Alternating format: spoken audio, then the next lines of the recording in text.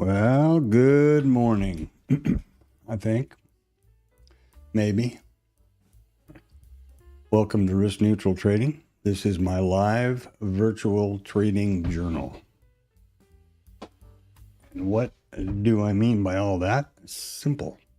I don't multitask well, so this serves as my trading journal, and it's virtual because guess what? It's online and it's on my computer. So the idea here is that everything that I see on my charts on these two primary monitors, IRT charting or bookmap execution, are captured on the video, and then my voiceover here provides insight as to what I was thinking at the moment. I'm not licensed to provide trade or financial advice, and there's a disclaimer in the description here, and that's not my intention at all. Again, it's my virtual trading journal. So here on Bookmap, when I have a trade set up, I take it and I trade it and I manage that trade. It's graphed or plotted graphically on the Bookmap heat map. This is live AMP futures account, and I'm trading my own dollars,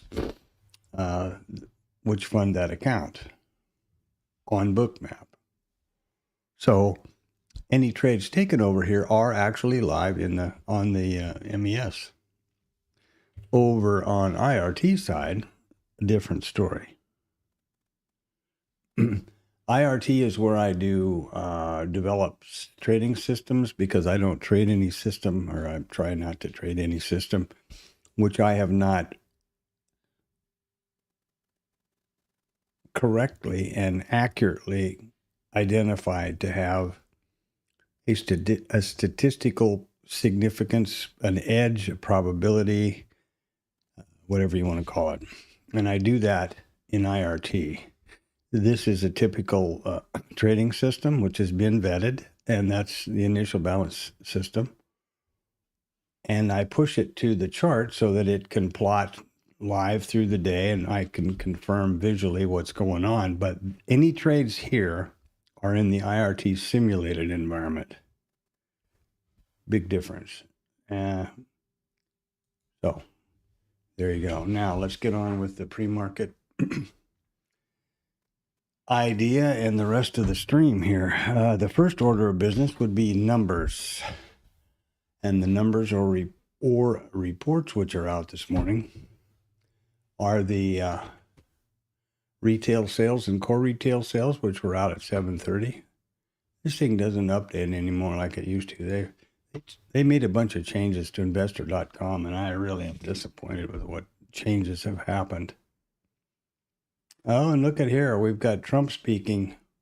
This is a brand new one, and this is not typical for investing.com to pull these kind of random risk events into the system. I'm sorry, session. So he's been speaking now for a couple of minutes. Let me just quickly go over. This is IRT, investing.com, not IRT. It's my usual old-fashioned news source that I like the format to screen capture and post into Discord or wherever. You'll notice that it's free, and that's why these ads are all over the place. That's intentional so that anyone that comes through the stream can have access to the same information, and you can filter it for wherever you are in the world.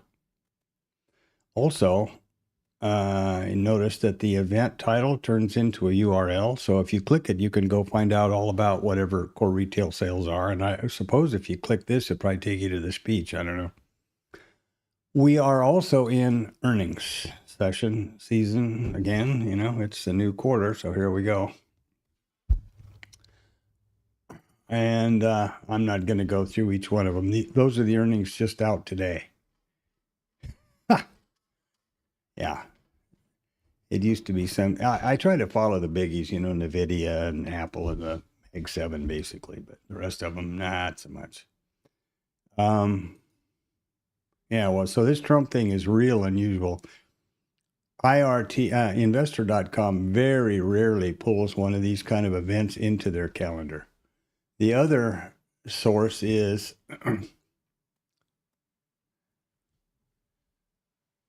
Financial Juice here. I'm just looking at something that surprises me.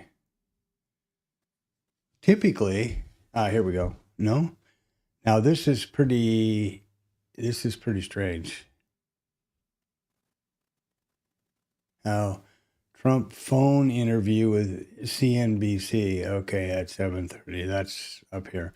The reason I typically use Financial Juice here is because they do pull these kind of random events into the system, into their calendar, that don't typically get pulled into investor.com.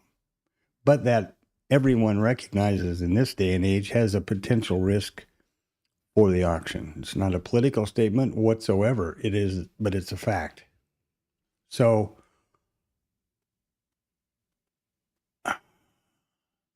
Trump on Iran, UAE currency swap is under construction.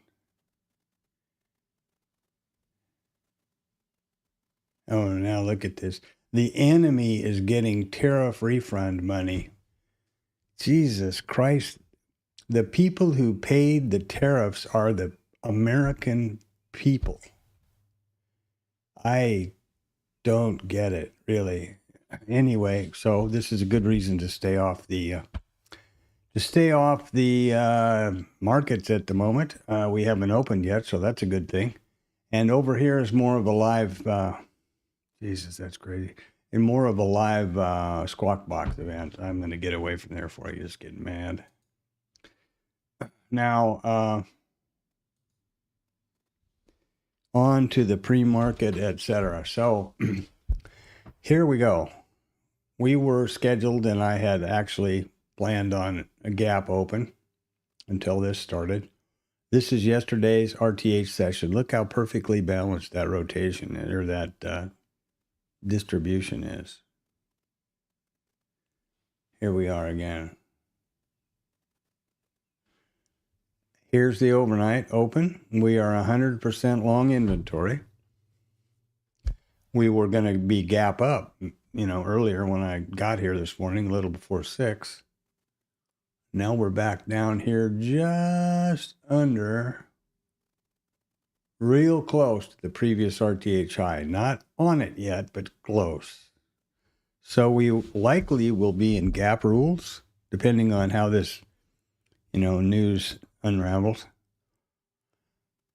But in any case, we are 100% long inventory overnight. So I, as every day when in that condition, I would expect some responsive selling at the open to take profit, adjust inventory, and then see where we go. Now, yesterday they just fell into an open auction and rotated all day.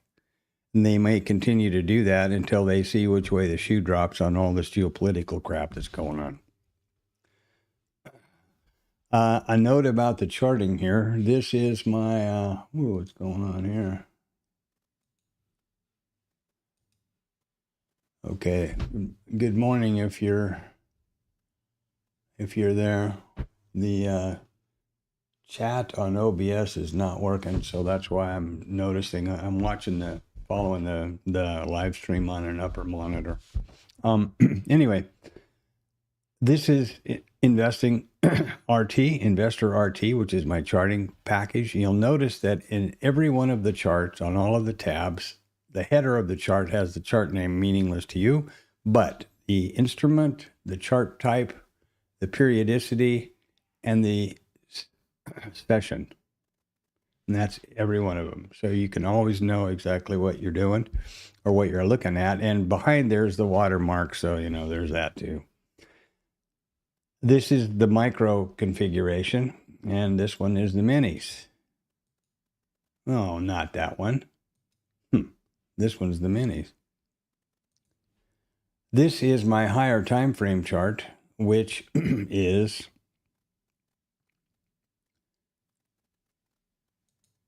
also, again, in the header, MES, daily candlesticks, and it's the day session. So each one of these candlesticks represents a full RTH day trading session. Wherever a price overlaps each other, I pull a volume profile around them. And that generates a micro composite VPOC and a high and low volume nodes. Here we are yesterday, day before. This is just, talk about irrational exuberance. Anyway, so this is the current micro composite volume profile, and there's the MCVPOC, and the red and green lines, which you can barely make out, are the high and low volume nodes of this volume profile, like low volume node, high volume node, etc. And they push, those high and low volume nodes push automatically to bookmap, as do the session prices. This is the market profile chart, which is only the minis. I don't go back and forth with this one because I don't see any need to. Let's check one thing that I've been watching a lot lately. The volume is still, now we're only 58% of average volume looking back for, at this time period, looking back 20 days. So everybody's risk off. That's what I take. And we're only 1.75 points ATR for a 1 minute candlestick at this time. So in my guess, my opinion, pretty much everybody's risk off. We're trying to get there anyway. Let's move on to the world famous bookmap, which I hope you are familiar with, I suppose. This is the heat map, which is pretty quick. You'll see over here. And this is Blue Boy, which is a valuable member of the team here. This is a real secret proprietary thing called a vertical line. And I joke about it, but it's actually important to me. This is I put this line on the opening print of each session. And if you don't believe me, there's yesterday's RTH and it keeps going. What happens with this blue line is when I glance to my left and see Blue Boy over here, I know, and remember that this is, let me do that a little different. This is the live data. So this is right now, this is current data, price action. And there's Blue Boy. I know without any shadow of doubt that this is the entire ETH session so far. And that's what price action has done, and that's context.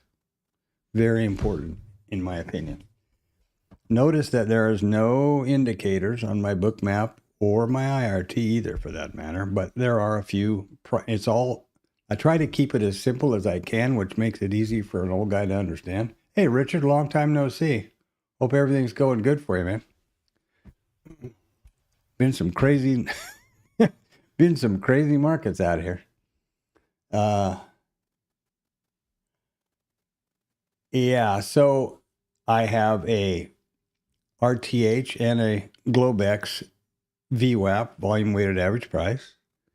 I have a Globex or a full session Globex and a RTH session POC, which is just the point of control.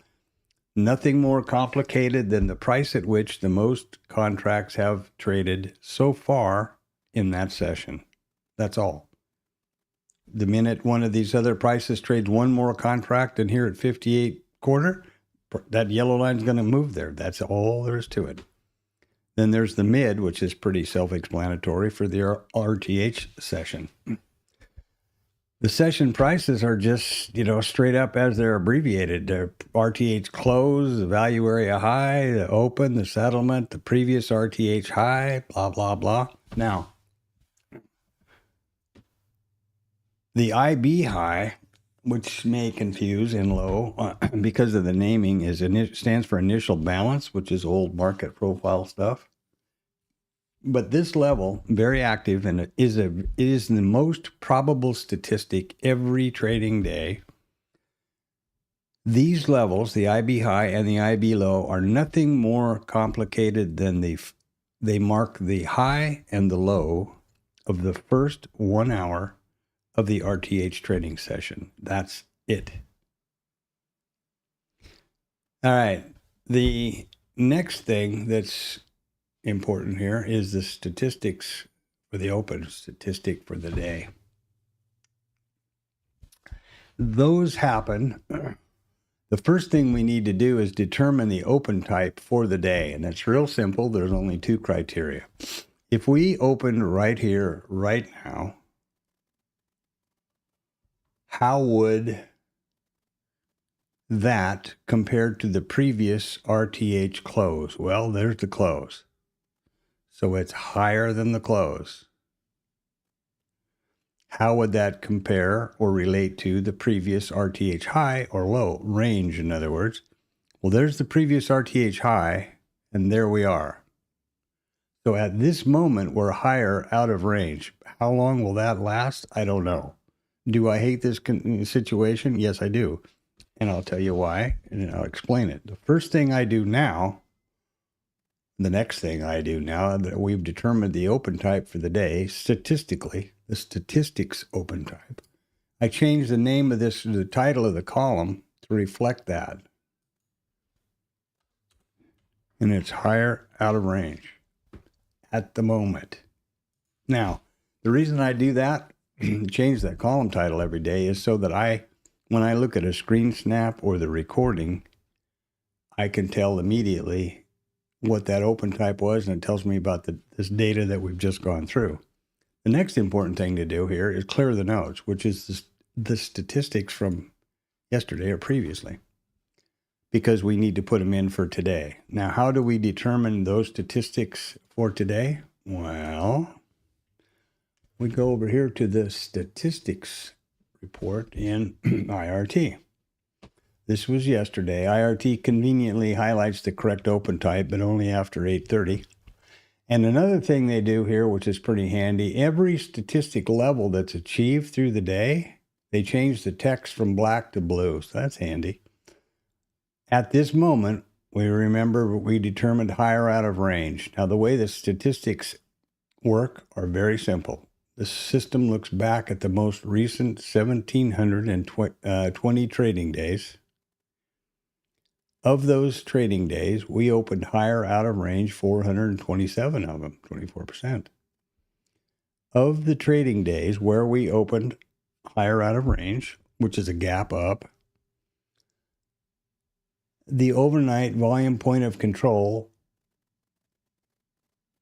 has a 77% probability of being revisited. Overnight volume point of control. No, come on, Alice, now it'd be nice. There we go. That's just as tough as it gets. And now what I'm going to do is just step down the list. The overnight high, 74.9.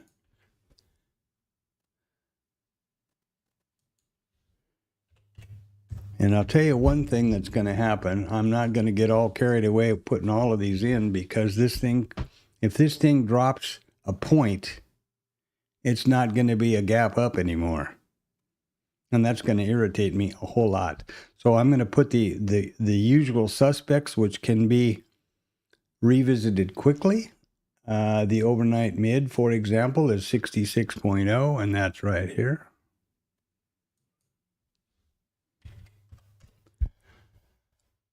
And then I am going to stand by till we open, because I don't want to have to change all of these statistics and all of this titles and stuff all around a whole bunch of times. Let's look at the previous close. That's usually, well, the previous IB high, that's a good one, is 63.7. So 63.7 IB high. The reason I want to show you that one, and the reason I put these initials here, is because, remember the definition, the moment we open, this IB high is going to be above the current price. And the IB low will come up from wherever it is and be below the current price. These flags will no longer be here. And I'll want to know what 63.7 was, and I'll know it was the IB high from yesterday. Cool. And where did the close go? Previous close is 48.7. Now, I'm going to stop with the statistic right there until we open. You notice that I've already in advance put this gap low flag over here.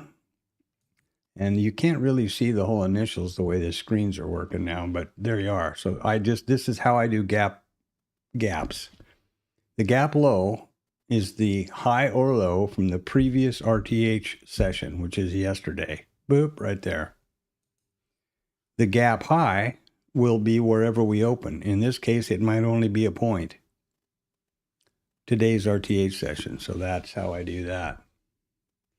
And now, it's time for, drumroll please, the world famous TLab snap. Yeah, I don't know what to do. And I'm going to do that. Oops, I didn't realize I had that over there. Sorry about that. But anyway, this is what I do I do 2 snaps in the TLab every day anymore. One is the news reports, etc., about 6 or thereabouts in the morning. And the other one is this TLab, this snap, which is right there. And I do that about 8:20. The idea here is to give folks over there any of these lines or numbers or levels that they may want, just about all of them. I used to be active in the TLab, and I noticed, I've been doing this for years, I noticed that there'd be a whole flurry of stuff in the chat. What's POC? What's POC? What's P? On and on and on. I thought, well, maybe it would add or reduce the clutter in the snap and redundancy if in the chat, if there was just one thing that had all the numbers that all these people were asking. Genuine questions, but you get the point. So that's why I came up with this chart. Now, the TLab itself is a bookmap Discord chat room started by a guy named Tom B, and it continues to be led by him. It's obviously funded and provided by Bookmap. It's their Discord server and all that stuff. Tom is a professional trader. He started out like 46 or 7 years ago or something like that, around 80. Was a money manager and other things throughout his life, and successfully trades his own account and has for some time. And I'm confident that he does so. He has good philosophies about risk management and a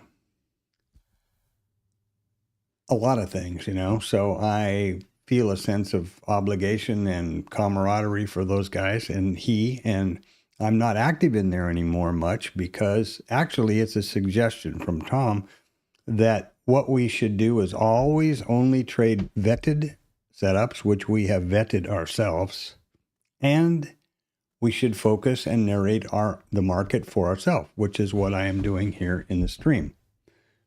So, I've already spoken a little bit this morning earlier to backtesting and how I vet the trades and the setups, and the purpose of the stream is to narrate and keep the journal up. So there you go.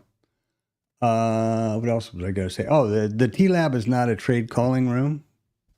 Nor do they trade live. So, don't want to misrepresent that. And I don't recommend any of the other websites, even in the Bookmap Discord, because I don't have any, I've never been to them. And so how could I recommend them? Couldn't. Anyway. And it's just a, tip in my hat to Tom and the other people. And there's a good crew of people in the TLab also. Funny, now that I'm not in there all the time, it's funny when I come back in and out and kind of look at stuff early in the morning. I don't hardly recognize any names anymore. It's interesting how these chat rooms, how the participants evolve.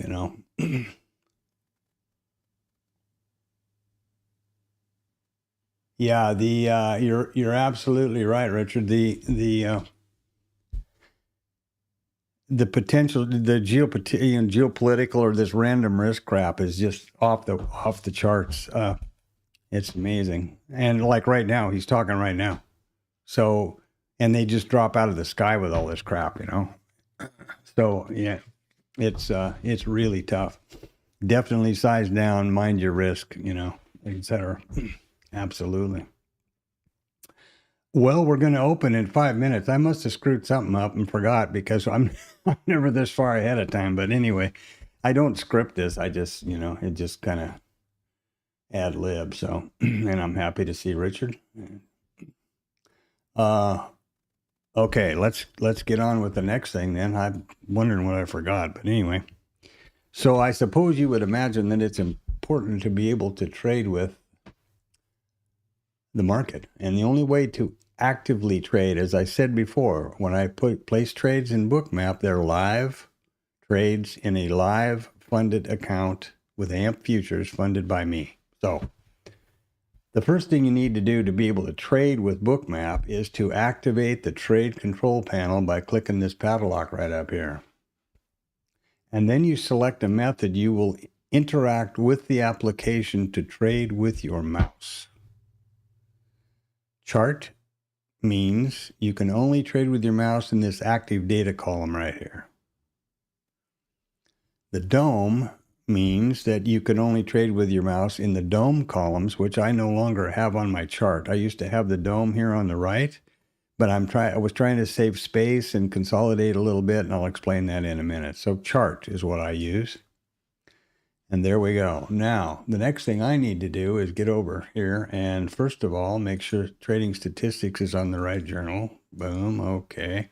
And then I'm going to activate the multi-brackets. And you'll notice that I've done some risk analysis and gone from a risk neutral 12 tick to 16 ticks. And this is where the risk neutral methodology is applied.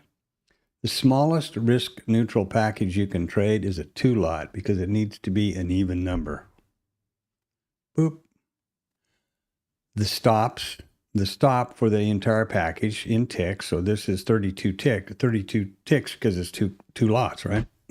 So this needs to be worked out long before now, you know, long before 3 minutes to the open, which I have done. Assuming that these are correct for you, you know, and the first parameter you need to take into consideration, especially in this market, is your account risk tolerance. If you're trading your own account, if you're trading, maybe you're trading a prop thing and you've got a daily drawdown, you got to figure that in here. How many trades will it take you to hit that? We'll go through my risk calculator here in a little bit. Assuming these are correct, the first take profit target is automatic. It's for half of the package, and it is for the same number of ticks positively as the stop is negative. And then there's a runner, and you can have as many runners as you want or whatever else. And the secret behind this is the minute you achieve T1, the trade is risk neutral, and the worst that you can possibly do is scratch. That's all there is to it. There's another gizmo down here or add-on that I use frequently, which is called Execution Pro, and you can do trail to break even, trailing stops, all that kind of stuff. I'm not going to do that at this point today. Now that I have selected the trade control, you know, the multi-brackets, I know the package is right. I have all my trade metrics here replicated across the top, which you don't have to have these up here if you don't want to. And so I don't need the trade control panel tools anymore. I can click the button. It stays green because I've selected chart. I get all my metrics. I get cancel and close, and we're ready to trade when the market opens, which is going to be in about 30 seconds. So hook in and hang on, boys and girls. Here we go. Mad Hatter's Wild Ride. Dr. Boomer's Wild Ride. Captain Chaos, that's a good one. I still like Richard's the guy who coined the nickname Agent Orange. I thought that was really funny. I think he's kind of dialed off the orange makeup, though. So and Captain Chaos is probably more accurate now. 15 seconds. Let's see if this piece of POS resets automatically as it should. And if I forgot something in the pre-market, well, shoot.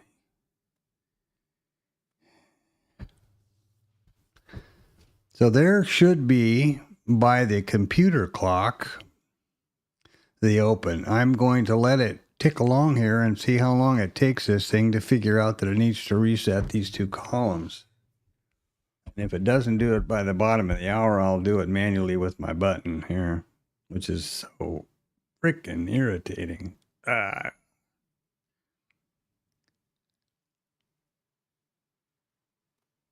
Yeah, I don't see anything. I'm going to do that, and let's go with it. All right. Well, there you go. So now we have... this is you. Now, let me just point out something here. I'm going to put Blue Boy over here on the first print of the day, right? You have got to be mega careful. If I accidentally click in the wrong spot, like if I was accidentally on this side of that line, I'd have a long order on, whether I wanted to or not. I believe that trading with your mouse in Bookmap is pretty efficient and accurate. I also can trade with my keyboard, which I do a lot.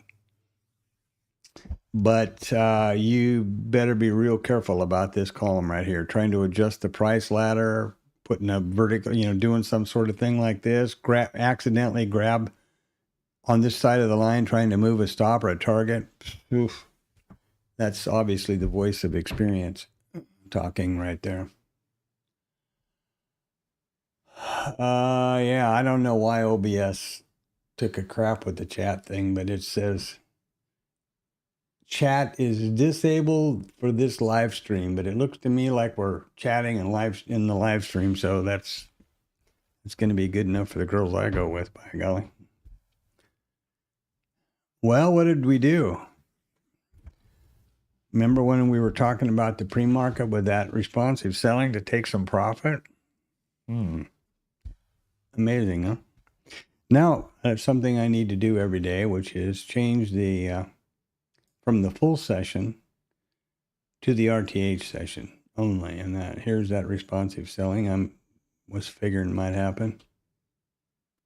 I think this kind of stuff is just common sense. It's like if you were on a position from London or somewhere and you were in profit, getting ready to start the highest volatility and most active trading session of the day, wouldn't you want to take some profit? Take something off the table, especially in this environment with, God knows what's going to happen or who or, who's on third. I don't know, This place is, I've been alive a long time and I have not ever seen the world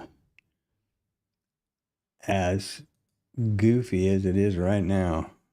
And that's mostly attributable to the fearless leader over there. So here we go. We've got some lags, but not substantially. This is the bracket for the RTH. For the minis. Nothing wants to work because of the lags. This is the bracket for the micros. I've got some of my test subjects on the job over here. The first one is the new and improved bar trade thing that I'm working on. This identifies consolidations to be used for the breakout and retest trades. Let's get up here. This is a test bed for opening range type stuff. This happens to be, first of all, the gold high and low are the high and low values for Asia. Green are New York. And pretty soon when it wakes up over here and the lags go away, we're going to have, got no lags. We're going to have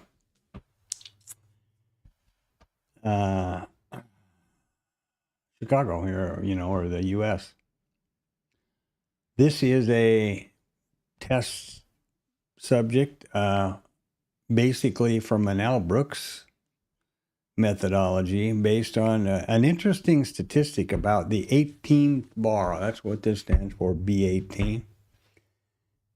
And I'll show you what that is here in a minute.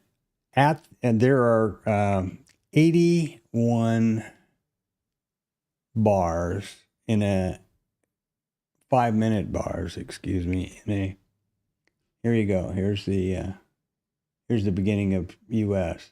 So we've already taken out, we've gapped across the London liquidity lows, and we're looking at Asia. But and back to the point, there's 81 bars in a cash in the cash market. Yeah, you see more than that. The 18th bar, which is, if you do the math, that's pretty obvious. It's 90 minutes in or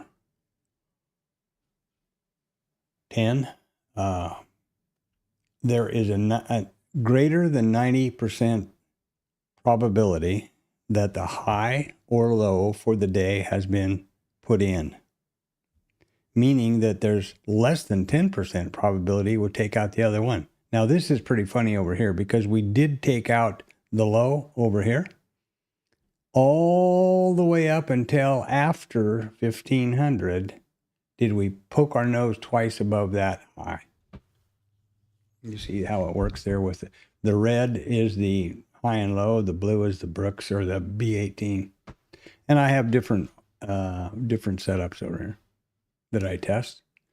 The other one that's standing by to forward test is the initial balance trade, which I vetted for a long time ago. And that will be trading over here. Okay. Let's look at the volume. We were at 58%. Right now we've dropped down to 56. But we're up to 3.5 points ATR on a 1-minute bar. So use caution, eh? Morning, Antonio. Richard climbed out of his sheep cave there and poked his head out to say hi to everybody. And Captain Obby or Captain Chaos is busy tipping the world on its head, so I don't know what the hell to do. I'm just going to keep fighting here. Keep fighting the battle, eh? Keep Pandas, giving me backup, so what more can I ask for?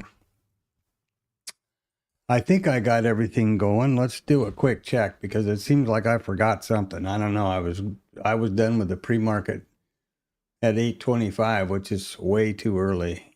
Usually I'm hurrying up to get done with that. I should script it one of these days, but anyway. Here's our open. There's Blue Boy. What are we doing? Well, there's the open right there, I think. And so we did not open gap up. I've got to change these rules now. See, here was our gap. There was the previous RTH. Oh, wait a second. Oh, we did. We opened gap up by a point. Well, good. I don't have to change it. This down here was the VWAP. I got my pink colors mixed up. Yeah, so there you go. And we opened right on the overnight volume point of control, which needs to be pulled up here like that. And remember that this was the IB high. And this is the previous close. That didn't go anyplace. That makes good sense.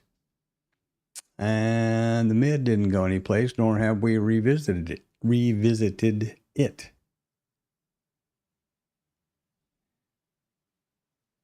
Now,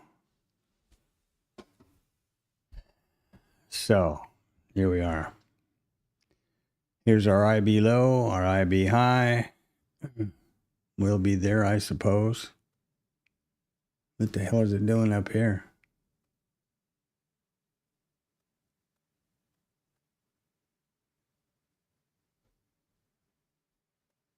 Oh, I can tell you what happened. You see, by waiting a little bit late to reset that volume profile, you see how low and see how far off this is?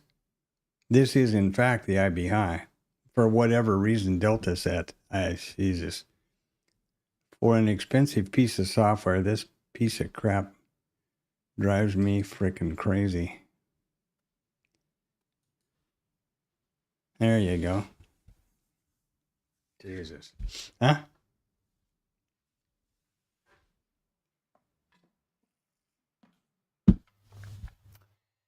Anyway,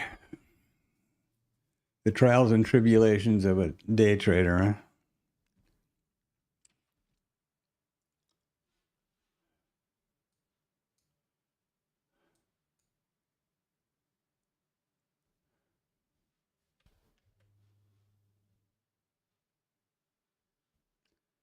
Yeah, responsive selling is pulling back to here. That, I mean, it makes sense, and responsive selling kind of fits into the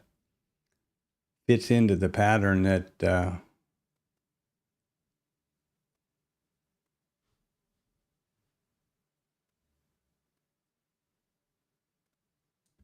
forgot to put the upper flag in there. I know this is stupid, but it's what I do. So these things that seem so redundant, it's like, yeah, sure, Captain Obvious. We know that that's where the open went. But this is for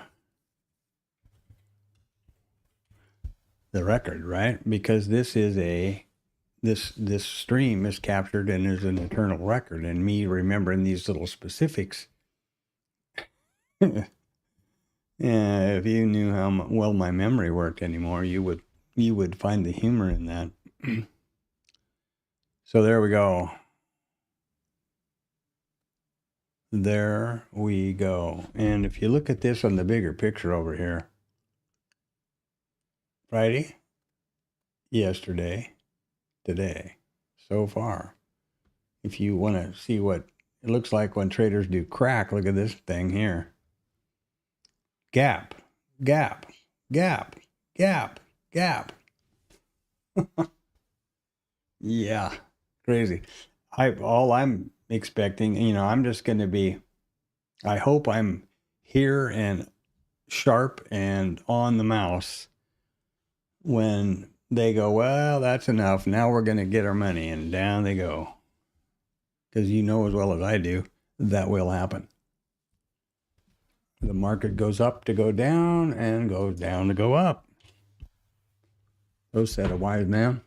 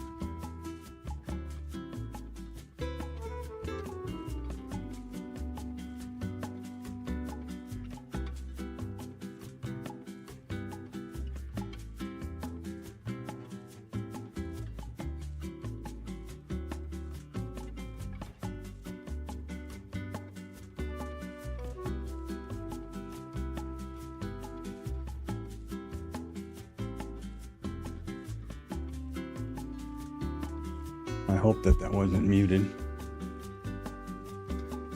I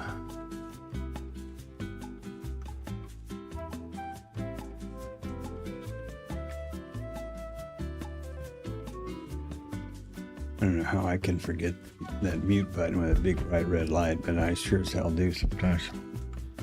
Focusing on the market and talking, you know, the mic's down below me here, and so is the mixer, so there you go.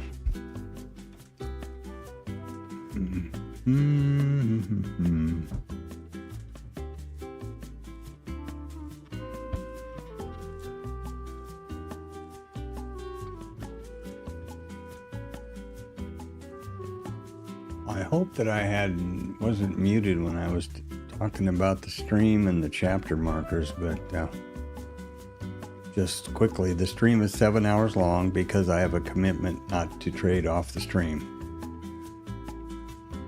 I certainly would never stop and listen to all 7 hours of it, so I keep as accurate at chapter markers as I can, which will enable you to jump around, enables me to jump around to sections that I'm interested to hear what I, had to say or see what I was thinking.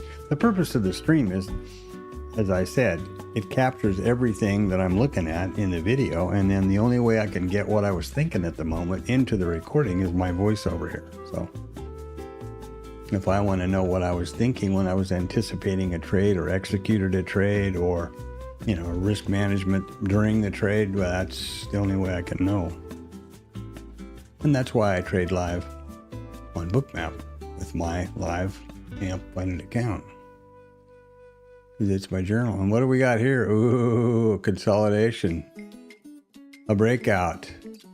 Will it pull back? Will we have a bar trade here? I don't know. I got a cool little tool going on over here. Let's see if it's going to work. I have to restart Bookmap, obviously.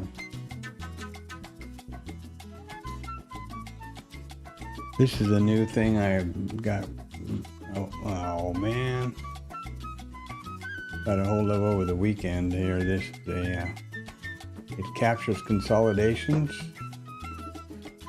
And then in the case of, this is not doing anything today. It's this lag story that we got going on. I'm going to have to restart IRT because of the big lag we're getting now.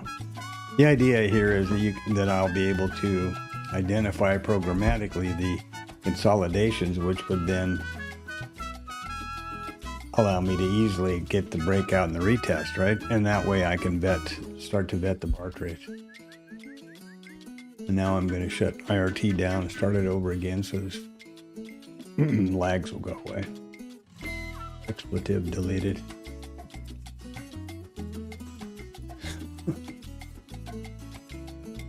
Boom.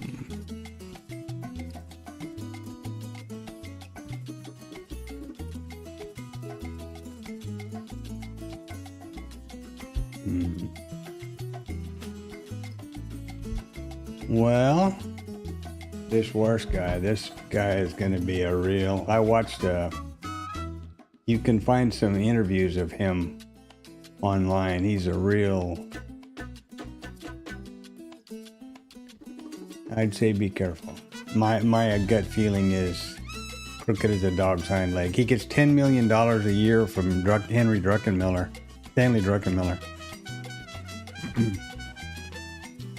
For being a consultant to his hedge fund. So, he's a speaker and prof at a real right-wing conservative finance stuff at UC USC. I don't know, obviously a smart guy. I don't get paid $10 million, but somebody to be aware of it. He's like some of those Supreme Court justices that said, "Oh, absolutely, I'll be impartial and this and that," and then they have been so partial and so politically driven that even the Wall Street Journal and the Atlantic and everybody's writing articles about what is going on here with the courts. I'm afraid that's what would happen with this guy. I don't think that he would be apolitical for even a blink of an eye. Nobody cares what I think either, by the way, so never mind. Warsh. He's the Kevin Warsh is going to be he's been put forward by Trump as the new Fed chair to replace Jerome Powell when he hit Jerome Powell's Fed chair period or tenancy is I think May 1st of May maybe this year. That's normal. I mean that's scheduled. And one of the ironic things about all this big dust up with Trump calling, all bad names and everything to Powell. Trump appointed Powell in the first go-around in his first term. I don't know if everybody knows that, but, simply because Powell said, no, we're not going to do what you say because it's not correct for the economy, then he's suddenly attacked. And I don't think this guy would stand his ground farther than I could throw him, and he looks like a pretty big guy. Just my opinion. And you know what they say about opinion.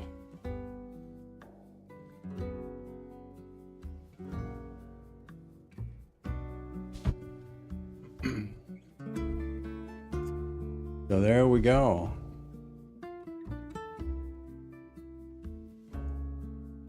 What I'm concerned about is anything that I think will have an impact on the auction, on our market. And I don't want to be blindsided by some random risk event. And the one that always comes to my mind is, I used to be able to scroll back to it quickly here, but I'm not going to bother with that today on the micro composite chart. But I don't know, it was a couple of months ago, Friday morning, 10 o'clock, a Truth Social tweet. The market dumped 229 points out of no place because Trump was mad at China for something and threatened to raise tariffs to 1,000,000% or some, who knows what.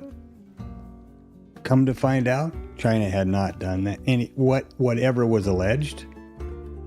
And as a result, there was no consequence done by Trump. The whole thing was a nothing burger. But the bottom line is, how many people do you suppose lost their account?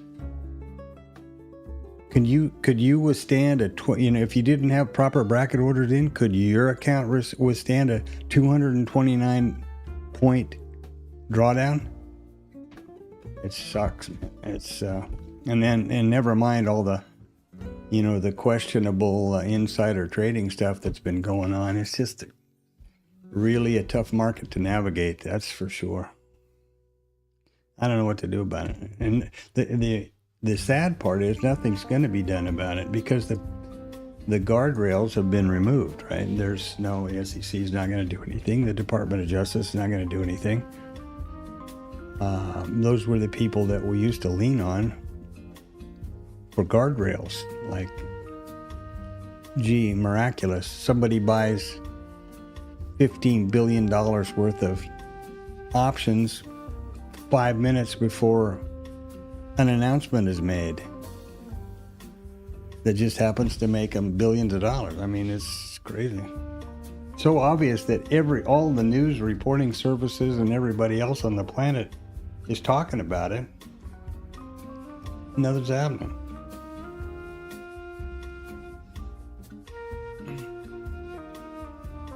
Weird. It's a crazy environment. That's for sure. And as well as I'm standing here, or you're sitting there standing there, the CME, the SEC, the bank, everybody, the brokerage, everybody knows who's making those trades. It's not a secret. It cannot be a secret. It's impossible that is a secret or clandestine. But nobody's doing a thing about it. Or even saying a word.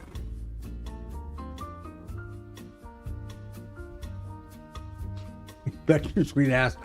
And some poor Indian kid in wherever it was, was trading in his parents' basement or wherever else it is. He figures out a way to make some money, and they come arrest him and do all kinds of crap to him, For market manipulation.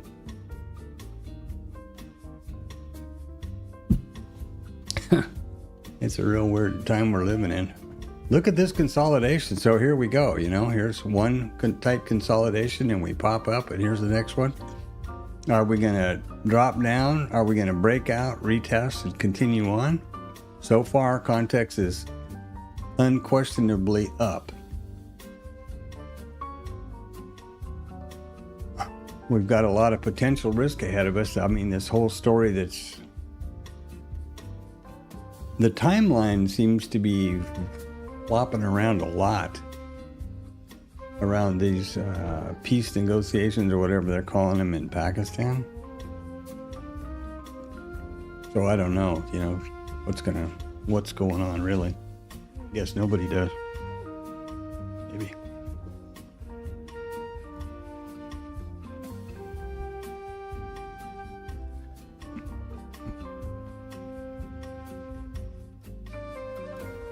Hey, Anton, didn't see you slide in there. Good morning. I was busy ranting and raving over here.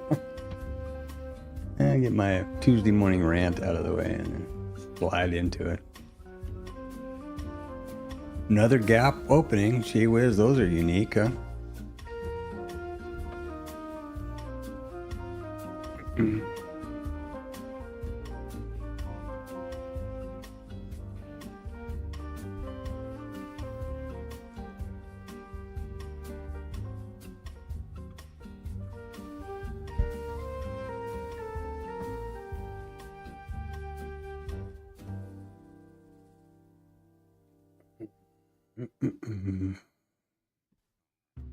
Ooh, IRT's not doing anything. What is that all about?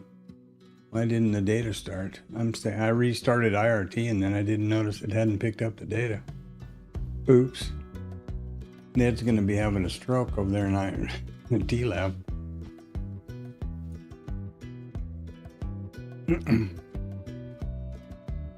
That sucks. How long that's been going on. Damn it. Looks to me like there's no gaps in the data, though. I better jump over there and say something so they don't have a stroke.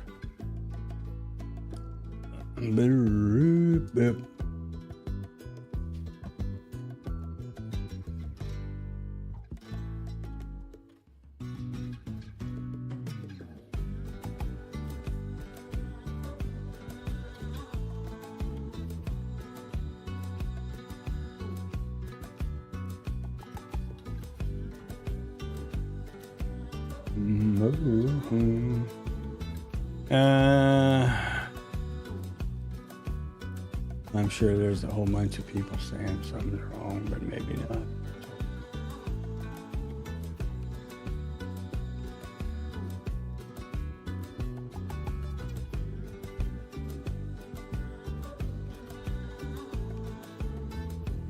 Let's see what the volume is.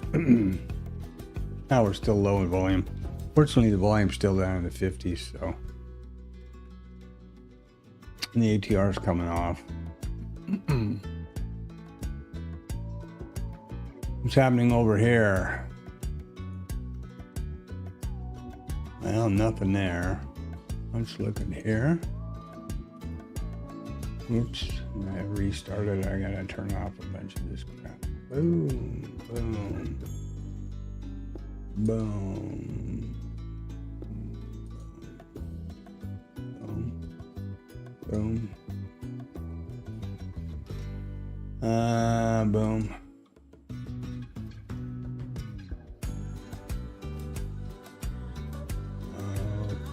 Okay.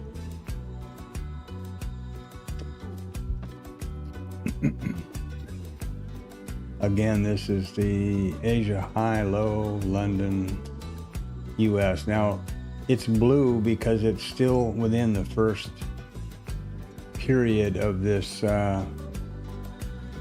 B18 thing, you'll see here how B18 was here, and then just a little poke up right there after 4, after 3, and down here. So there's that. And initial balance is off the fractals. This happens, all this crap at comes back up alive and direct right after I restart. So I need to wander along here and remove as much load as I can.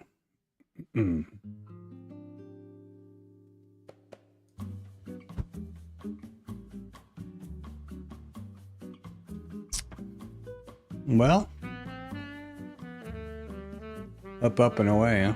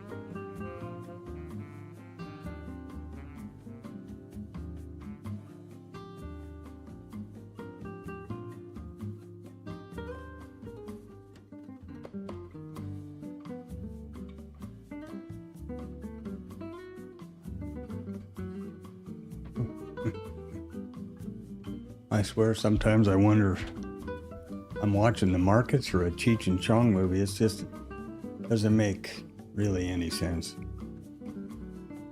Our responsive selling did a little bit of it, you know, they got back some of it, took it back down here to the value area high. Makes sense. And then, oh boy, let's get high, let's go up. Of course, I mean, if there's credence in the possibility that this dust up is going to get straightened out, then that's very good. You know, that's a good reason to be positive. I find it a little bit curious, you know, not sure you start a war and then make a big deal out of ending it. You know, maybe if just didn't start it in the first place, we'd have been better off. I don't know. I really don't know. Anything that could actually bring some resolution to all that despicable behavior in the Middle East, especially against the you know, with Palestine and all of that. Wow, if any of that could ever get solved, that would be huge. Whoever does it, I don't care who. It'd be a real big deal.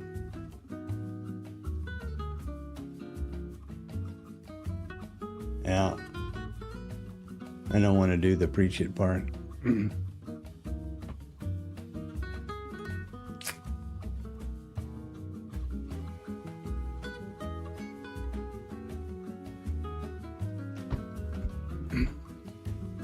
I liked it when the markets were just common sense and there was not such a potential danger for just, you know, some major risk event dropping out of the sky. I like those days better. I remember when trading the ES, I actually switched from the ES to the NQ in the summers because the ES was so slow. It was like watching paint dry.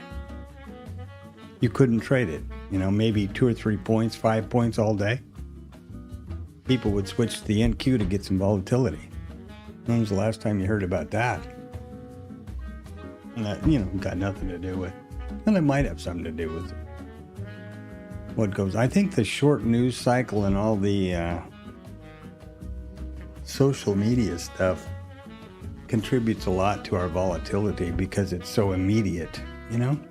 I mean, there was never such a thing as the president was tweeting something, for example. or any politician. Here we go. Here's your VPOC migration there, Antonio. And this would be a breakout and retest. Right? So that's a bar trade right there. Very definitely. My problem with this trade is, or just taking it rote, is that invariably it's going to test below that VPOC migration. Not in this case, of course. The minute I say that, it'll go through the roof, right?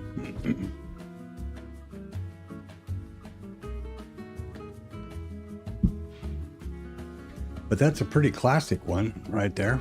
What are those parameters, basically?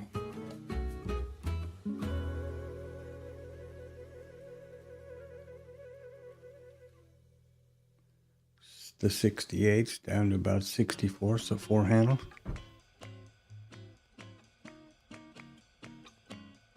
Nice trade. If you just took it, I bet Peter's happy. If he's awake.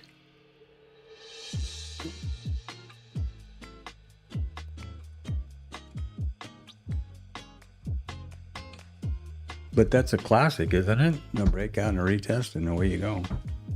In the direction of context, I'm thinking that's where it's at,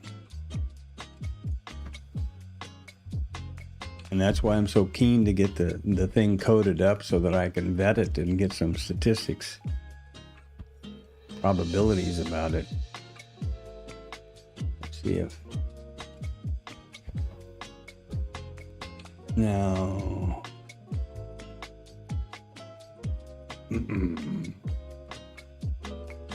I don't know if I can get that to show up on my new super groovy thing over here. What we're going to want to have is, what is it? What did I say? So 8.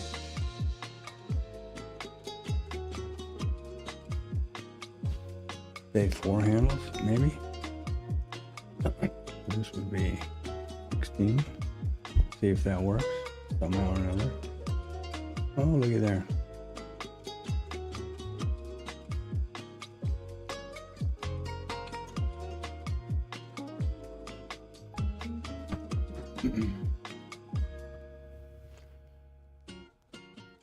How would that be?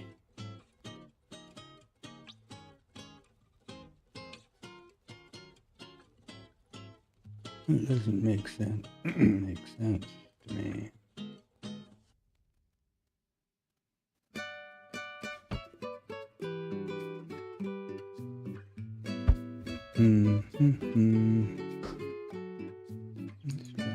I'll say stretch 20.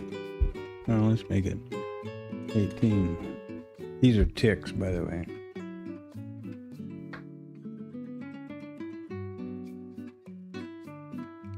That doesn't look as clear, you know.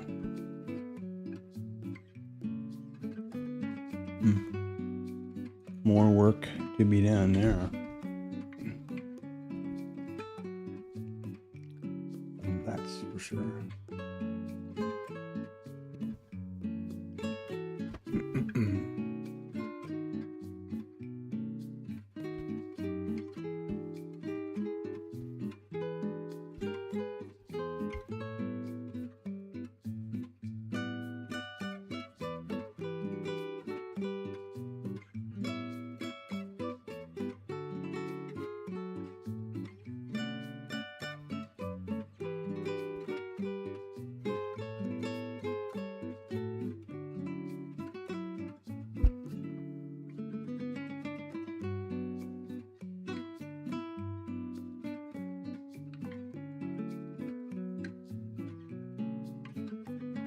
Well, that held sweet, Antonio. You got to be. I hope you're the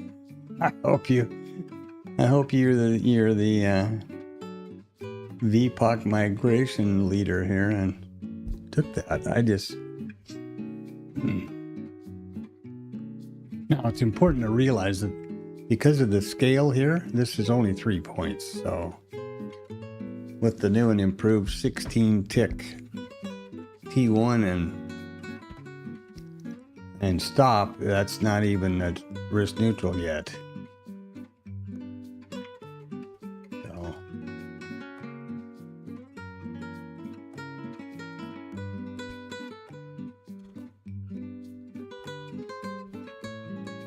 So there's that.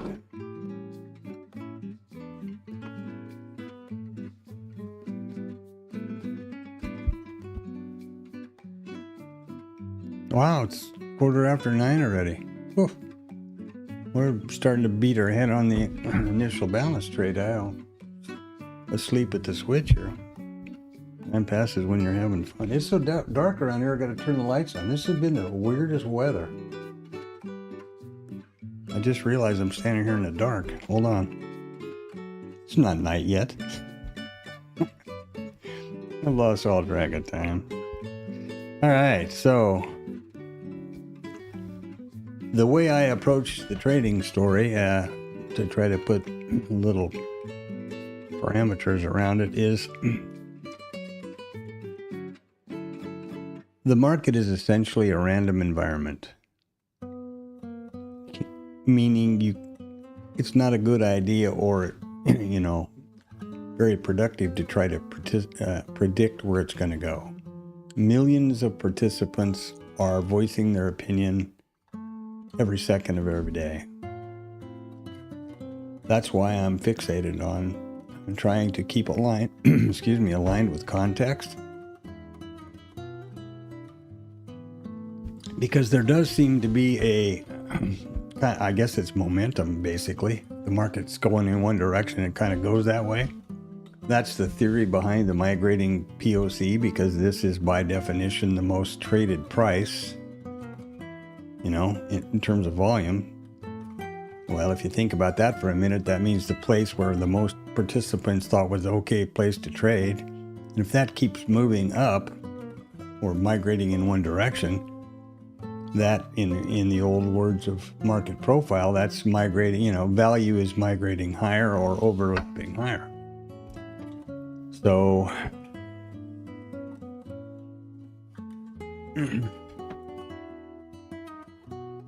having said that, then it's a statistical fact that the outcome of the next trade is 50-50.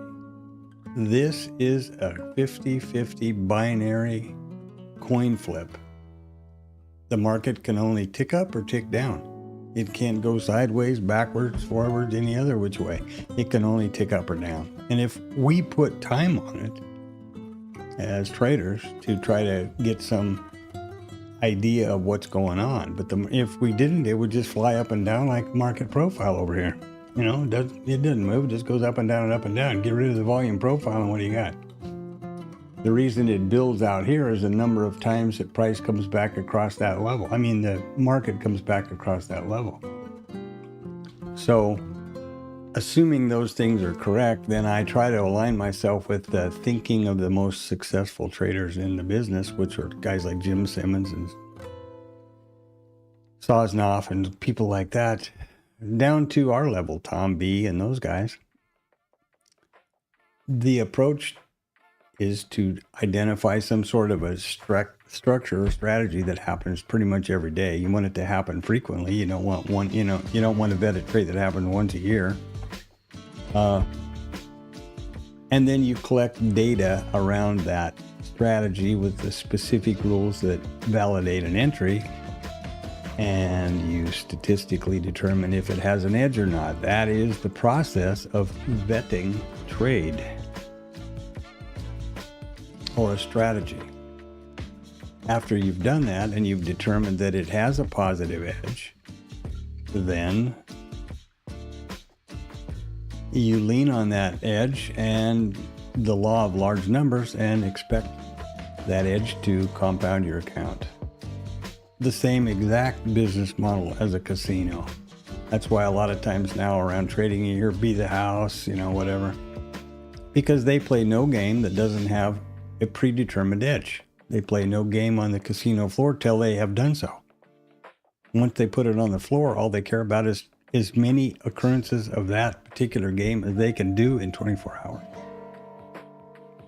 And it's, the rest is history. I shouldn't have to say how lucrative the casino business can be. Now, this is some political risk, absolutely. There is basically the ultimate breakout and retest, but where's this thing going to go? So, having said that, then, where I'm getting to here is the initial balance trade, which is what I have determined to be the first one that I vetted. And the rules that I came up with are real simple. There's initial balance high, initial balance low. There is a breakout on the high and a breakout on the low, and there's a failure on the low and a failure on the high. The breakout failure, or IBF, is basically a mean reversion trade with a fancy name. So that gives me an opportunity in a situation where it's not really rotational to trade either, breakout trades or directional trades, which is more typical for a trending market, or mean reversion trades, which would be more anticipated in a balanced market. And these are the rules that I came up with and have vetted over here. And I have a statistical probability, win rate, R value, expectancy, all that stuff for these things. And so this is the trade I'm going to be looking for. This will trade it automatically within the simulated account of IRT, because I'm not code savvy enough to push this live, or I'm not brave enough to trade my money. I'll trade your money with it live, but I'm not going to do mine. And at 9:30 then, these lines and levels will materialize over here on this current day's chart, and we'll see what happens. The way I've been forward testing this is that once a signal is derived over here or generated on the IRT side, then I manually replicate that on Bookmap in the live account. And that is just as inefficient as it sounds. So, yeah, here we are. And now what I'm going to do is make a change to my data export. And I'm going to step away from the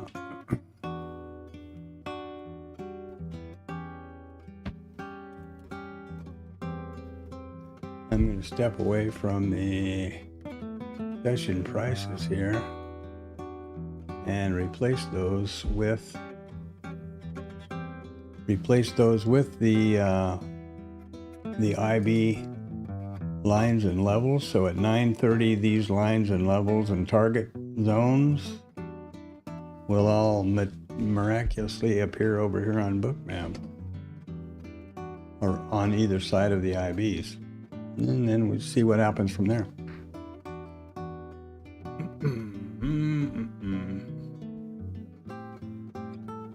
I didn't have a chance to check that out, Anton. I'll do that. Like this evening, I can't either. Got stuff to do with Tam, but I'm real interested to check out that site. And I'm still in the process of back and forth with that Edgeful lady. She's doing stuff in the back end there, and once I know that that's up and running, then we'll have a dig into that thing. So I'm excited to do that.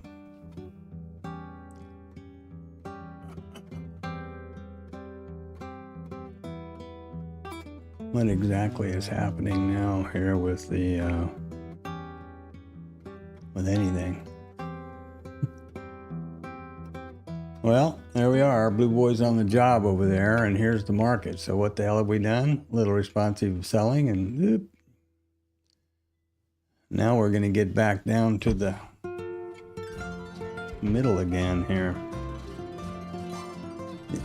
And, I hope I don't need to remind you that yesterday was just a cluster. I mean, yesterday was not a fun day to be doing this.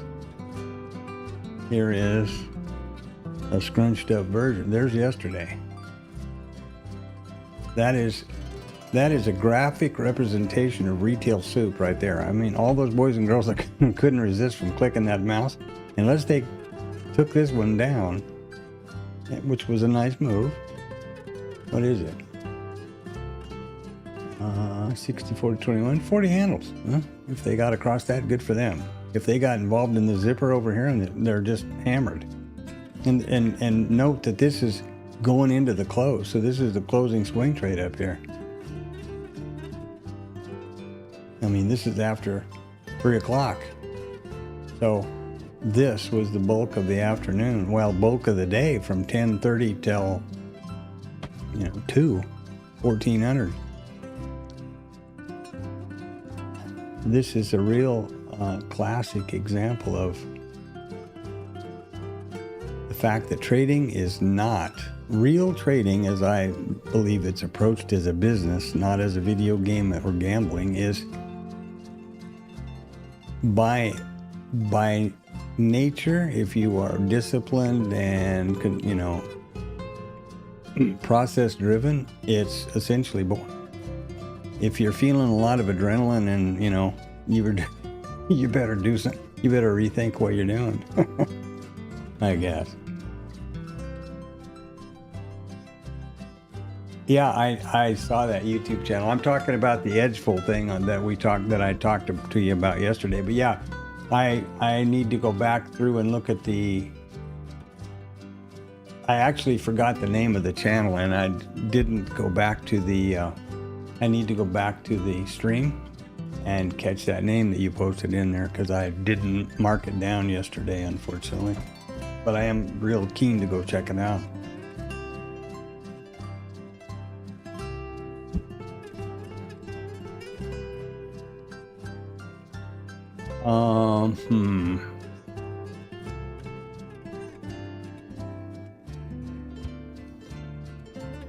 Wrong window again, like usual. I don't know. I'm used to glancing left to see the chat on OBS, and it's not there, so I have to keep looking up at the monitor on the upper side. Upper right.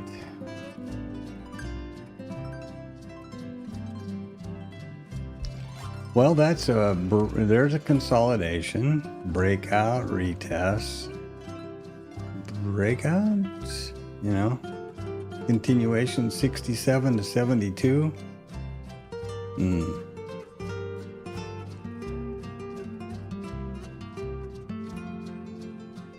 They're gonna go short now.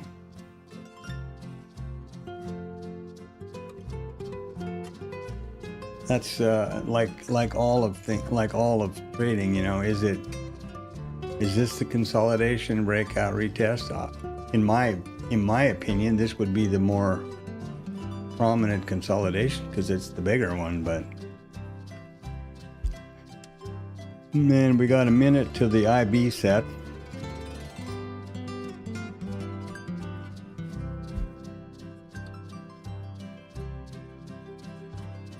Give my usual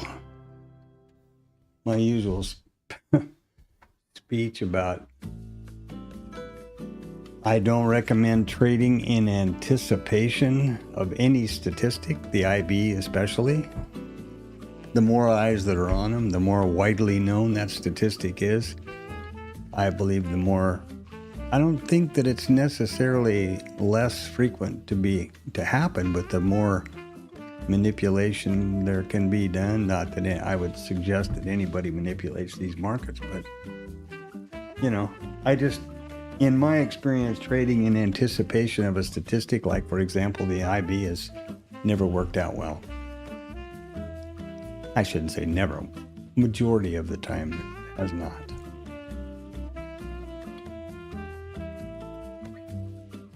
Now we're going to be in 30 seconds. The initial balance high and low will be active, right? So that stat is active, and a lot of boys and girls think, well, boy, we're gonna take the high. Just know we are, and then they get long down here and find themselves in a stop position. So that's what I'm talking about. Let's see what the stats are today. Actually, I'm so far behind the curve. Well, there you are. 97.7% probability that the IB high or low will be taken out.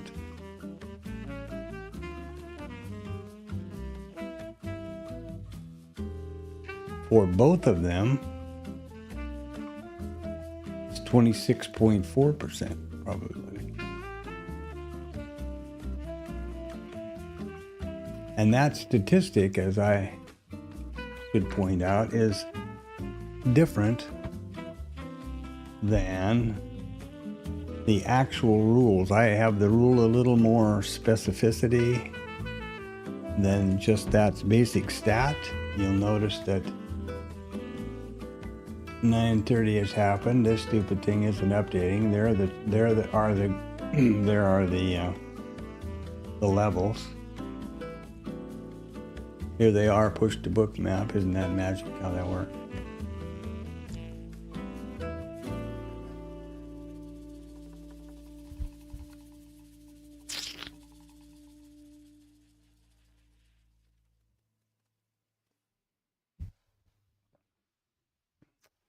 And we'll see. It's important to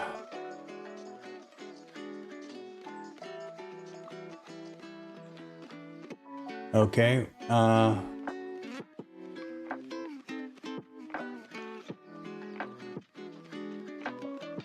Well, that is the probability based on math.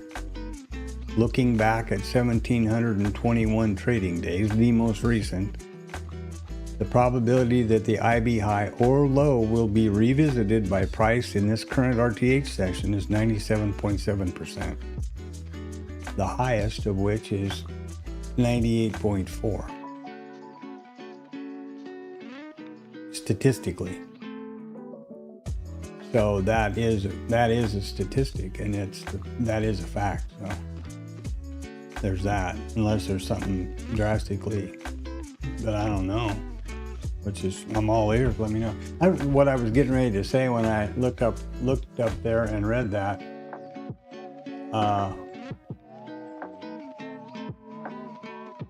was that this stream is by no means meant or intended to be my way or the highway. This is just me sharing my journal and my thoughts in the day. And I am all ears for any suggestions or, oh, I do this and it works out great. I'm all about it. This is certainly not anything. I try to be as descriptive. Well, two reasons. I try to be as articulate and descriptive as I can because that's how I get what I was thinking into the stream. And I figure if it goes out, if y'all hear it, well then if somebody can go, no, I think that's complete crap, dude. You ought to be doing this. I'm all about hearing it. And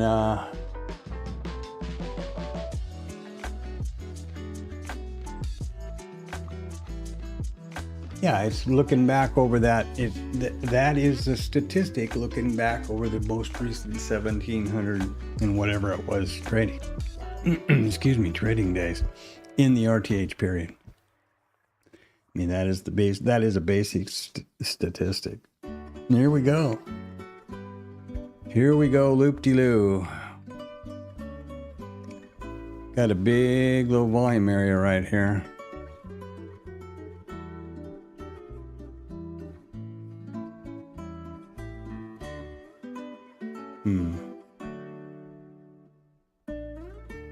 Well, as usual, I will stand by.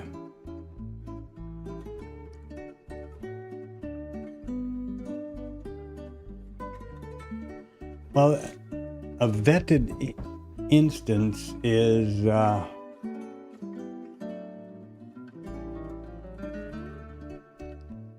in order to vet something, you have to identify the whatever event, the IB high, for example, and then establish, like, this is the way I interpret it. This is how I have vetted my IB trade. This is my IB trades, I should say, both long and short, I and low. This is housekeeping. These are the specific rules, and this is trade management. So if I'm going to vet something, I'm going to have a statistic that says, hold on, never mind, don't move. I'm going to have a statistic that says right here, each one of these lines is a backtest for whichever one of these strategies. And they are, 498 days, 912 trades, so many winners, average winners, so many losers, average loser. Then there is the win rate and the loss rate and the R factor and the profit factor and the expectancy and the number of potential consecutive winners in a row, the number of consecutive stops in a row, and then finally the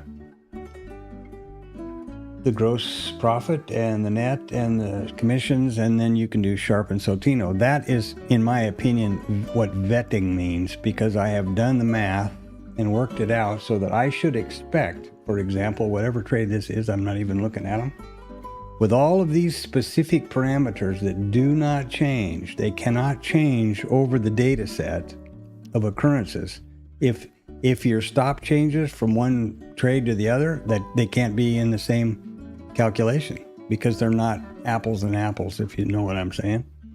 So if I'm trading all these parameters exactly the same, I should expect an expectancy of up here 16.28 ticks and a R factor of 0.89 and on and on and on. That's how I interpret vetting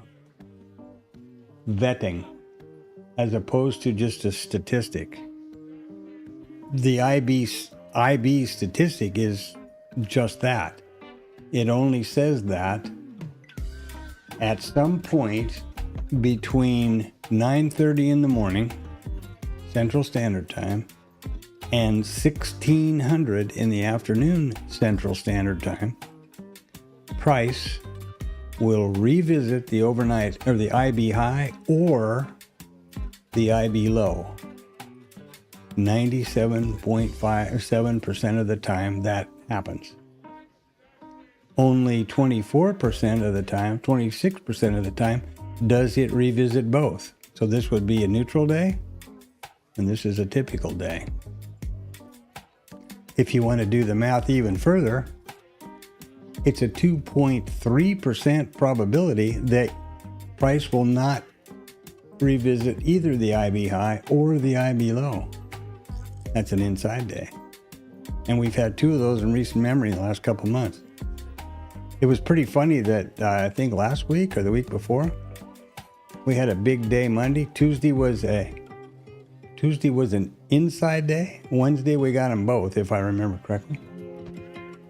So yeah, that's how I interpret it. And when I talk about that stuff, that's what I'm trying to say. I mean, whether that's right or wrong, I don't know. You might probably know better than me.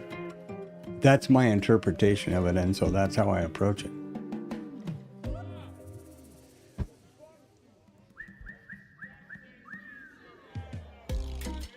A probability or a statistic is one thing, but a vetted setup is different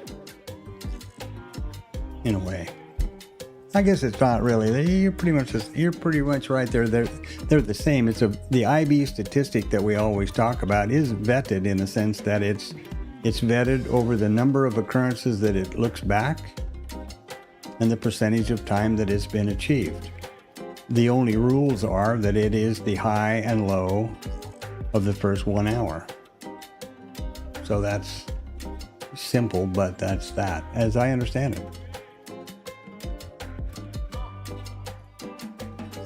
Yeah, and I'm going to be looking at some other stuff here. I got another tool coming up here that we're going to be using called Edgefill that I got access to again. So going to be looking at that, and that'll be interesting to talk about. And I think what I'm going to do is the typical backtesting thing that I go through at 1400 every day. I'm going to make a video about that so that it's real descriptive, and I'm terrible at I don't do a script for those videos or anything. Anyway, I'll do the best job I can, and it'll be available, and then unless there's something particularly unusual or a new trade strategy or something, I won't do the whole backtest thing every day. It's so repetitive. But we can do that. We can look into the statistics and stuff with that new tool, that Edgeville thing.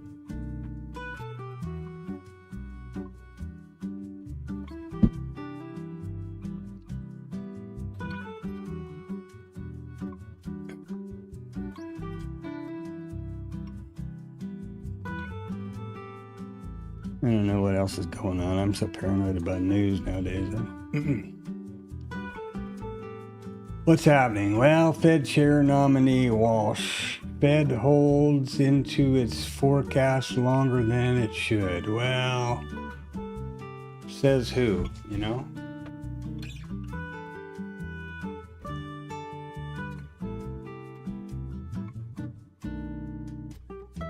Okay.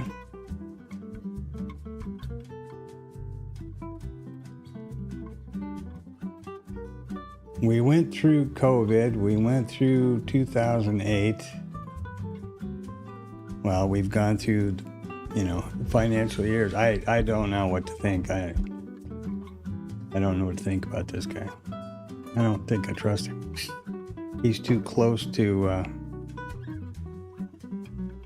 Kavanaugh. It's like Justice Kavanaugh, you know, in the hearings it was all about he was going to be independent and all this kind of stuff, and it seems like that's not the case. So that worries me. About the only thing we have left in terms of guardrails and independence from the administration is the Fed. And to have that go away, I think could be a real problem. What do I know? This guy gets paid $10 million a year by Stanley Druckenmiller, so I guess he's doing a better job than I am.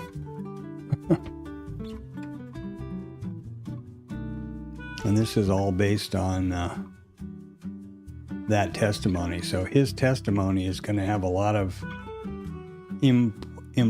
impact on the markets today. They're going to read into it everything they can possibly glean from it that's going to say a loose Fed that does what somebody tells them. I think.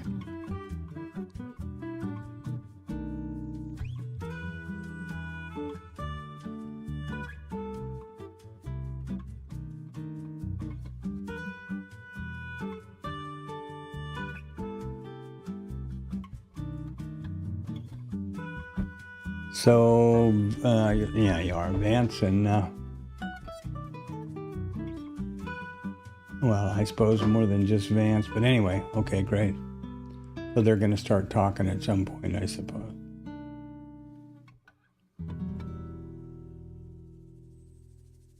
Right.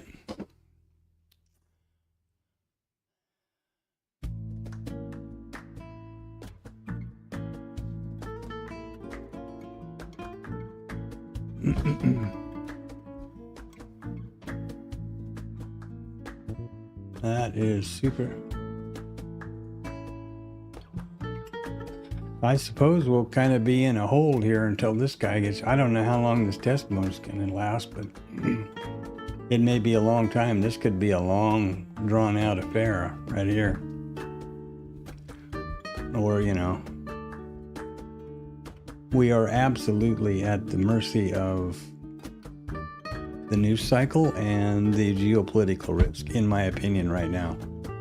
There's no, you know, we're in earnings season. There's no reports coming down the pike today. So, yeah. What is there for the news readers and the bots to be to be listening to, you know? I don't know.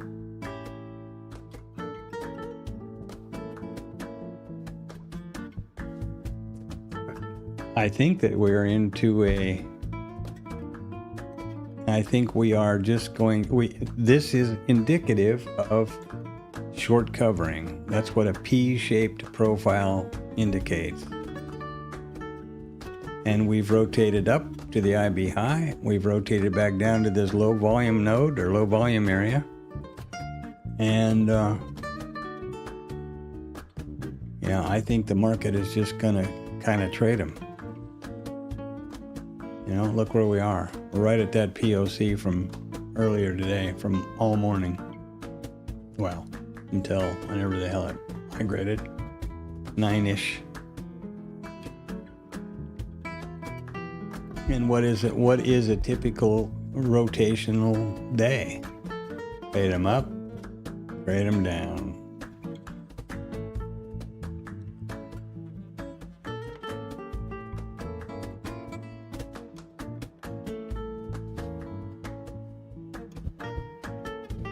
I'm going to step away and get a glass. The minute I step away, usually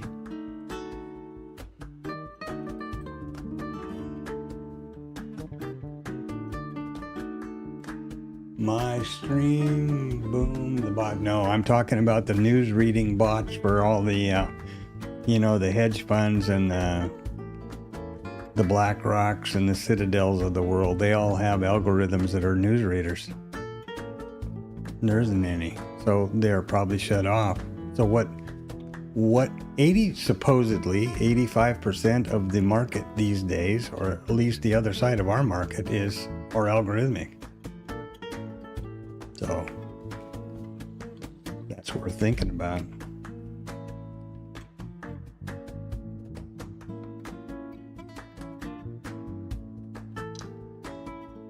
You need to remember, in case you don't know, the futures market is a zero-sum game. First of all, we trade contracts. So it's absolutely impossible that there are ever more buyers than sellers or sellers than buyers. Because it's a contract. The way the price goes up is aggressive sellers come across the inside market and hit the bid. The way it goes, down. The way it goes up is aggressive buyers cross the inside market and lift the ask. That's a fact. Also, it's a fact, because it's a zero-sum game or zero-sum environment, every one of these people that bought right here, there was somebody on the other side of every one of those contracts or selling. And that person on the other side of that contract is just as committed and positively thinking that they're going to be the winner of the contract. Remember that for every contract, there's a winner and a loser. There has to be. That's zero sum. So how did the guys that got short all this way up here, taking the other side of all this buying, how do they make money? Oh my goodness gracious. The market goes up to go down and goes down to go up. Tom B., whoever you want to listen to. Common sense. And yeah, I know there's hedging and there's all that kind of stuff, but I think just on a real simplistic view of the market, if you stop and think about it, the guy that sold right up here,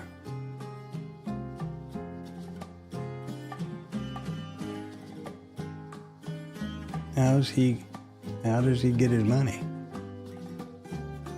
Now, I don't have deep enough pockets to be selling all the way up here and end up with a whole bunch of inventory and then go, okay, I think now I'm going to start making some money. I got enough of them because all these people that are getting along up here, I'm short. So what am I going to do? I believe that's how it works. I'm not trying to be a conspiracy guy, but I think that's pretty obvious.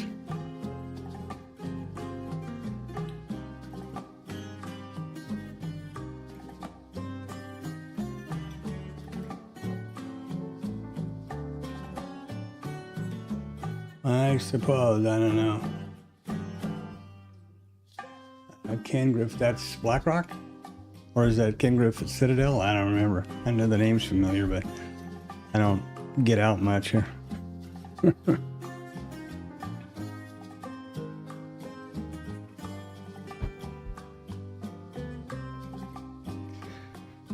So if you had to think about it, there's the IB low.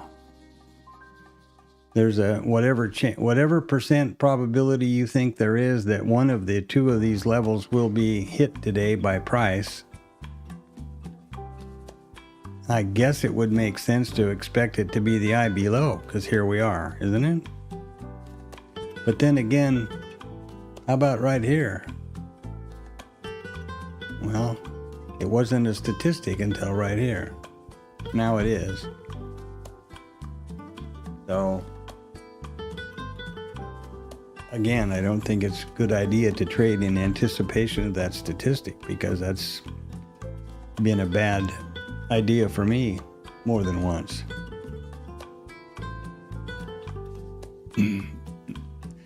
And at this point, it's probably worth me pointing out that my system has a little bit more, as I mentioned earlier. There's only 3 rules in this initial balance trading system. There is the statistic, or the initial balance level, whichever it is, high or low. Then there is a, and I'm real imaginative about my naming, I call that A.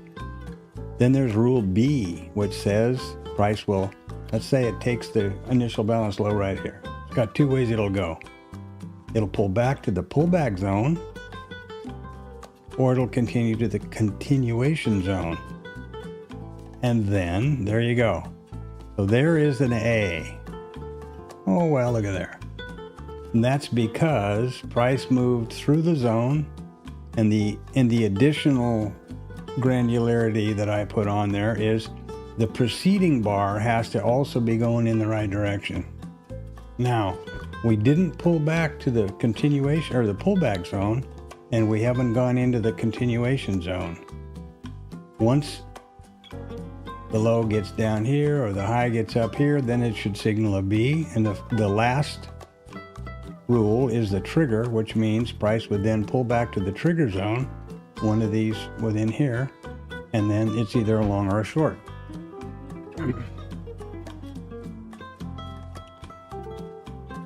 And that's how she wrote. Now that should be a pullback zone, a B. Do you see that?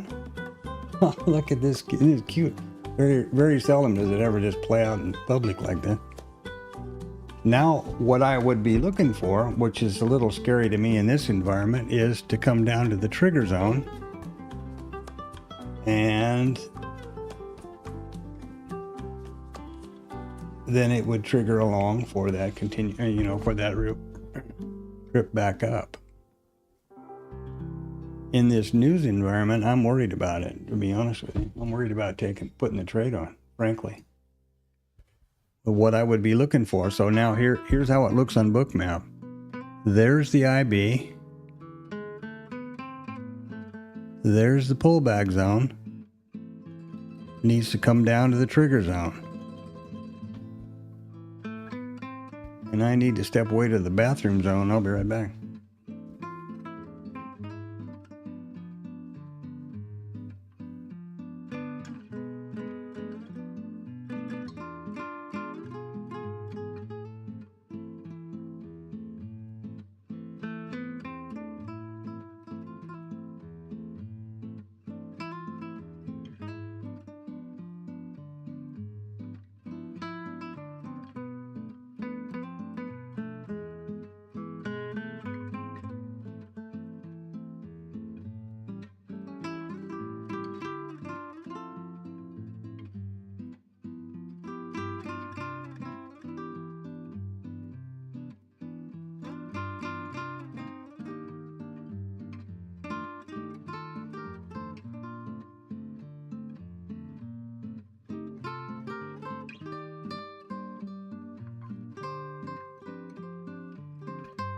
All right, what happened here? Nothing good.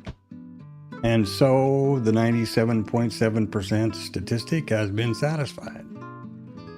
The initial balance target by the basic stats is done. Now here is that trigger, which should fire over here.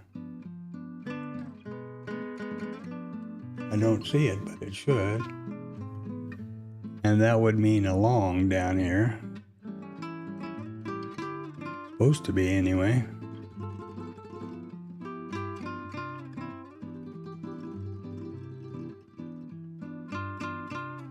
I'm going to go that way and see what we get.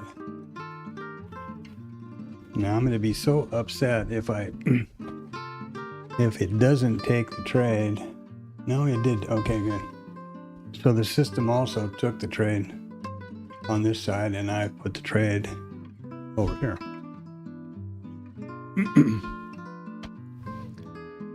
So let's see what happens. I'm not warm and fuzzy about this, but that's about as asymmetrical a trade location as you're going to get, I guess. Looks like lower high. One of the old-fashioned price action entries would be if you have a W and then you go long when you exceed the center peak here. This doesn't look very rosy right over here to me. Not getting above settlement is not such a good idea. It doesn't look very positive for this trade.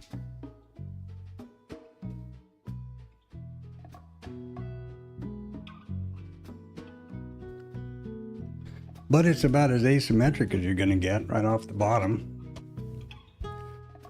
I don't know. We can only just watch and see now.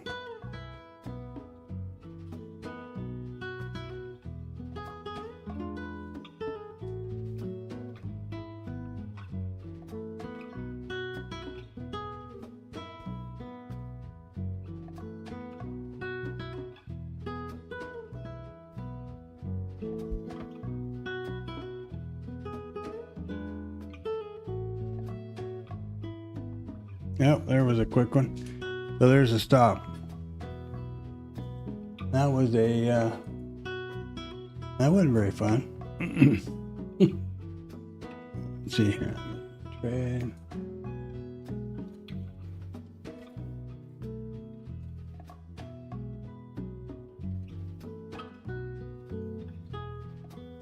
Okay, well, that was not a lot of fun, but hey, at least it is what it is. I wasn't very positive about it, but if there's a vetted situation and it's an asymmetrical trade location, you got to take what's been vetted. That's the unfortunate part about trying to trade that methodology. My initial thinking was that we were going to keep going short, but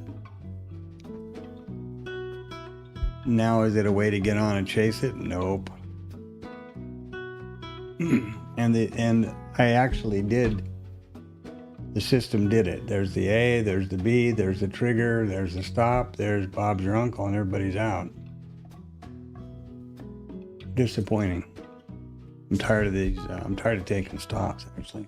I'm to the point of now looking for discretionary entries, which is stupid if you're you completely wasted all the time that you spend vetting a setup or strategy if you introduce discretion, because when you're trading the thing with a machine, backtesting, there's absolutely zero discretion. It's all based on the rules. That doesn't do me any good on my account. But there you go. Now is the time that you have to be aware of Monkey Boy. Or that I have to be aware of Monkey Boy, which is, hide or whatever you want to call the emotional stuff that's part of our neural pathways. That my feeling is that that's been baked into us for, a long time with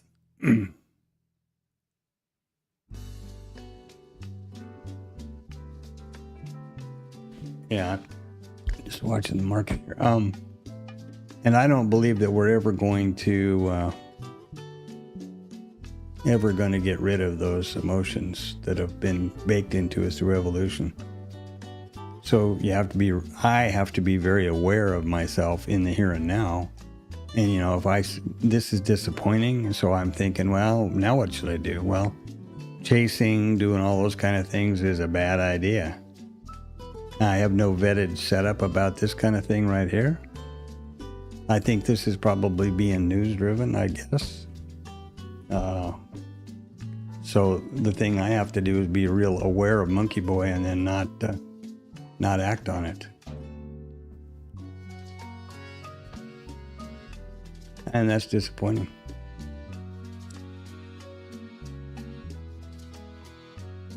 But it's what you have to do. It's trading.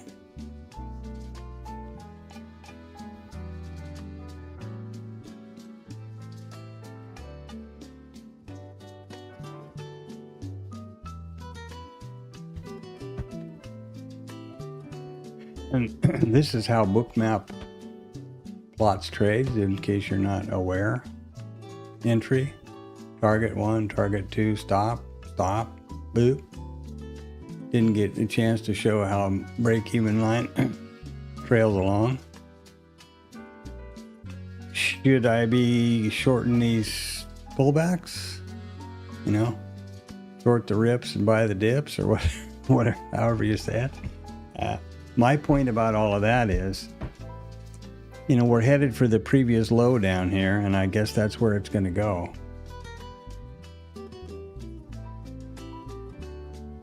But I didn't have any idea that that was going to be the case when this started, so not much I can do about it. And that's a big bunch of gaps down below us here, right?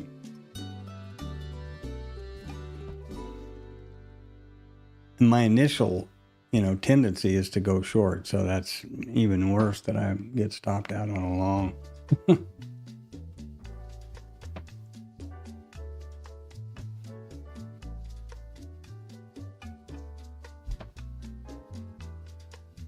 And this is a reason why, in my opinion, I need to have a number of setups vetted so that I have a, you know, an edge, predefined edge in them.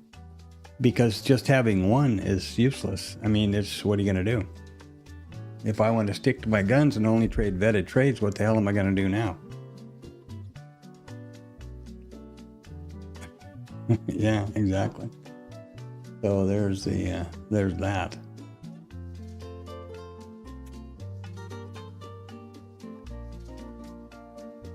What, Panda?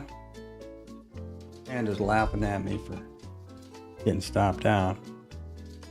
Buying the rips or selling the rips has been quite lovely, huh? Boom, boom, boom, boom. And down we go to the previous low. Let's look at the statistic of that just out of curiosity. Previous low. Previous low is 12.6% probability. 12.6% probability in a gap up environment. Look at this. So you see, there you are.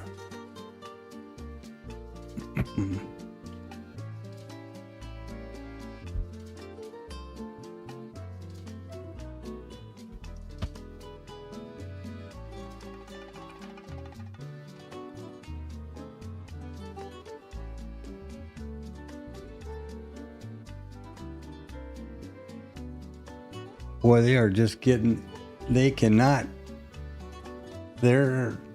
seemingly afraid to get into these gaps. Look at that. That's pretty amazing. I have no idea if that means anything, but you know.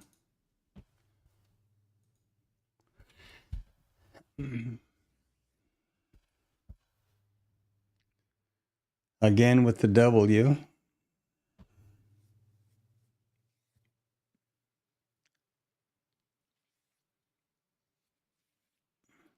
Now, if I listen to myself here and only went long above the high of the swing, A, B, C, or whatever you want to call it, W or whatever else, I wouldn't have been in this stop situation. Down here, just the opposite. A, B, C, you go along when it passes there. What did you get? You got a point. Yeah, I'll take, you know, those old traderisms, I don't know how much validity they have. I can tell you that shorting the rips is working out pretty well. I hope somebody here is doing that.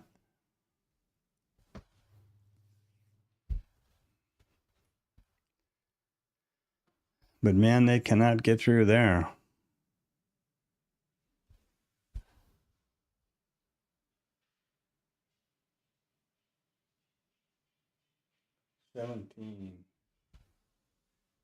So 17 is that low from a couple of days ago.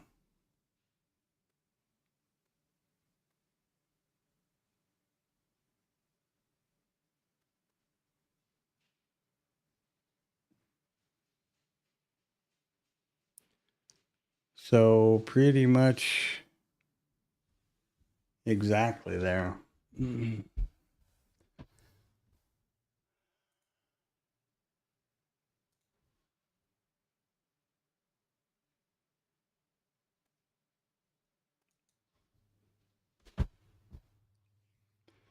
That's the low from, if you notice the info box here, it'll give you all the scoop about whatever candle I've got my mouse on.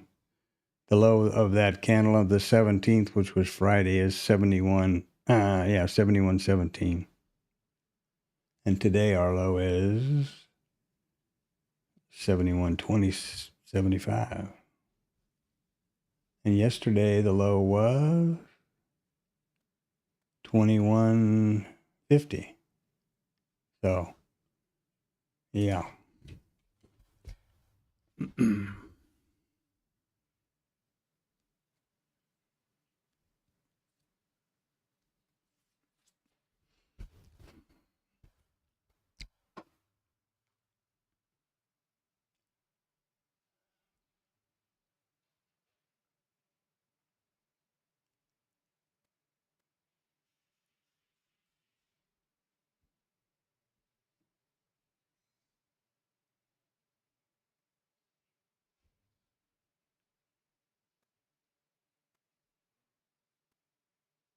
Maybe.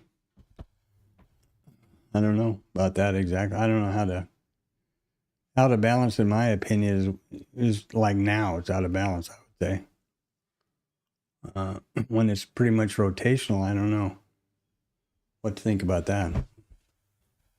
IRT has an interesting way of doing it. This gold line down here basically represents where the market has to get to balance itself. Let's see if like there. Okay, so if we're going to balance from here, got to be there. I think that's how it works.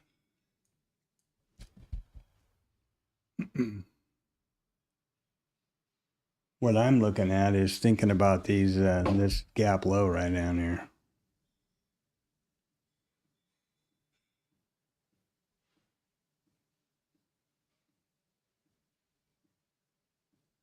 Well, gap high. I actually thought this was the gap high. That's how I have it marked.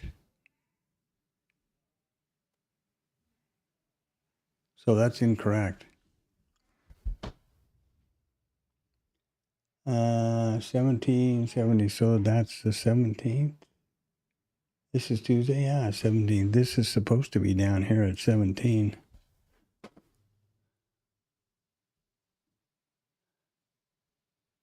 Hmm.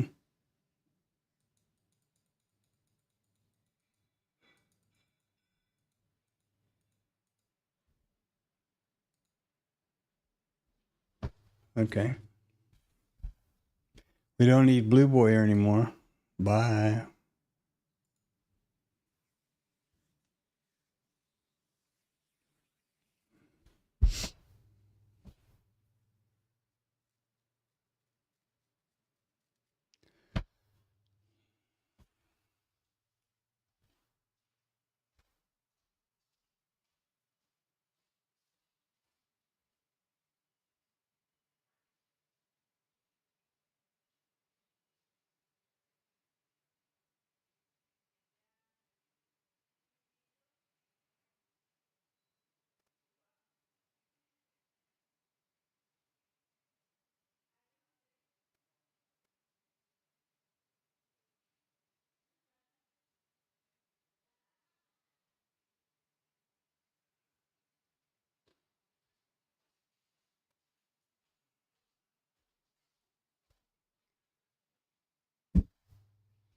$37.50 per low value or a high volume node. Are you talking about over here? That one, I guess, huh? Yeah. That's from the micro. This is pushed automatically from the micro composite. So yeah, okay, maybe. And that's based on the two days back. So that comes from this profile here. Hard to see right now. Let's see here.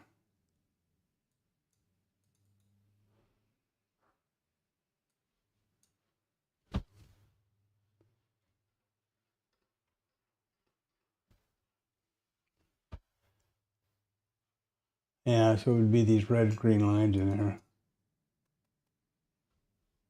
there. These guys here. You can't really see them over here. There's one. They're kind of covered up, but yeah. These are the values that are pushed to the high and low volume nodes on my bookmap thing.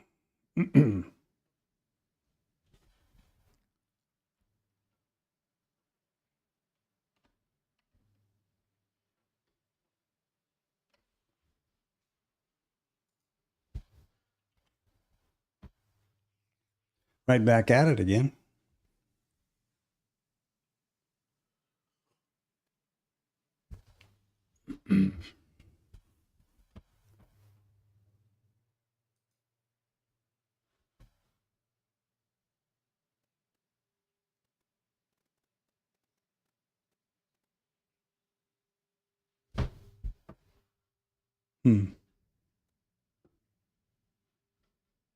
Something's pretty weird here.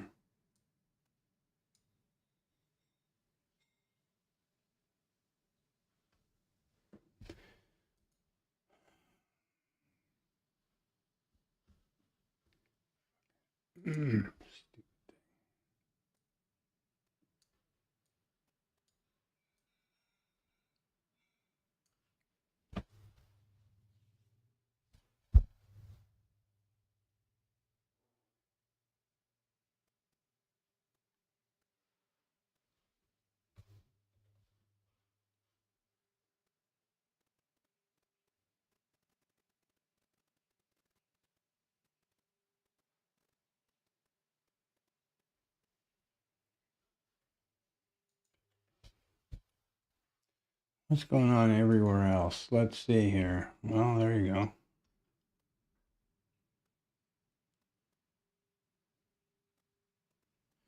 Now, the theory here is, wrong screen. The theory here is, there's the high, there's the low, the first 20 minutes, 20 bars, there's the 20 bar. So the theory is that after this point, after this bar, the lower the high is in. The system has taken a trade based on the breakout of that, and it puts the stop on the other side of that range, which is ridiculous because I would not be able to, I would never trade that. That's 30 handles, right? Or 26. And I can show you that. Oops, wrong one, sorry. I can show that one here this way. As again, for the umpteenth time, this old indicator created by Chad Payne, which works great, but it only deals with three variables, and you can have two targets or target and stop in this case, but you can't have multiple of anything after that. So I'm only able to do this. Now, the way this is working is the way I've just coded it here. There you see the stop. There's the entry. There's T1. Now, the original way that it was laid out was that the stop would be at the other side of the range, which to me is completely ridiculous. So I've coded this in such a way that the stop is 50%.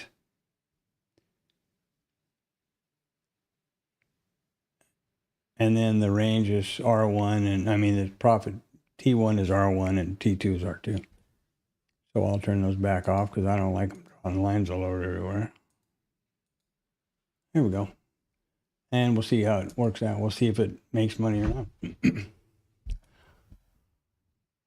And what else? Well, there's this one, which didn't make anything. And that's the one I replicated, and there we are. Tired of this. Real tired of this.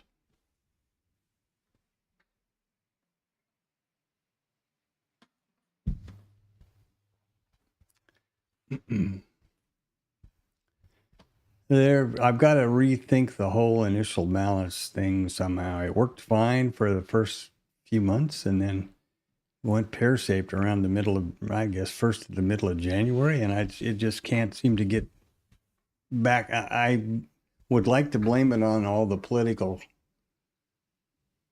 geopolitical risk, I should say.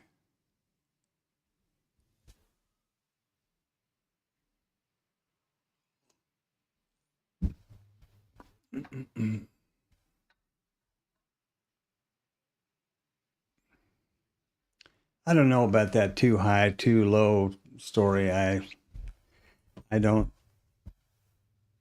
know that I think that's valid. I mean, here is a consolidation, right? There should be no question about that. Right there. From this low volume node to that low volume node. So there should be, and here we have a breakout, and now we're going to come up here and have a retest, perhaps. Would that be a short? It would if you're taking bar trades.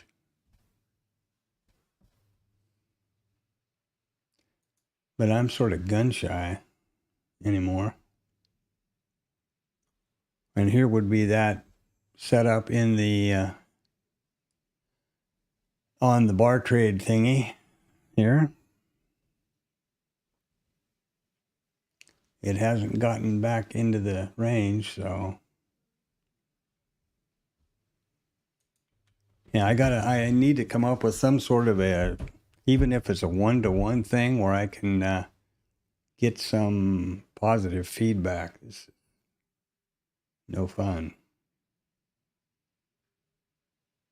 And that's a big function of only having one.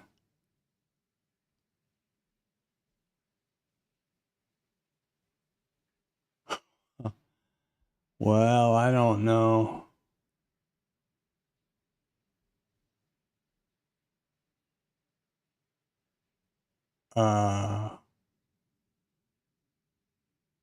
Yeah, sure. I'll be happy to look at it for you. I mean, I'm certainly not anybody to, maybe give you the right analysis, but yeah, of course. Tom has a lot of good stuff to say, but there's a lot of it that I don't know about this too high, too low thing. Here we are. Now, this is a breakout. This was a consolidation. This is a breakout. Here's a retest. Do you short this now? Or do you wait for it to pop up and come back down? Have they come off the bottom and it's going to rotate back the other way into these low volume stuff? That would be my fear, that we were going to go across the top of this and get into these real low volume area up here. So we can only see, and it's so frustrating for me to, take a stop and then be standing here narrating a market and see what happens. But yeah, I don't know.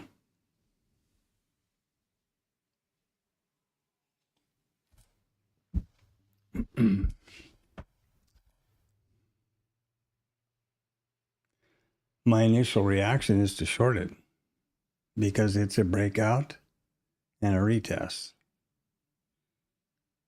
But And context is where? Well, aside from that first hoop-de-doo right here, context is pretty much down all the rest of the day so far.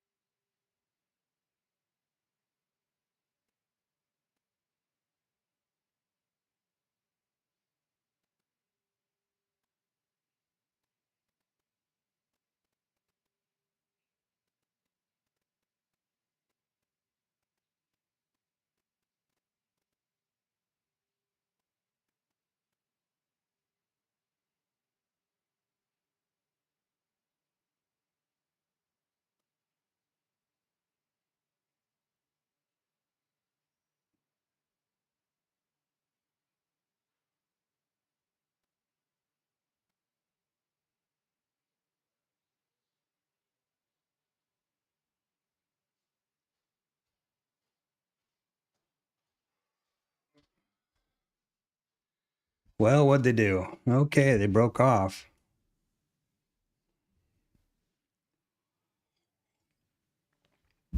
So at this point, the pullback retest is, I'm so happy about that, is happening. And it's, it's not, wait a minute. Yeah, it would be a risk neutral scale. So here I stand being now pissed off that I didn't listen to myself and take that trade, even though it's not vetted. I didn't take it. So, yeah.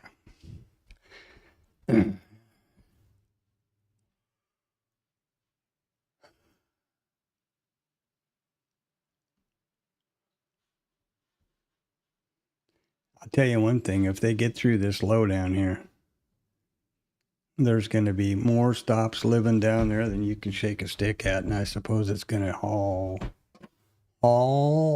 the proverbial butt below here. We've got a gap there, we got a gap here, we got a gap here, we got a gap here, and a gap here. So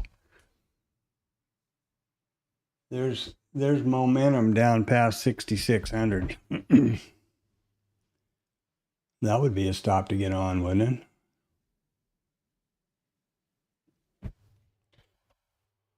Or a short, I should say. I went to... Okay, I'll look at it after a bit, after the stream. Got to think about how I get to the DM. Okay. Yeah.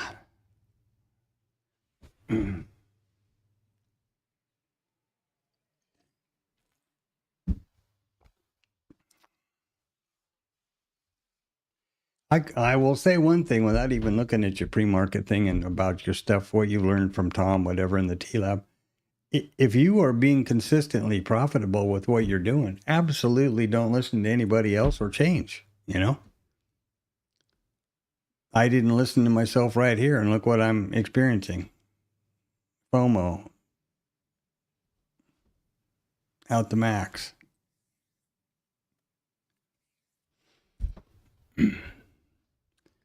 Because of fear, essentially, not wanting to take another stop and thinking about this right over here. But that is a breakout and a retest. So there you go, in the direction of context. And it's proving to be perfect. From, what is this? 37, 3,800, 3,900 to the 29s,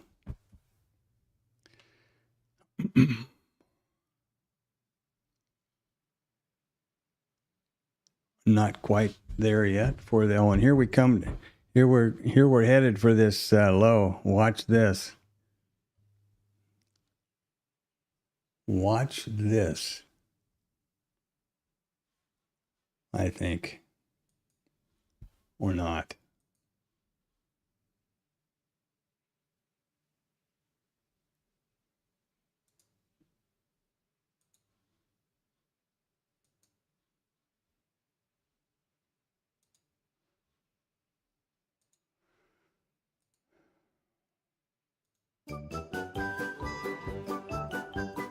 What else is going on? Well, Warsh is still busy.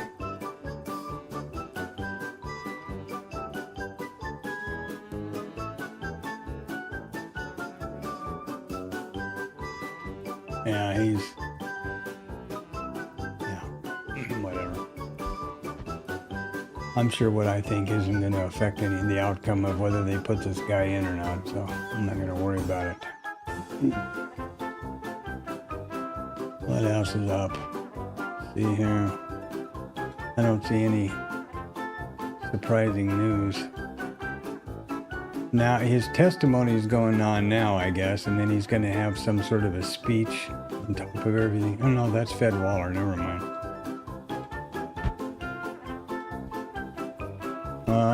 Yeah, we're approaching the break-even point here. And very little liquidity laying down there. Look at that, 330, about 500 handles right here. 500 points laying down here, this liquidity. And look at this. That's been the bottom for 3 days. And a gap high.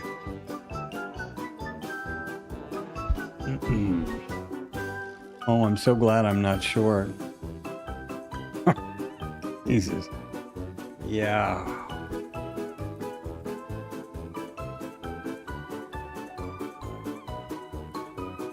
I think this might be, well, it's just my inner demons, I guess.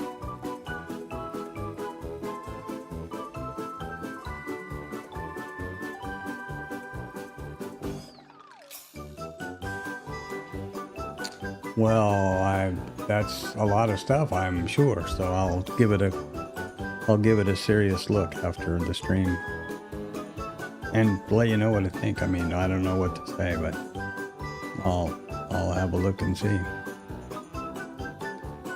One thing that I will say about trading, like with everything, every day, every session that you stand in front of your charts and do something and watch and learn is, that's part of the progress.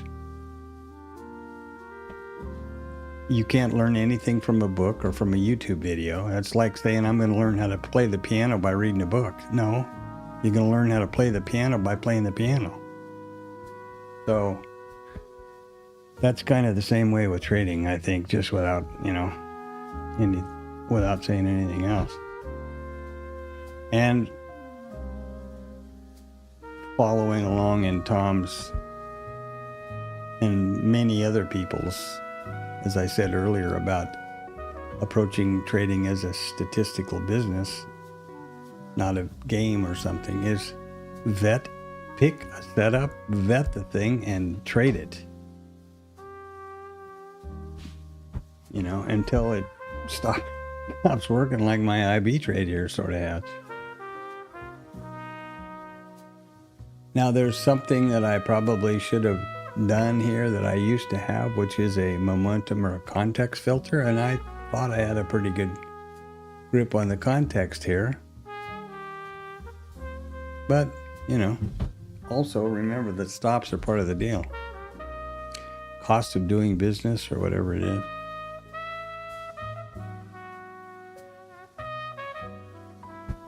And had I not been a wuss, I would have taken this trade that I called out and narrated, and I would have been quite happy about life.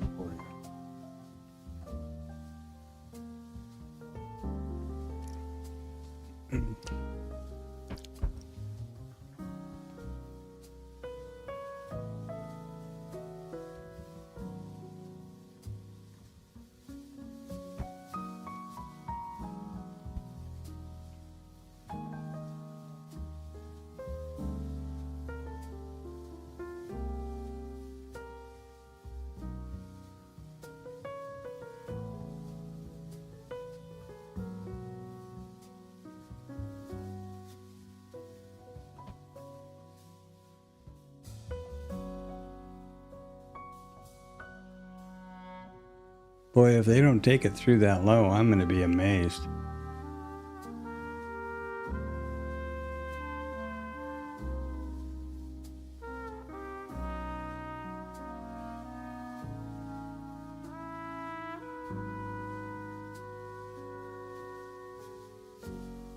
Well, thinking properly is, you know, that's a really objective point of view.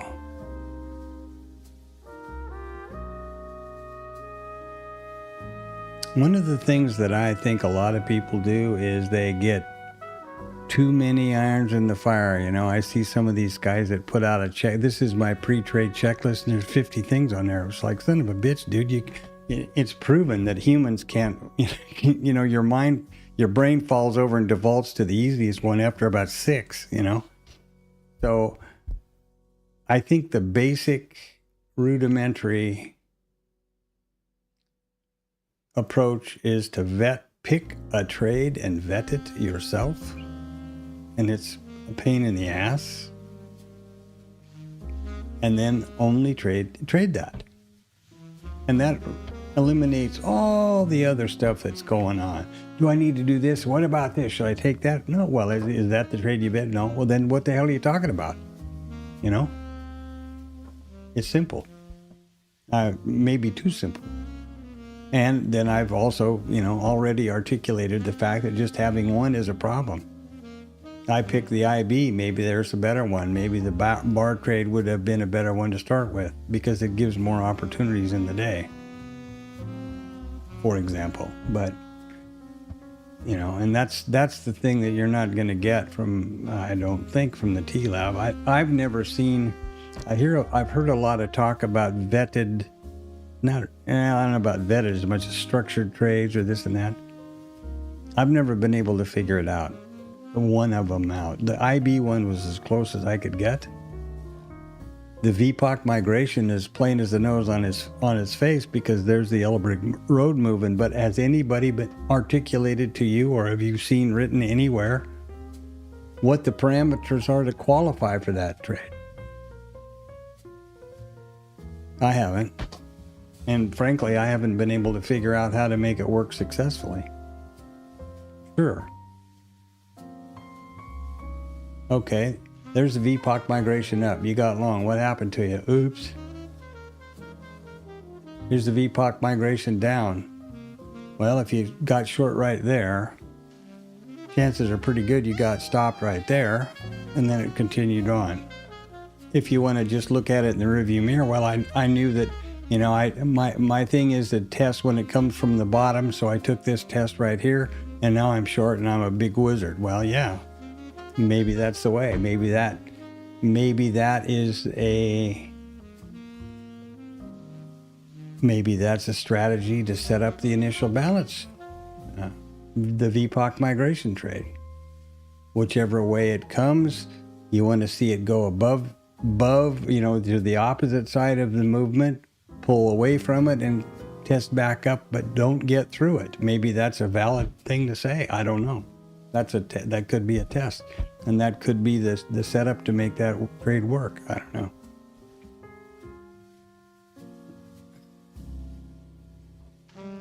There's a lot of people that say a lot of things, like, oh, this vetted trade and this structured trade and all that stuff. But I've asked more than once, well, over what data sets, how many trades, what are the parameters, which is none of my business. And so I just stopped talking about it. Here we go. Speaking of giddy up go, boy, that VPOC, this bar trade would have been the beauty of all time here pretty quick. Where do we suppose this thing's going to go? I would suppose that if they get through that low, we're going to get down to close the gap at about 69-ish. Isn't it? 89-ish. Yeah, we got 89 to get down here to the gap high. So that's 20 handles. If it gets through there, Don't know if it will.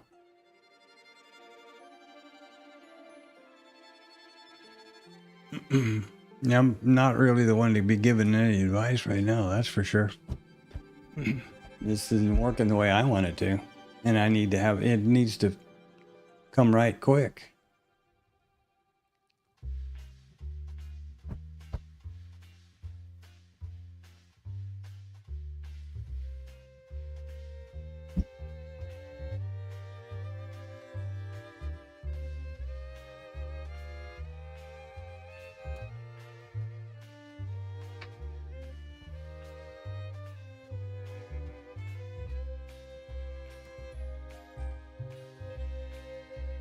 I don't know what structured trade we got today. I'm not sure what a definition of a structured trade is, to be honest with you.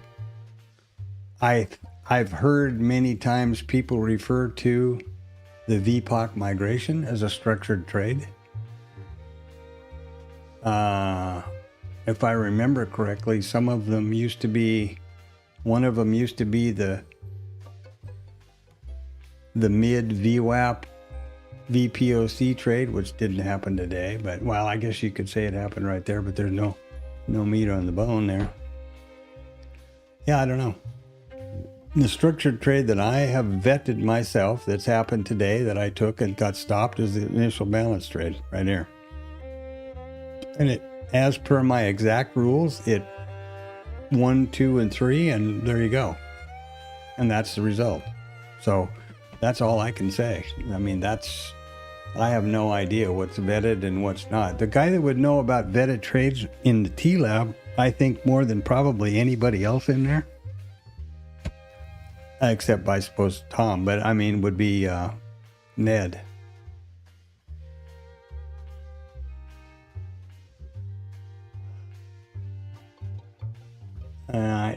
I don't know about volume analysis myself. I don't know what to say about that. That's a really subjective idea. I mean, here is a low volume area on today's chart. There's a high volume area. There's the POC is the highest volume area. The idea behind the bar trade here is that there's a consolidation. It breaks out, it retests. Bob's your uncle.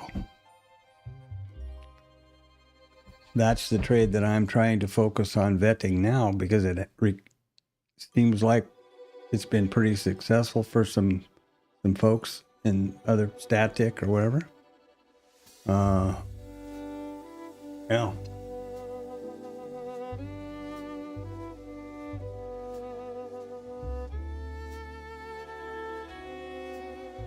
I think the best way to calm your mind about thinking too much or whatever is, again, I know it sounds like a stuck record, but even if you hang around the TLab and listen to Tom,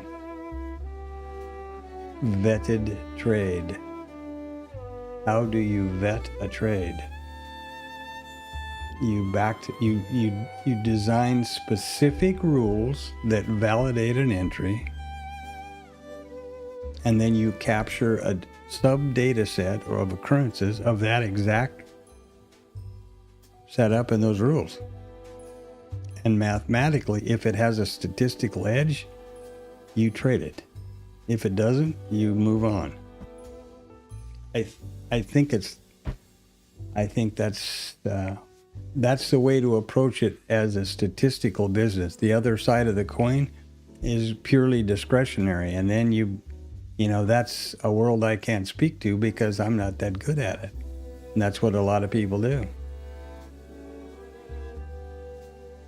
Or they put they put discretionary guide rails on their vetted trade, which according to statistics is just, you might as well not even bother, because the whole purpose of vetting a trade is to collect a statistical subset of the exact setup and those same exact specific rules. If you vary from those rules in any way, the data is compromised. So, I don't know what to do. I don't know what to tell you.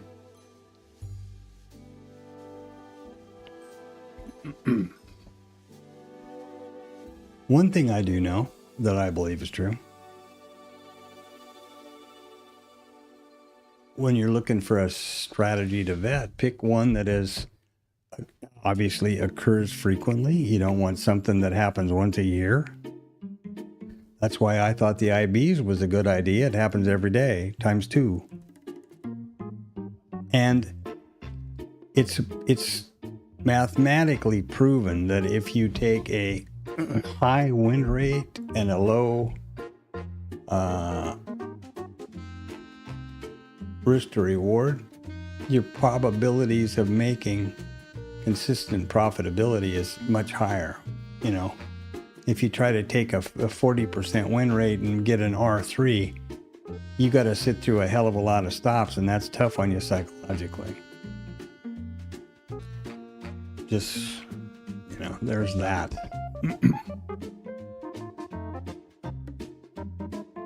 And everybody trades something different. Anton in here trades very successfully in a different structure. Antonio's, a funded trader, and he's doing something different too. So the thing about a place like the TLab is you get a lot of people that post a lot of stuff, and it would be good if there was any kind of follow-up or validation involved in it. You can sort of, I think you're better off if you just focus on your market yourself, like I'm doing here. Do the same thing. OBS is free, by the way. You can be recording your own thing just like I'm doing right here, right now, and it costs you nothing.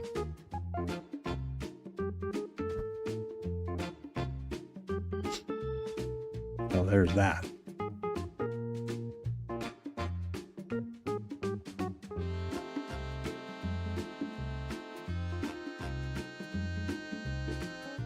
Yeah, that's why you need to have specific rules. I don't know what a structured trade is exactly. When I use the term a vetted trade setup, there is no question about what that means. Specific rules have been identified, just like these rules right here. And a data set of those subset of that data with those specific rules has been captured and identified that the trade has a positive edge. I don't know what a structured trade. To me, a structured trade is something based on a structure, right? Like, okay, so the VPOC migration, I guess. I don't know. I'm not saying wrong or right. I'm just saying I don't know.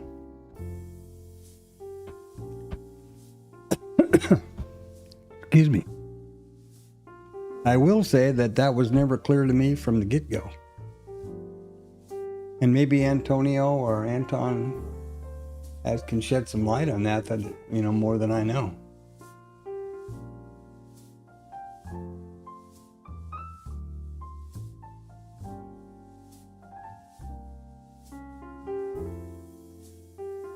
And by all means, minimal risk trade. And this is the smallest trade as I can get. This is 2 micros. Because if I trade, the only way I can get any smaller is to get rid of the whole risk neutral ID and trade 1. Otherwise, don't trade, because it's the smallest thing there is out there. So, there's that. You want to figure your burn down to blow up or something, and I have a risk calculator I can show you later.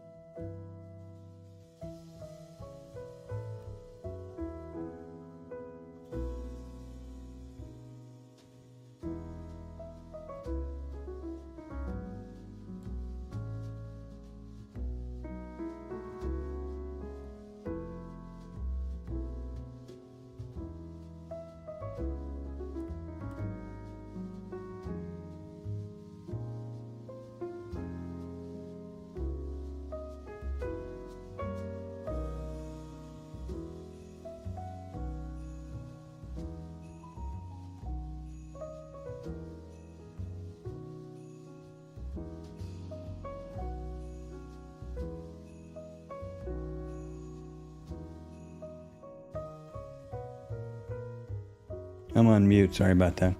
Yeah, Tom is funny that too high, too low. And he was laughing the other day about it's always a can of tuna fish.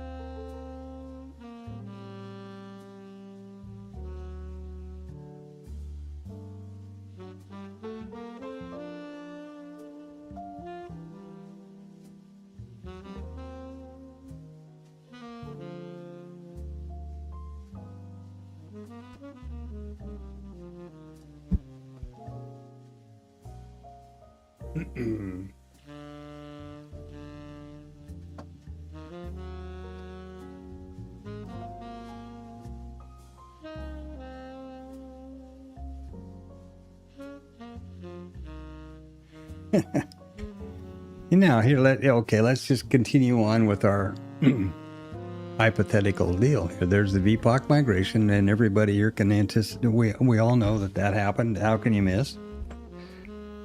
And we got short. And let's say that our stop is, in my case, 16 ticks now.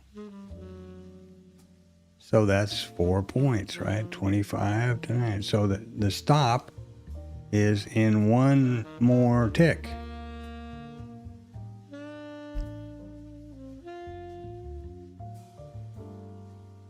Boom. There's the stop. Right there.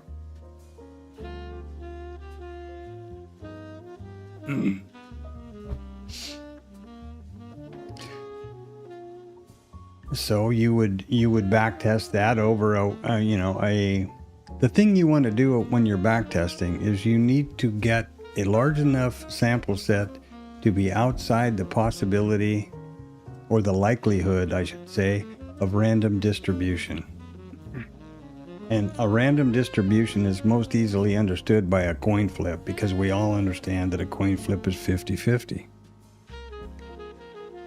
But nobody is surprised if you flip a coin 10 times and there is more heads than tails or more tails than heads. That's random distribution. The fairness of the coin, the probability of the coin flip has not changed, but there are not enough occurrences for the probability to come to fruition or to prove out. So these guys, you see that, I backtested all last week. Oh, good. Or whatever, a month, or something like that. Okay. But that's statistically, that's not considered very valuable backtest or look back or whatever you want to call it. So let's see what I was going to do here. We were going to do our hypothetical hooly bob, and I'm going to try to make sure I don't enter a trade.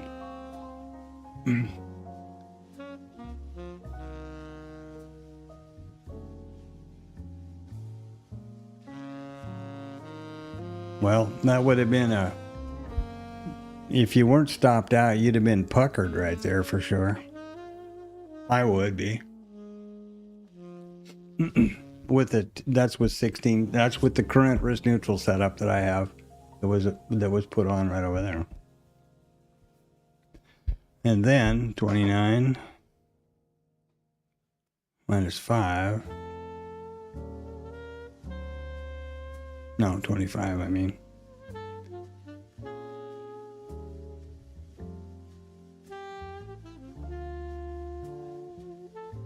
And there would be the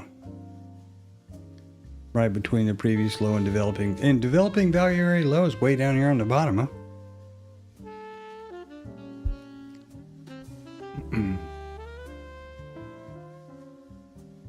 They're definitely stopped out there for sure.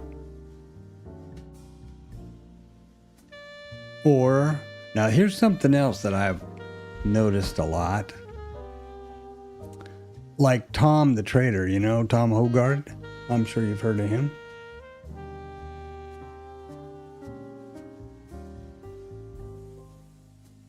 he's a profitable trader that trades live. Sure, he's telling the truth. But he'll have a 50 point stop loss on the NASDAQ, for example, or the ES. He trades the Dow 100 or whatever it's called because where he trades in Europe. But,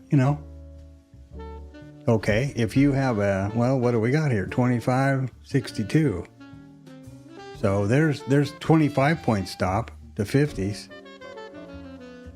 You put you go short right here and you put your stop over the top of this thing, you're still within what a lot of those guys consider reasonable. Well, that's way rich for my blood. And they're trading the minis, not the micros.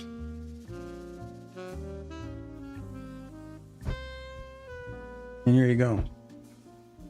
Here's that VPOC migration working out just like all the rest of my VPOC migration trades. Before I started doing this stream and using Static as a journal, etc., I have a journal, local journal that I built in Excel a long time ago that I kept every day. I would bring the rhythmic data in and all that crap. The worst setup that I had was the VPOC migration in terms of probability, So, yeah, we laugh about it, Antonio. I always kid Antonio and we laugh about it. It sucks. And if you want to look at this from a different point of view, where did it come? Well, it came right to the top of all these right here. Is this a distribution? Did we break out and retest? We again? There's a low volume node. There's another one, but there's these guys in the middle. Value area low from yesterday.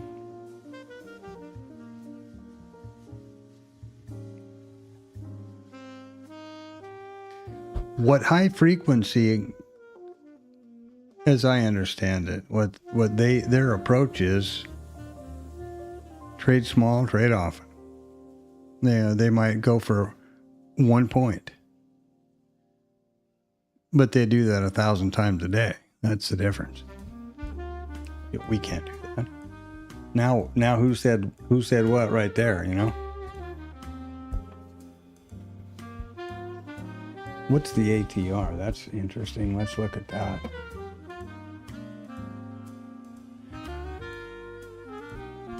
Well, there's the ATR. That's 3.5 points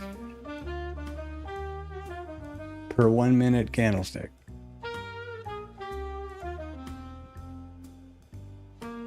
And we're up to 84%.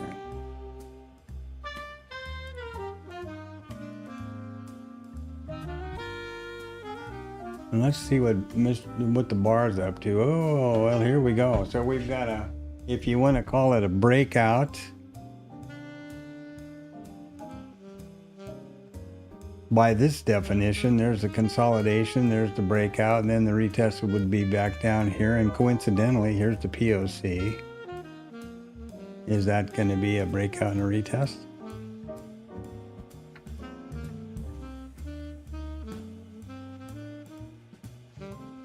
Strictly based on these parameters that I flopped up here, which is just, shot in the dark. You have to start someplace when you're doing this. These pullback and continuation zones over here and trigger zone, I was talking to Rod, said, I'm going to try to vet up the initial balance trades and see if I can get some stats. He said, we need to figure out some rules.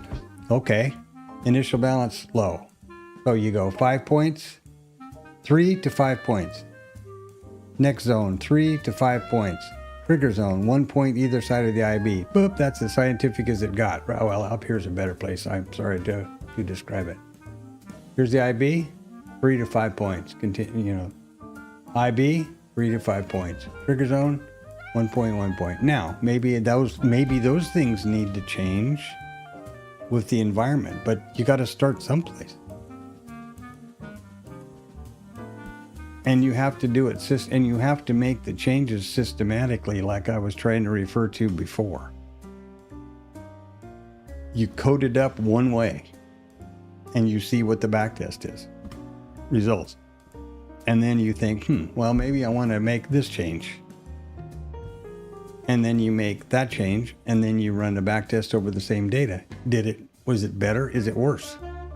That's the only way I know to approach it systematically. If you can have a better way or know something different, I'm all ears.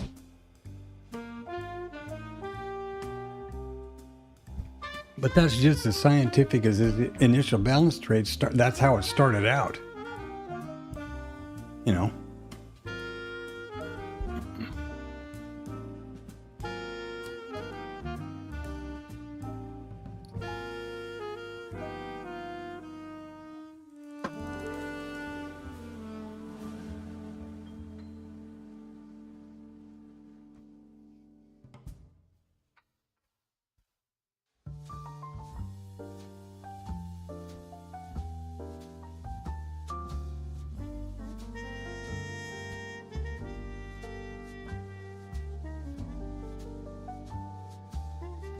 Oh yeah, well that's another point.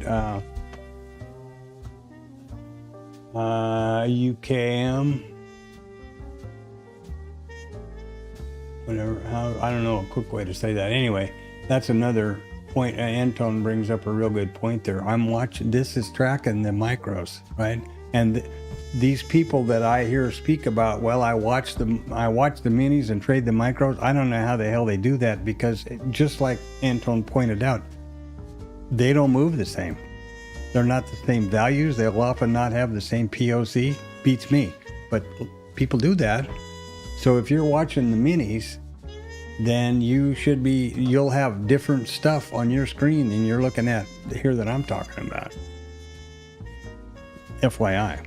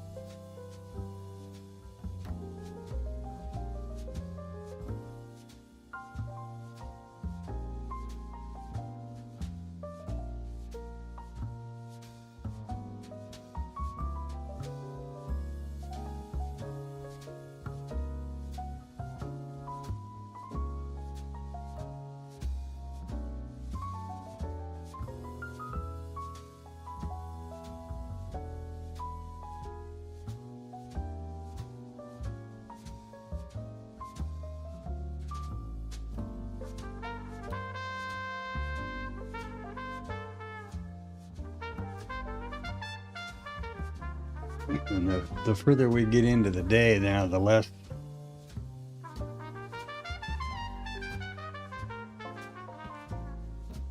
warm and fuzzy I feel about it.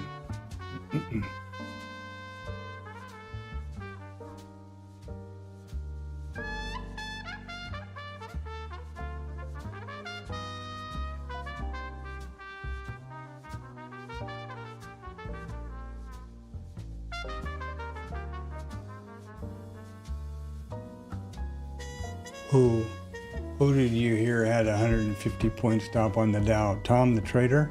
Tom Hogarth? Yeah, that doesn't surprise me. Well, I don't know. In order to trade a vetted trade, approach the market from a probability point of view, you need to be absolutely mechanical. Otherwise, it's discretionary, and you need to decide which one of those fits you the best for trading. Some people are not comfortable with the mechanical probability approach, and some people are. I have heard it said that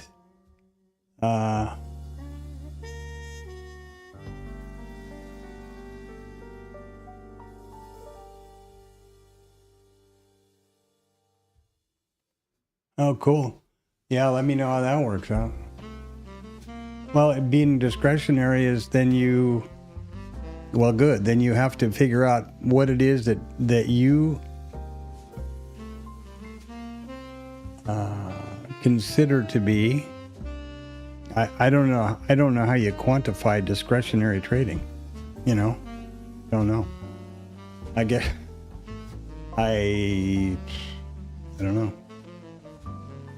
That's the best. That's the most honest answer.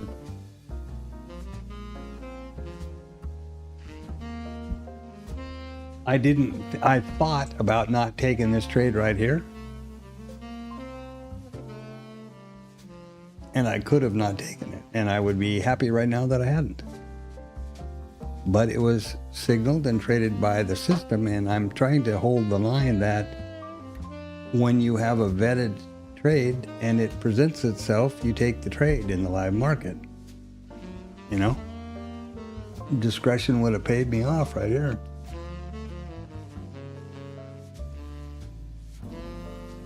And you can take it to the next step too. So you can figure out some way to code the context. I'm not going long if context is this way, whatever that system is you come up with to do that. Yeah, so that you know. And if you're talking about, well, I didn't take this long because of discretion, because all I could see was this movement down. Remember that this is, also remember that when I put that trade on, we were right here. We had put this low, tested up, tested down. We're going to rotate again. We're going to go back and forth like this again. Well, turns out we didn't. Turns out we did that right there. Also be really, really careful about the rear view mirror. It's so freaking easy to know everything when you're looking at the market like this, as opposed to the hard right edge, you know? That's really important, I think.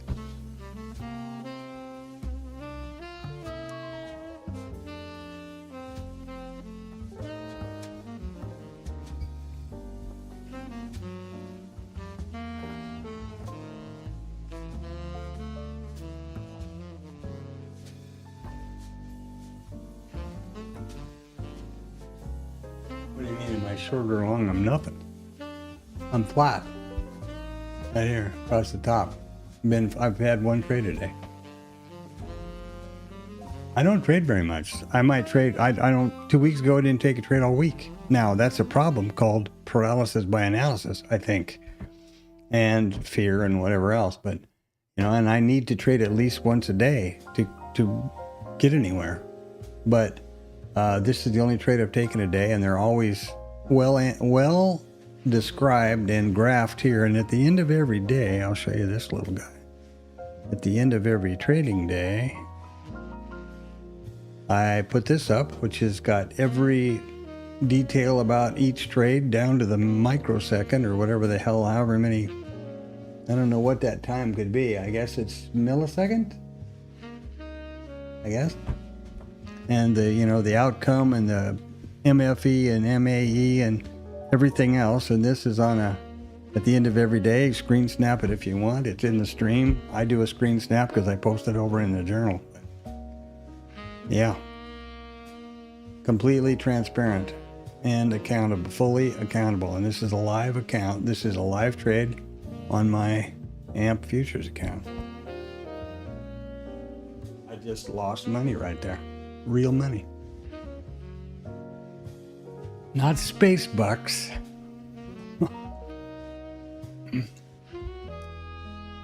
Okay, so here we go. There's a consolidation. There's a breakout. There's a retest. And I'll go ahead and show you that.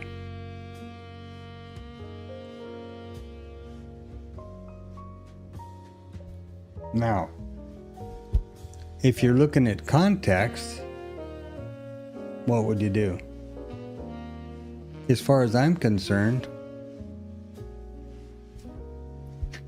I don't know. This is context again, right? This would be triggering along. Well, I don't think so.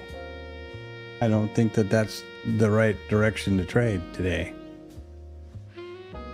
And you can see what happened when I did it the first time. What else is going on? Wow, this is working out pretty great. Maybe not. Isn't stopped, but in drawdown, of course. Again, completely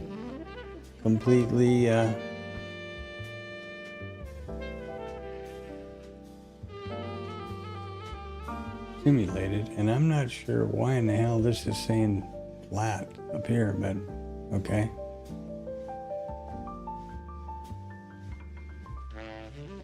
And this is the bar story. Now, according to the statistics, not mine, Al Brooks, if you know who he is, this is the 20 bar, this is the 18 bar, so I've gone to the 20 because that improves the statistics. There is now a 93 or something % probability at this moment, that the high or the low of the day are already on the chart. So if that's the 18 bar and we go down here, what's left? Do the math. This is the high. So it's a 90-something % probability that this is will be the high of the day.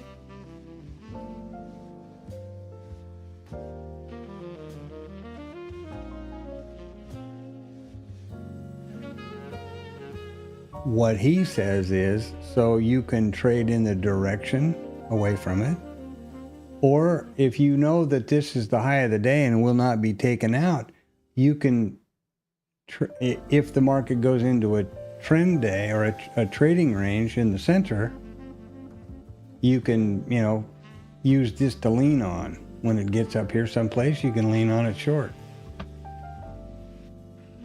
Beats me. I'm just figured this, just came upon this over the weekend and coded this up, and we'll see what happened.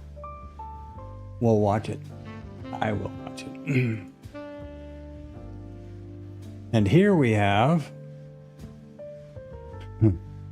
the IB short right there, and we're still down here picking our nose and nothing else to do. So yeah, it's a lot of fun.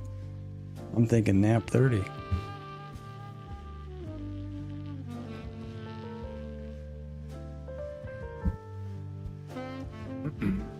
I will point out that this breakout retest worked snazzy right here. Consolidation, breakout, retest, short, still in the money,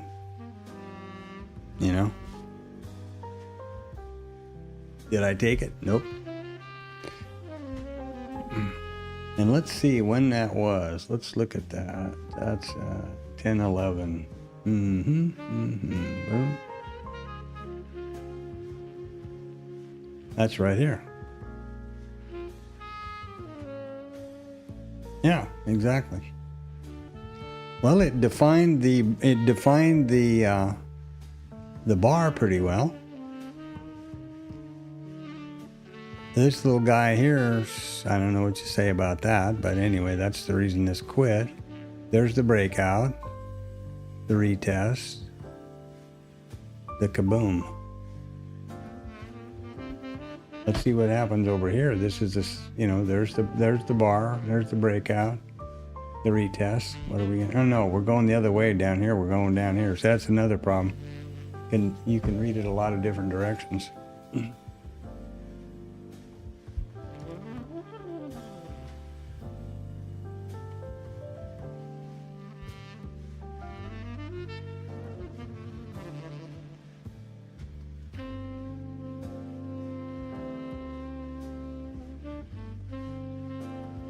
My, oh my, it's already 11:20. Holy smokes.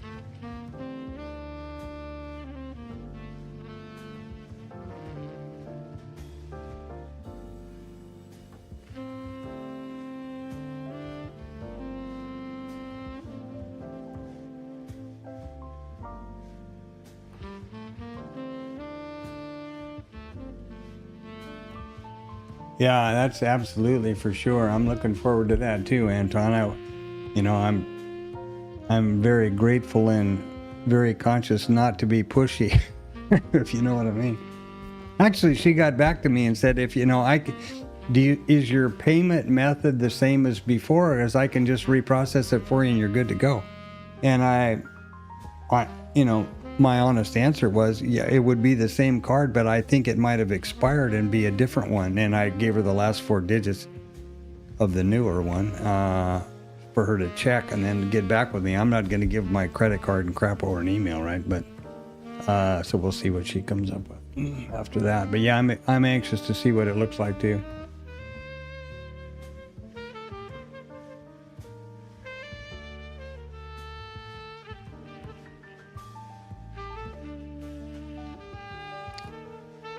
And this I did this morning to figure out how to do this. So this is obviously the volume profile, so that I could see where these continuing consolidations and retests, how they fit with the old, too high, too low, the low and high volume nodes and that kind of thing, just to see.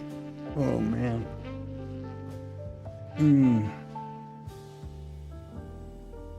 I'm gonna go get some stuff for my eyes. I'll be right back.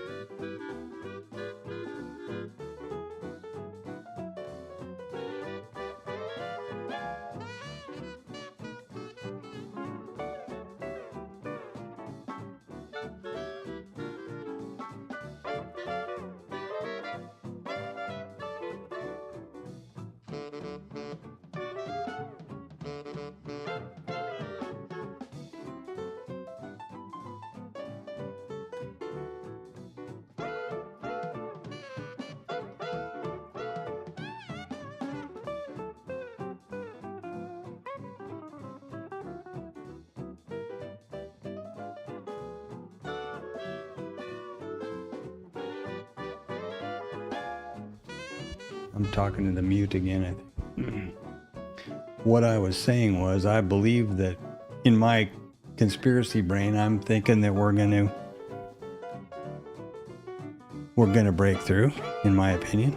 But what they're doing is they're doing this and this and this and this and this and this and this and this and this and this and this. And what are they doing? They're getting everybody to pick that bottom, baby. All the bottom pickers. Looking for that going to the moon, Alice.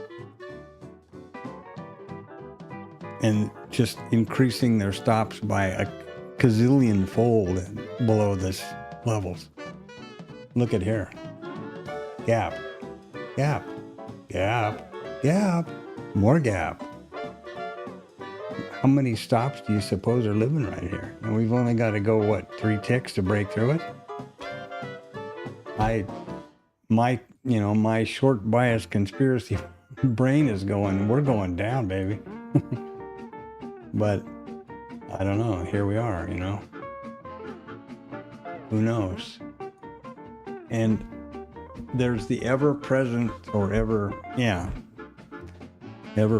danger of some political nonsense, some tweet or some crap. And the closer we get to 12 o'clock, the more nervous I get about those. And remember, Walsh is going to be through with his testimony, and then he's going to start testifying pretty quick about all the miraculous things he's going to do for the Fed with his red ball cap on. He's obviously an intelligent, successful guy. I hope to Christ he's genuine in what he's saying. Let's hope, huh? I remember the days of Greenspan and Volcker and, Look at here, huh? Ooh, baby. That's making you anxious. We plowed through a bunch of singles. We didn't leave, we did. We left a single right there, and we left just one string of singles here so far. At 46. Right here. Yeah, this mess right through here.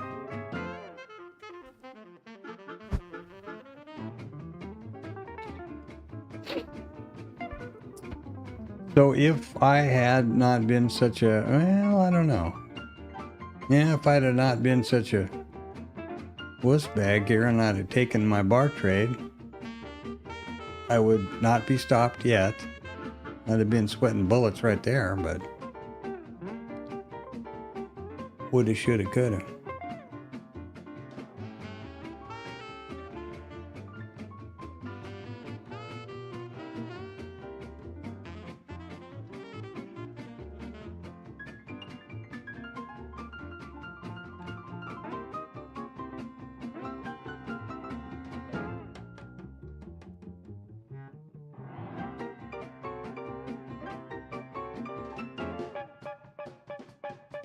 Well, yeah, I think you need to have, I don't know what you need to have. I'm not doing any good, so I shouldn't be the one saying anything. I'm with you, Anton. I have a hard time watching profit evaporate, and I am one of the ones that, one of my favorite sayings is, I never met anybody that went broke taking profit. And I realize, that's the philosophy that I have actually backtested and has proven to be true. Trailing to break even or to entry is much more profitable on the same, all things being equal on the setup, the backtest, the structure. I'm talking about the IB thing now.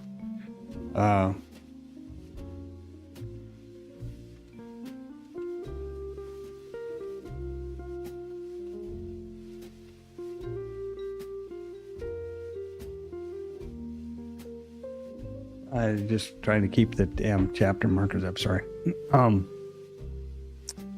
With all things being equal, instead of just the risk neutral, stop T1, T2,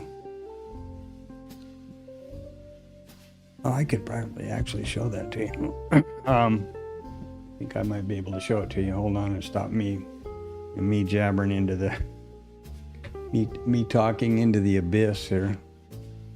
So on the basic risk neutral, the basic IB trade, and then there is the options, as you know, of T1, the stop, T1, T2, break even or not, and how far to trail. Okay, and the most profitable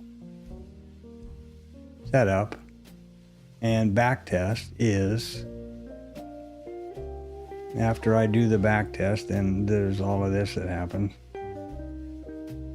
I'm just jumping around a lot here, but after the backtest, okay, so here you go. These are all the IB, right? So here is, right here, there is 16, 16, 64 tick. These are all ticks. This is the ME, and it's 30 seconds, and there's 2 contracts. No scale.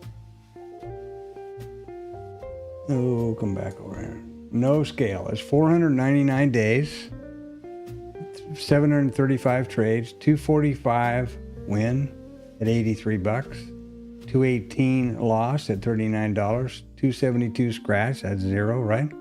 51% win rate. Now, 51% win rate, 19.3 ticks expectancy, 0.8 R factor, risk reward is 2.5, profit factor is 1 to 2, MFE is maximum favorable excursions 273.75, 160. There's 8 consecutive winners. There's 9 consecutive losers. There are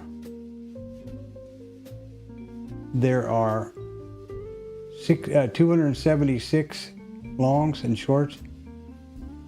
Over those 500 days is $11,000 gross. Okay, watch this.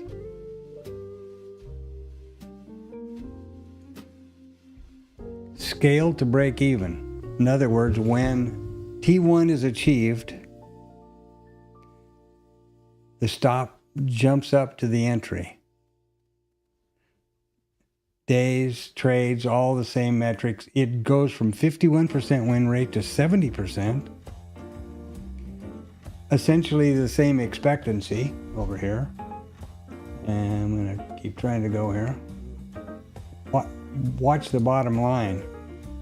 From $11,000 to $19,500.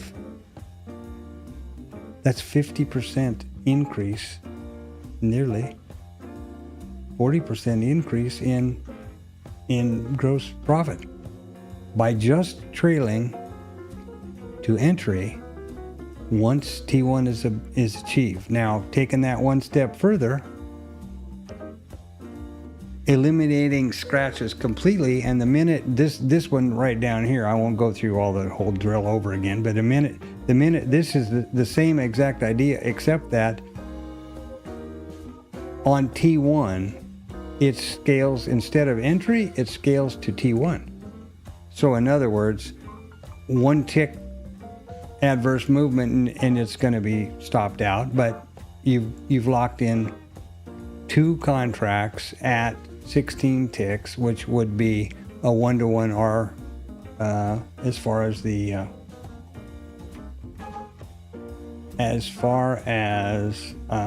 1.3 actually, the profit factor. So there's all of that, and the big ones here are the consistency, the consecutive winners and consecutive losers. With no trail, it's 8 and 9. With the trail to break even, it's 26 and 5. With trail to T1, it's 22 and 5. But the gross goes down from 19.5 to 15.2.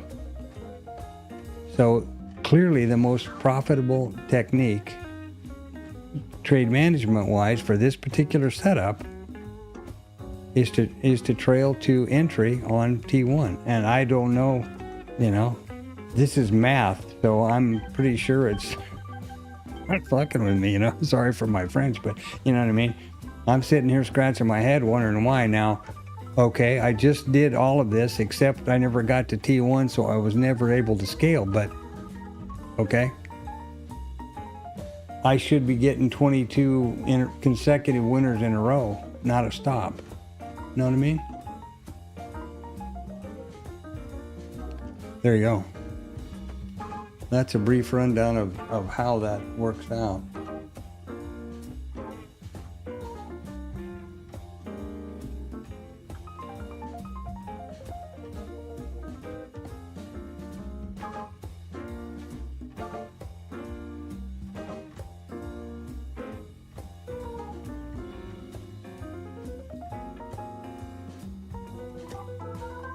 So that's the way I try to approach it, and the way I'm trying to figure out what the hell is going on here, Now I think we're getting ready to fall out the bottom, so while I'm busy looking at this nonsense,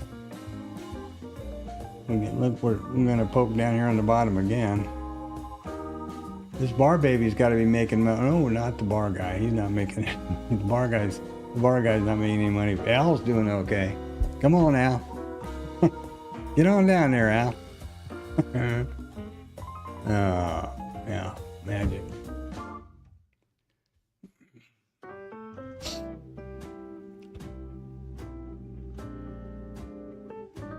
So there you are, boys and girls. I don't know what to say. I know I'm getting hungry. I usually follow sleepy. And by sleepy, I think the older I get, my metabolism's getting to a point where I'm like a freaking snake, I eat and I immediately go find a sunny spot to let it digest, sleep and let it digest.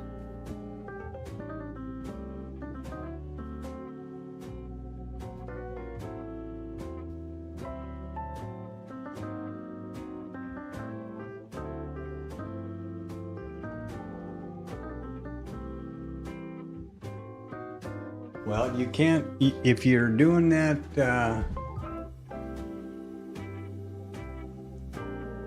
if you're varying where your stops and targets go based on structure, which is commonly accepted procedure by a lot of people, a lot of traders, you absolutely cannot vet that because it's impossible.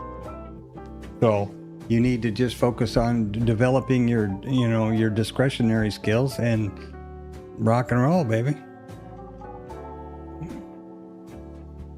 What we're trying to do now here in this stream, and then we mentioned Edgeful up there, looking at the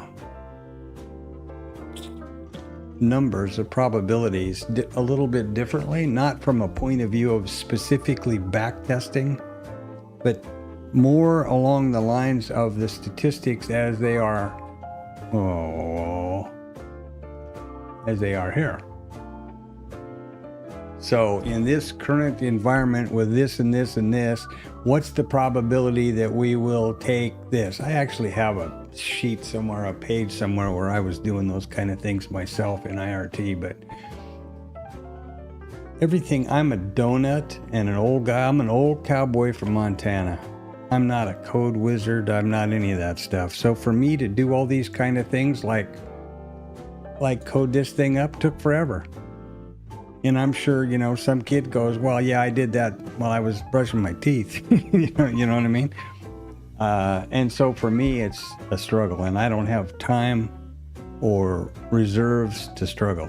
So I need to get to consistent profitability in a most modest way, at a most modest level yesterday. And then everything's okay. So I find myself having a problem of going down rabbit holes real easy. Like, I want to vet a trade, so it takes me 3 months or 2 months to get in and figure out all about how to do this code and I'll write these rules and all this kind of rigmarole. you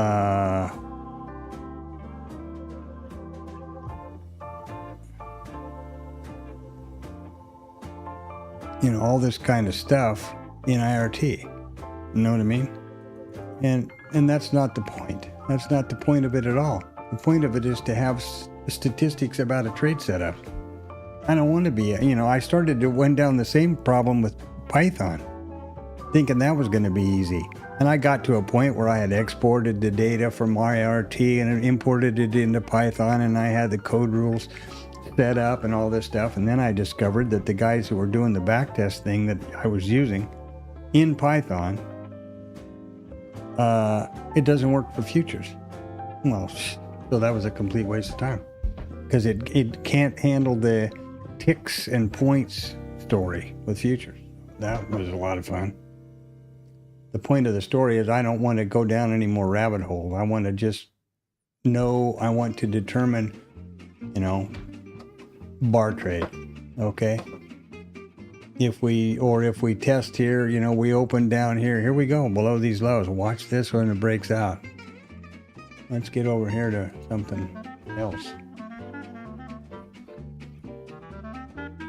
This is nothing I could trade, but I can tell you that my guess is when they get below here, it's going to go alley-oop. Just a guess. Just a guess, because we're just now breaking through this bottom right here. And maybe it'll go down and there'll be nothing down there, but I would suppose there's got to be a buttload of stops down there somewhere. Well, there's 1,000 of them went right there.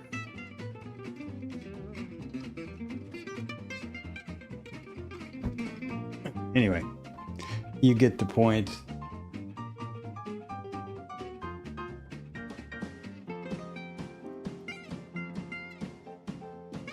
So I'm looking forward to using that tool, which has developed infinitely, you know. And what I've been able to see so far is such an improvement over what it was when I was one of the first adopters of it.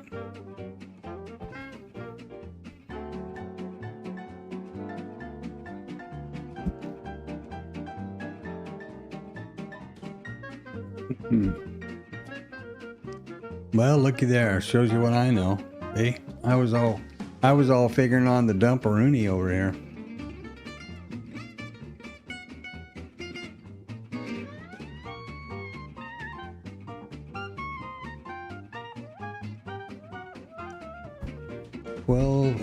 What? Oh, 12, right. Okay, I forgot. I was thinking, but wait. I forgot you're on Eastern Standard.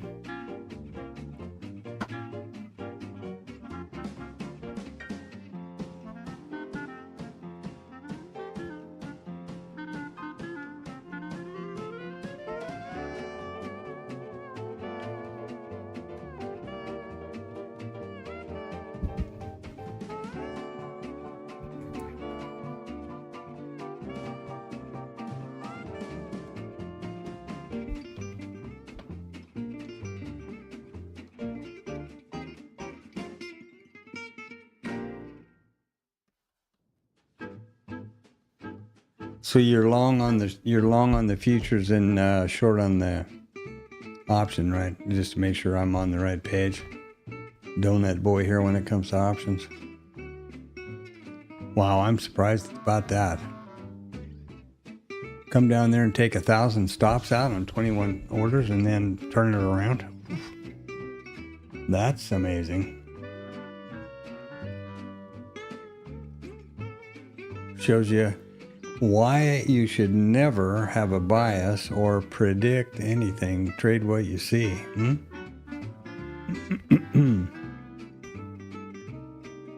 Me especially.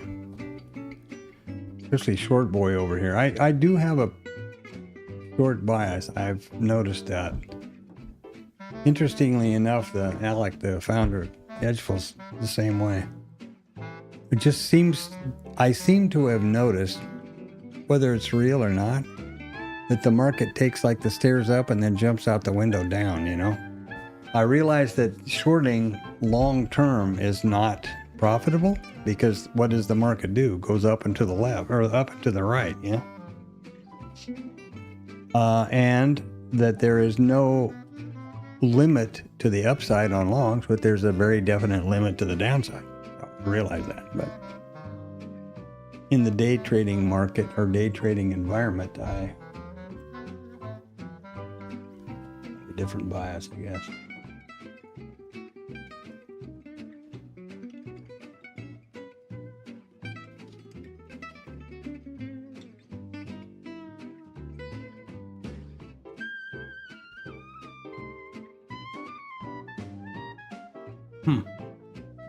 I certainly wouldn't have thought that that was the end of that pop after all of these.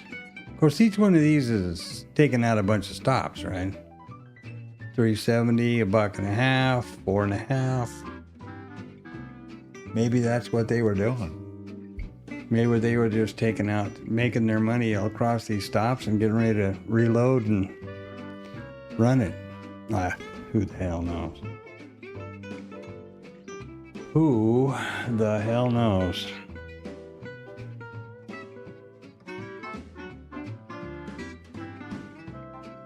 I know I'm going to have to go foraging for food here pretty quick. I'm getting hungry.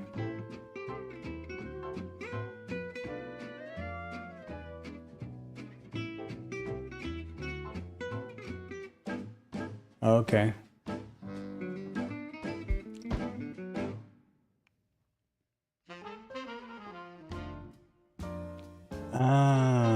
Okay. No options. Both on futures. Oh, I misunderstood you the other day. Absolutely. Okay, I can understand that, but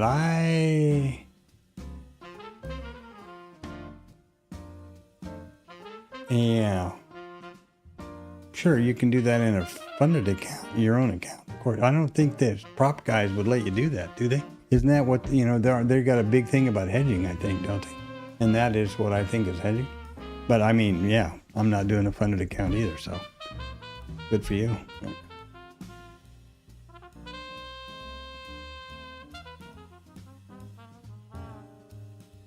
Huh. Well, I'm going to the musicking. That's good. I'm going to go fill up my green tea glass and wash out my beetroot bucket. And now that was in case you're new, like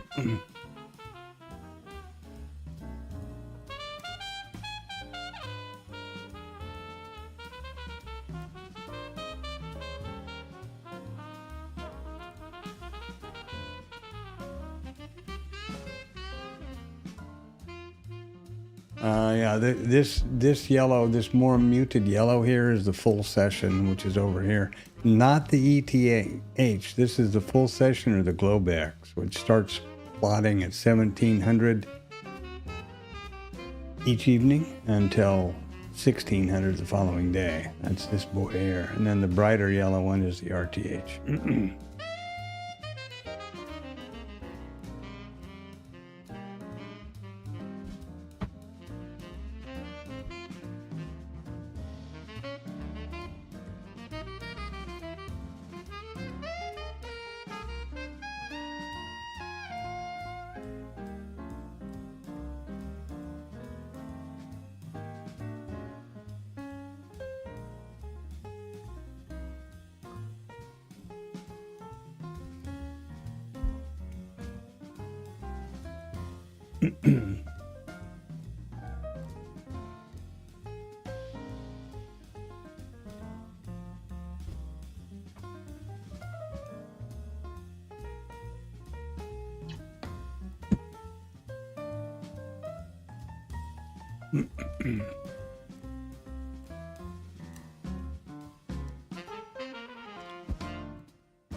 Antonio here is a funded Topstep trader from Portugal.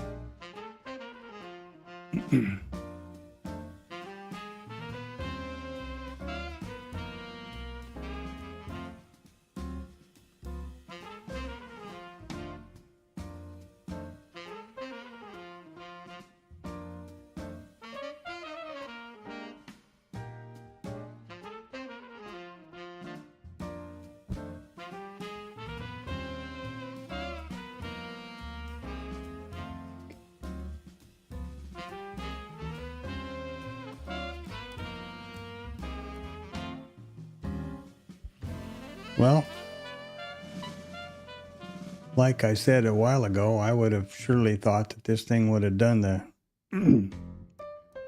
as Tom would say, the Acapulco cliff dive when they broke through the, when they broke through those, that low. But hey, what do I know? So there you go. Now this gap has not been closed. They've only poked their nose just under the floor there, or out into the air. And I definitely need more tea and something to eat, so I'm going to step away here.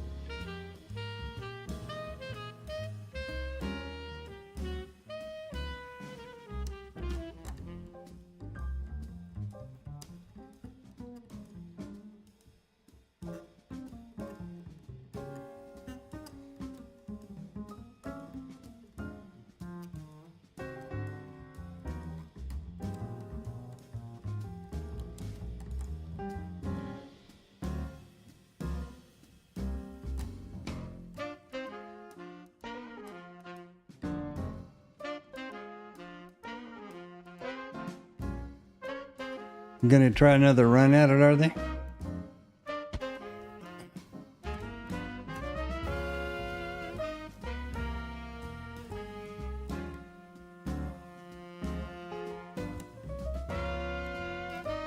don't know what happened to the chat on OBS, but I'm not gonna worry about it.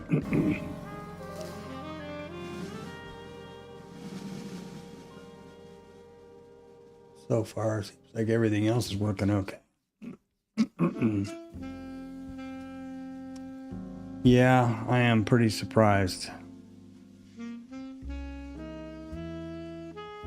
I'm extremely, as you might imagine, disappointed that I didn't follow through on my breakout and retest short. Look at there, huh? Wouldn't that have been lovely? 38s to 18s, so 20 handles. Instead, I've got this prize-winning initial balance trade up here that poked in my backside immediately. What a drag.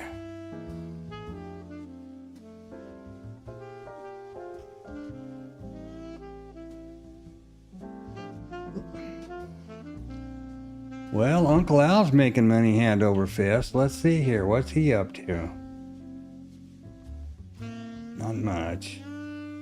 Yeah, he's 10 handles. Right there. 10 points. Ticks points. Well, that's good.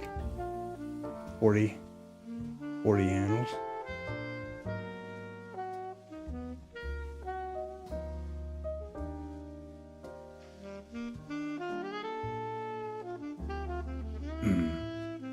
Big nothing burger going on here. The bar is still fluffing along.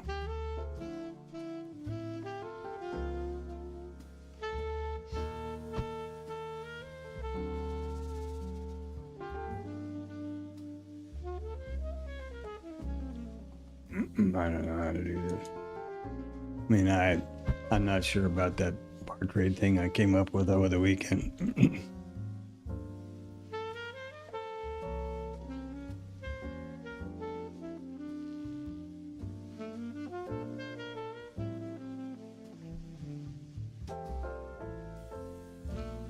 They're going to start taking her down now, I predict. There you go. There you go, a prediction.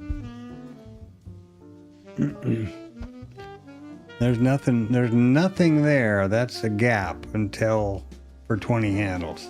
So there you go.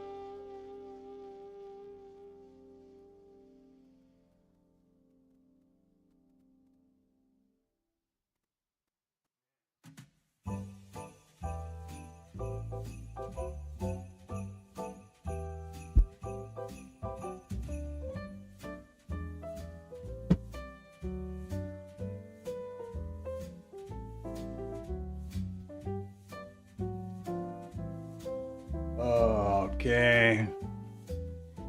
Well, they're not breaking it down. Yeah. The last trade I would expect that I have seen and narrated was this breakout and retest right here. to the short side, and that was got, you know, lots of downside on it. I suppose you could look at this one as another. I don't know what to make of these things that come like this, and then, you know, I don't know how to read that as a breakout and retest or not. What I try to do is look at them over here on the volume profile and see if I can pick out what looks to me to be an obvious spot for them.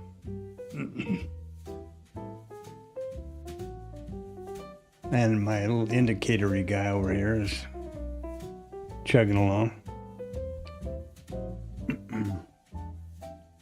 This is just something I found. The one I'm talking about is right here, I think. Wait a minute. Right here. This was the breakout and the retest right there that I'm lamenting I didn't get short on.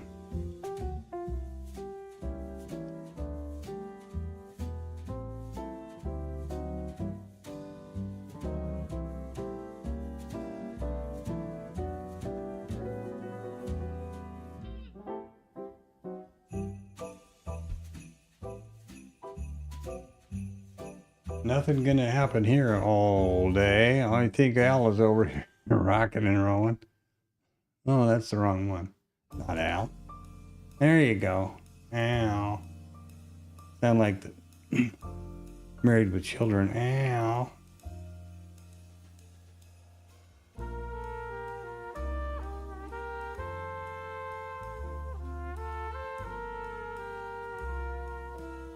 Yeah, Topstep's got a lot of...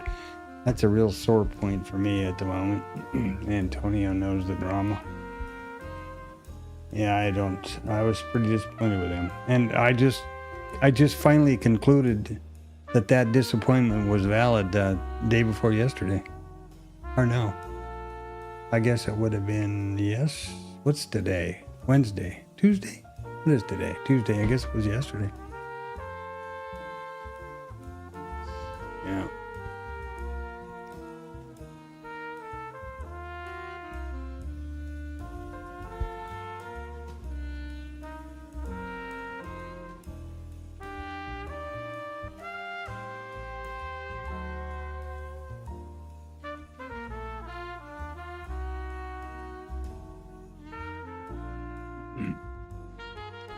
Well, I suppose there was the, I don't know. There's the VPOC migration test, but why wasn't this, or this? You know, that's the same problem. It's always.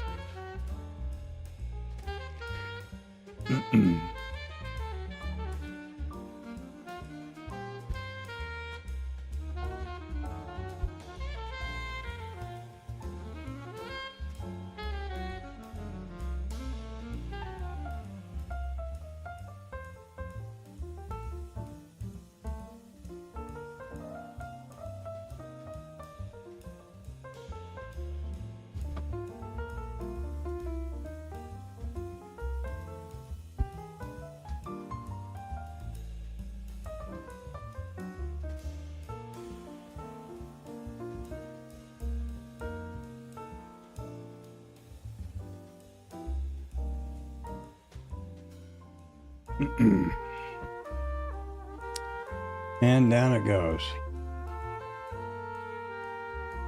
Where it stops, nobody knows. I would guess 60s, you know, catch this high, and then you've got some support up here. Next VPOC, MCVPOC is down here at the 60 handle.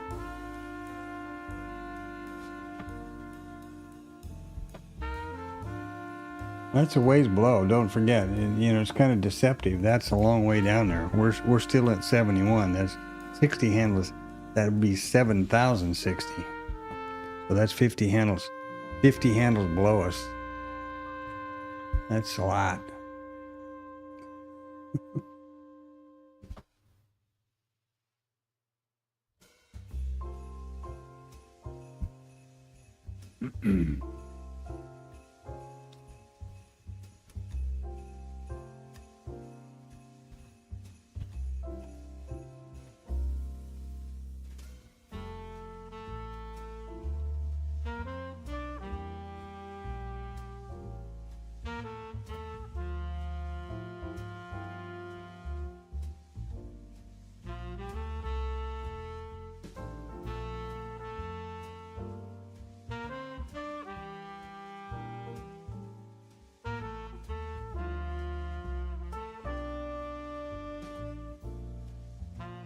Well, Topstep's got real specific rules about hedging, which is pretty funny when you say it fast, because that's the whole purpose of most of all prop firms. Anyway,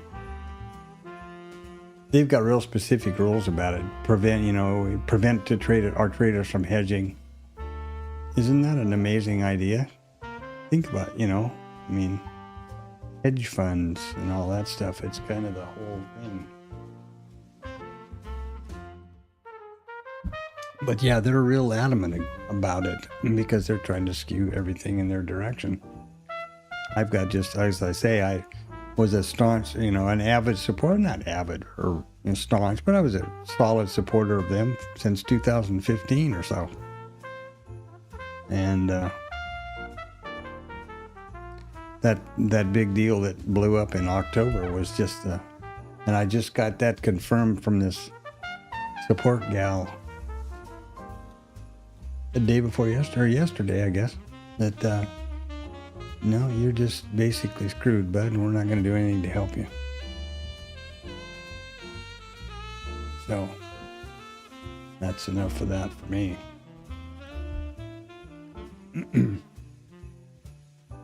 And I'm not going to get a lawyer, and what a waste of time. All of that would be better to just move on. Like I did by just starting this AMP account and thinking, well, okay, I will just not worry about that. But I did try one last time, as Antonio and I had mentioned. I sent him an email. I actually got this gal on the phone. Funny, all these names, Dakota and Nebraska and all that. This gal's named Alaska. So anyway, he was nice and helpful, but no positive decision in my favor. So I was disappointing, but what are you going to do? And they've obviously made a financial, decision that they're going to just screw over X number of traders and not do anything about it. And they figure that it's going to work out in the wash, I guess.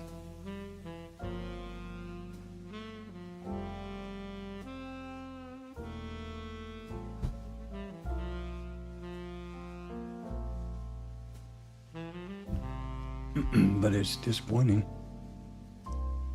I thought they were more, I gave them credit for having more integrity.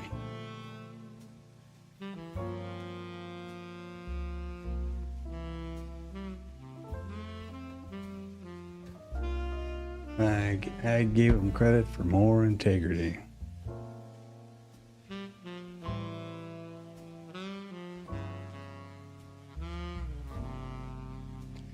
Well, there we are.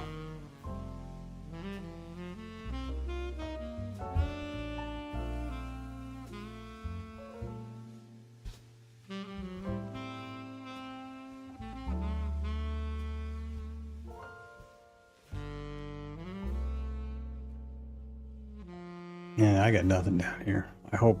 So your hedge, I'm assuming, is working out to your favor, right? Because you're stopped on the whichever one and it's ripping. Ooh, yeah. Ooh, root service. Look at there. You're supposed to be topless now. Come on. Let's get her to do the topless deal. Ooh, fresh homemade gyoza. Oh boy. I can't wait. I will be courteous enough to mute the thing so I'm not chomping in your ears.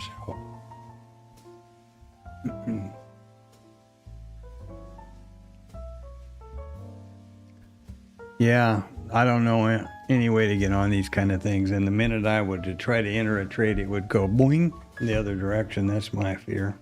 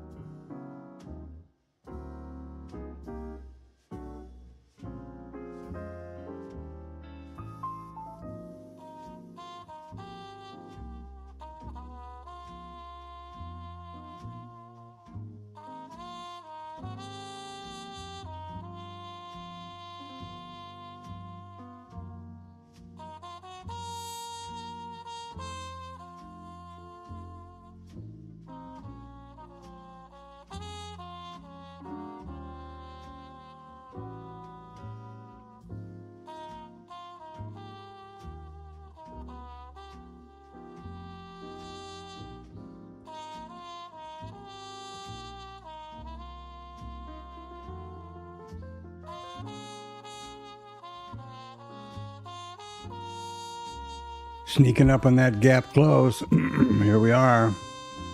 The 90 handle. Right there.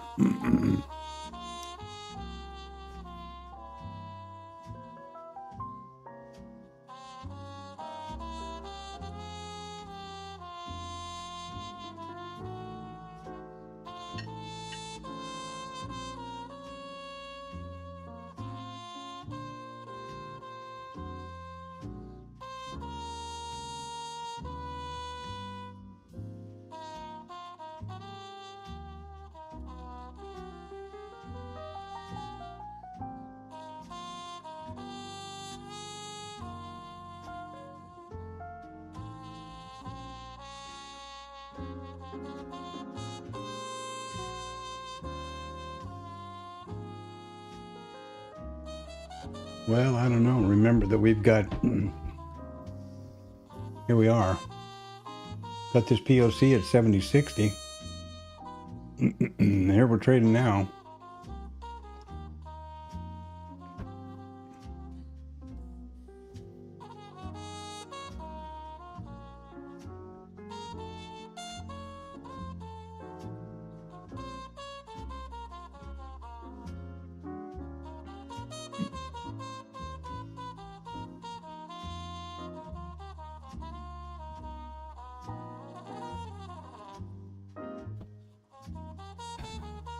I hit it when I'm right, and then I haven't taken my own advice. Yeah.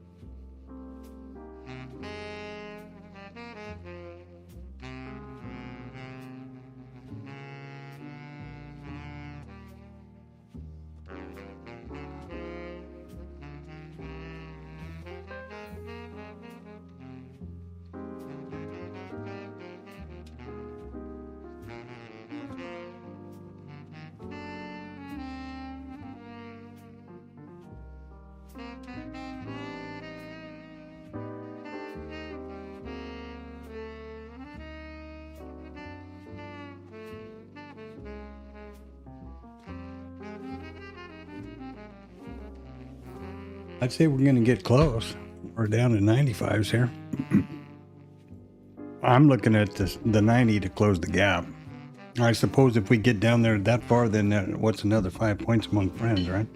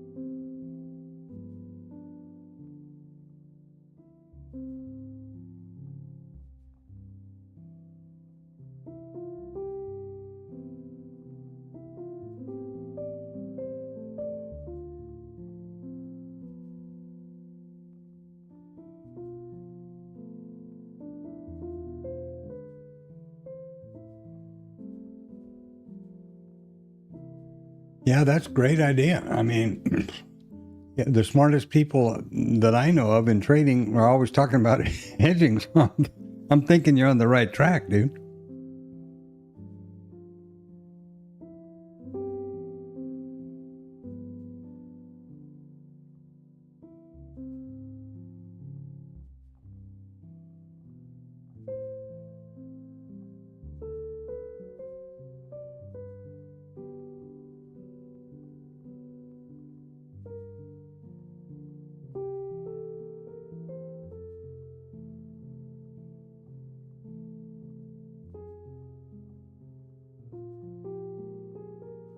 Having never done that and really ever even thought about it much, just quickly off the top of my head, surely there must be a lot of thought goes into protecting against a whipsaw. So you get, in other words, you'd be stopped out on both sides. I guess that's there's a strategy for that. I'm sure you worked it out.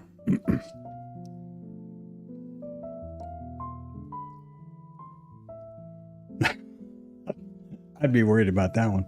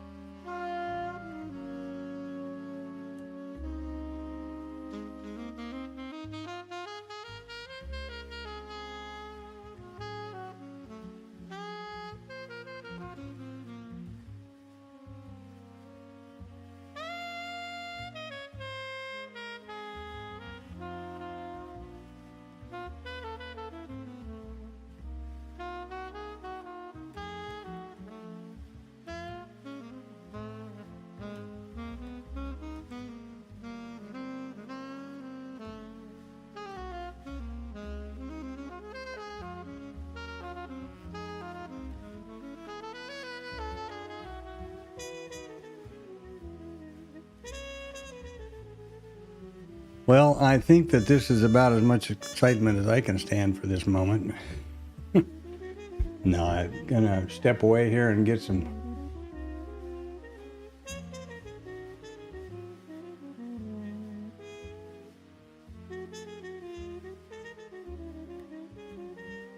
Okay, I got you.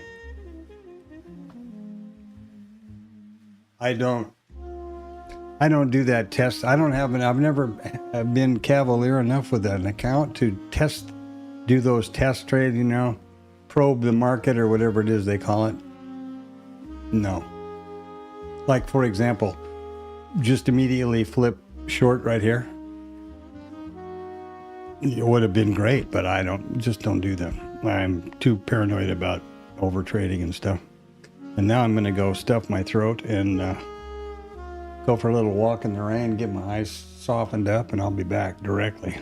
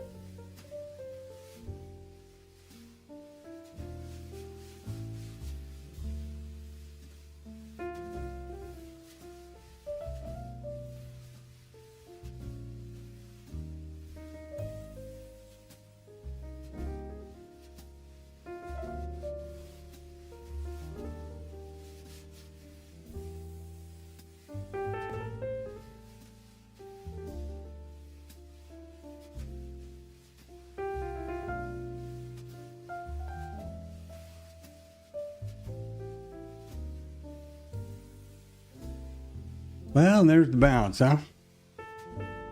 Now what are you going to do? Ooh, baby. Was this to be... So have we just had the ultimate... Is this the quintessential breakout retest? There's our distribution. There's our breakout. There's our retest. Boom, boom. I don't think I'm going to try that just because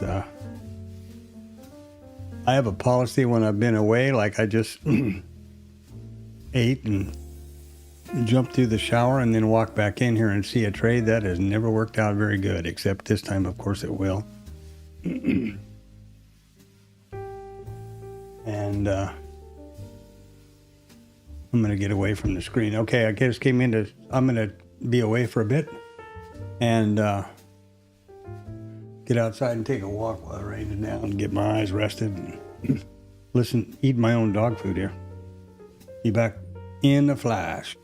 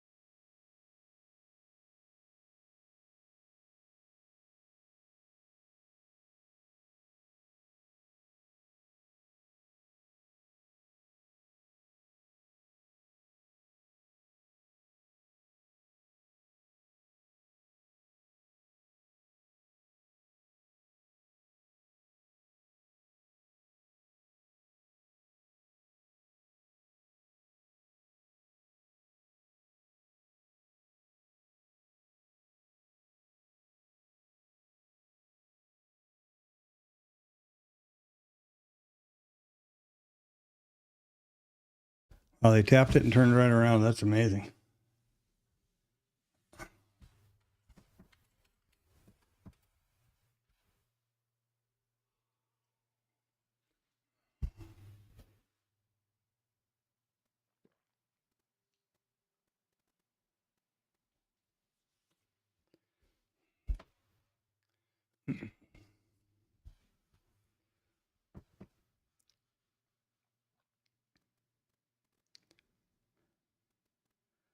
Didn't quite close that gap.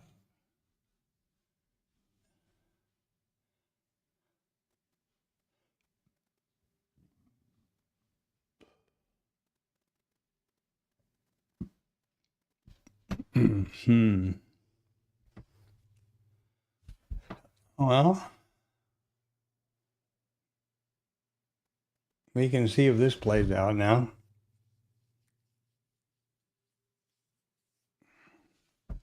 Well, what happened here was it trailed up and there's T1. Just picked T1 and then trailed to entry. Oh, sorry, can't stop yawning here.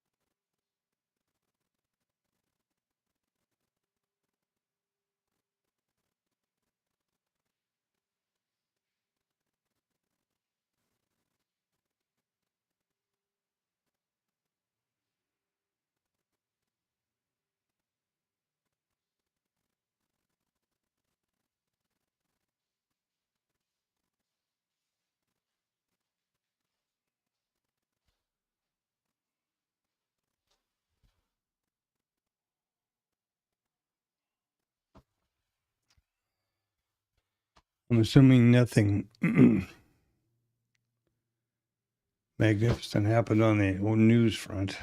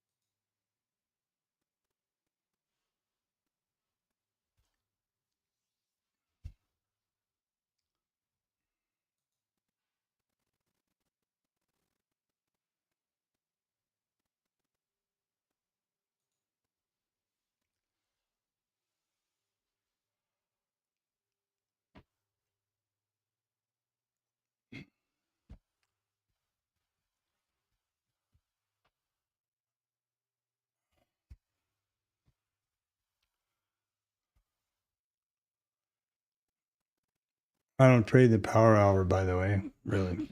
I have actually, my systems actually have end of day rules in them to, if any positions are on, they're flattened at 1430, which just happened.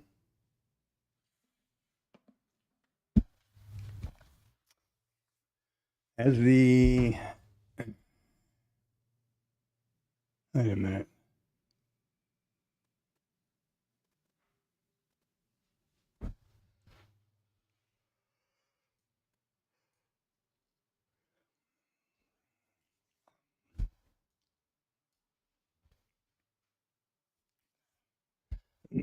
Yeah. Big string of singles through the middle there and a B-shaped profile. So that's long liquidation.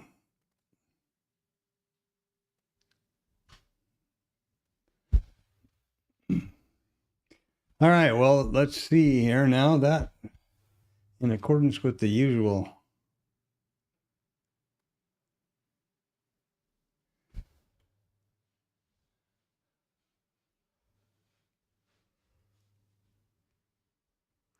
my usual timeline, I'm behind timeline here.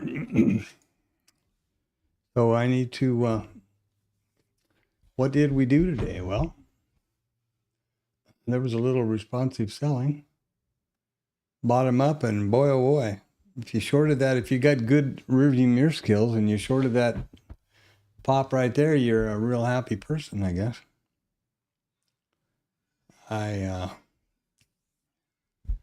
We've talked about these VPOC migrations a couple of times. Short here, this was the IB long, which was signaled, and wouldn't I have been happy if that would have been just all that was required was instead of this right here, was to trail into here and then back up for the trigger. That would have been a short. You know, I need to review that whole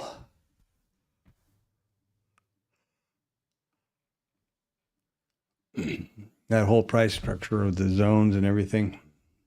I'm real tired of bleeding to death by 1,000 cuts.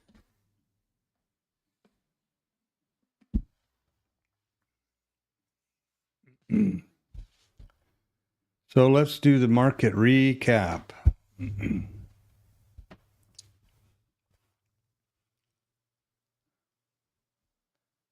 Now, if you're a TLabber, there you go.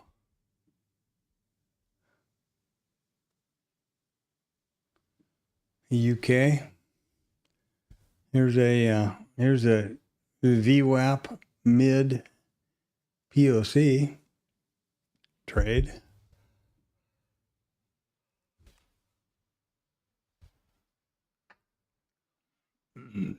Which, if you can figure it out, I don't know.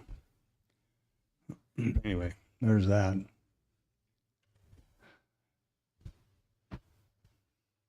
This is for anybody that's not familiar. This is IRT. Any of these IRT charts that I have open, if you look at the header, you can see the chart name, which is meaningless for everybody but me. And then there's the instrument, the chart type, the periodicity, and the session. So you can see always what's going on, whether this watermark is back there or not, what instrument, what chart you're looking at. So this is the MES, this is the MNQ, the MES high time frame chart, or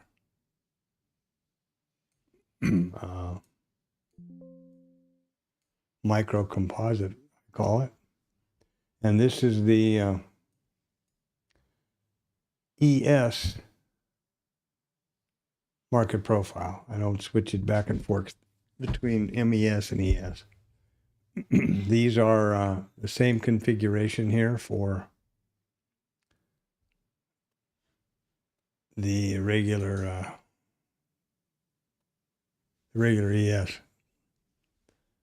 And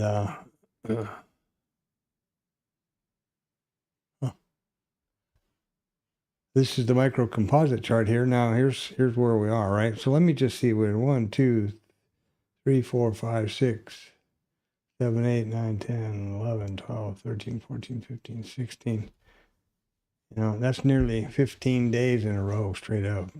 These days didn't close all positive, but they continued. We had, higher highs and lower lows all the way to the top. That's way unusual. That's, I don't know what the probability of that is, but somebody was saying it's like generational. I don't know whether that's, sounds like an exaggeration to me, but there you go. So this is the high time frame or micro composite chart. It's for the micro ES, it's daily bars, and it's a 1 day session, daily periodicity, and it is a day session, or the RTH. So every one of these bars is a day in the RTH session. And wherever they price overlaps, I include them in the volume profile, or the micro composite. Today, this will include today. And by so doing, there generates a high and low volume node and micro composite POC, etc.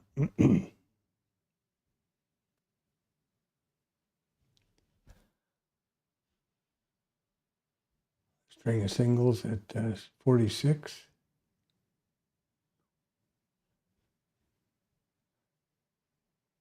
Single prints right there. And what's going on over here? I hesitate to look, actually.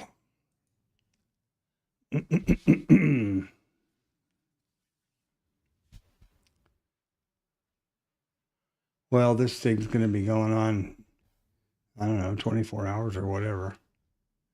I'm a little hard pressed to imagine that anybody would expect to achieve a solution or an agreement to this thing. It's essentially been going on for, 40 years or something. I don't think that's going to happen. And it's hard to negotiate with someone when you got a gun to their head. I don't think that's necessarily, I don't think that usually ends well. Put it that way. This is my usual news source, which is investing.com. It is, first of all the news sources that I use are free. You can filter them for whatever you want, wherever you are. You can, this is for the economic calendar. See what tomorrow is going to bring us here. Well, we've got no 3-star, actually only got one, which is the crude inventory at 9:30 for American stuff. We are in earnings, remember that. So earnings for tomorrow. Let's see who's on. Oh, we've got Tesla reporting tomorrow. And this little, the half moon or the quarter moon means after the close, and the little sun rises before the open. So we've got Tesla and IBM, AT&T, Boeing, all reporting tomorrow. A lot of them reporting tomorrow. So we're fully in the news cycle here. Okay, I don't want you to tell me about that. Just do it. Oh, look at that big pop there. What happened there? Somebody said something right there that nobody liked. What were we saying? Oh, the reason I like this one, I like the format for, for reporting or for copying and putting into, for example, Discord or somewhere. And notice that the event title turns into a URL, so you can find out what's going on. If you don't know what core retail sales are, you can go see the most recent reports and who puts the report out, etc. Excuse me. And as I said, we just noticed tomorrow there's really nothing, so not to worry. Now, the other side of the coin is Financial Juice, which has a different one thing they do, and the reason why I now use it every day. They pull these random events here, which are not typical economic or, related reports into this calendar, and any of these things that they realize could have an effect on the auction, on our markets, they pull into the calendar. And that's really important in this day and age when we are, oh, look at this, Vance called off the trip to Pakistan. How the hell did that work? He's supposed to have landed at dawn. I swear to God, that said down there that Vance and the Pakistani somebody or another will depart on Wednesday morning. So he pulled back. There was something here. Now it says it's on hold. And he's now canceled the report. So he's now canceled the trip. Well, that makes reaching an agreement pretty tough, doesn't it? There you go. That's why the market just fell out of bed and fell hard and will continue to do so, I'm sure. That changes the complexion of the whole thing. That's exactly why it's important to keep your finger on the button because of news in this highly, highly risk-sensitive environment that we're trading in. If you weren't risk aware and managing your risk and didn't have stops or brackets in, you had a real bad event happen to you. That's 71 and a quarter to 70.85. 40 handles there in the blink of an eye.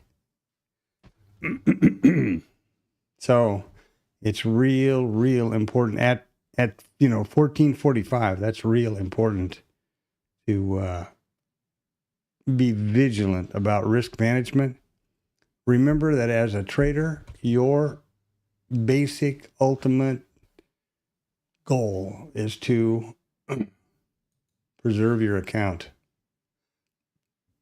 And the way you do that is risk management. And part of risk management is being aware of any risks that may come up. That's why I like Financial Juice and the other news sources. So that you can make a risk mitigation plan. And whatever that may be, avoid being in a trade at the time or whatever. And also, if you are trading, you want to limit your exposure, the exposure your account has to the risk of the market. And you want to be sure you've got bracket orders on both sides of your orders. And if in the case of like me, which is trading a live real money account, I make real sure that my broker, all of my orders are server side, not local. If something happens here, computer goes down, internet goes out, my brackets and my orders are there. Now, you may get slippage in an event like this, but you're going to get out. So we're not going to have... There's a lot of things you can read into this story about Vance not going. The first part of this story, let me just talk about this some more here. So there we go. Anyway, here's something to be watching for overnight and coming up tomorrow. The reporting yesterday was that Vance would not be going to Pakistan because the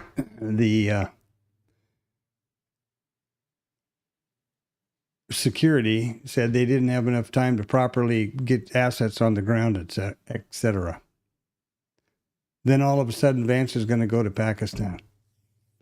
Trump is barking and rumbling and making all kind of threats about the ceasefire and the this and the that and something else. They better have an agreement before the ceasefire expires, etc., etc. And now Vance suddenly cancels his trip to Pakistan. What does that say to me? It says to me that they're planning on some action at the close of the ceasefire, and they can't afford, or security won't allow the vice president to be in an unsecured location outside the country when that happens. So there you go. Mark my words. That's my take. You guys figure it out what you think.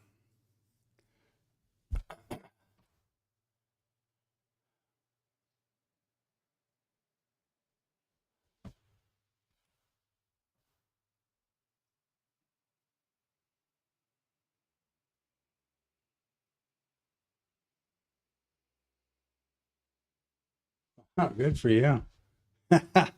Maybe you're onto something big there, my brother. I don't know whether I guess Ample will let me do whatever the hell I want to do. I'll have to check into it though. That sounds like a pretty good idea. Cool. That might be something new. I'll see if I heard anything back from that Edgeful gal. And be real careful with your, first of all, if you're trading a live account, make sure that they don't elevate your day rate margins tonight after the close and when they reopen. AMP does all the time whenever there's expected high volatility, increased volatility. And if you're thinking or watching or trading the overnight, be absolutely vigilant that something doesn't come out of no place and bite you. And we're going to get the market on close here in about 4 seconds. So let's see what the hell that's all about. Yeah, that's exactly what happened. You see there? Boom, there's that advance isn't going to go.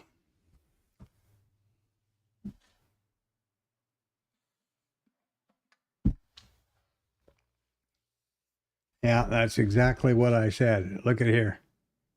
See that? That is a one-liner of what I just got through talking about.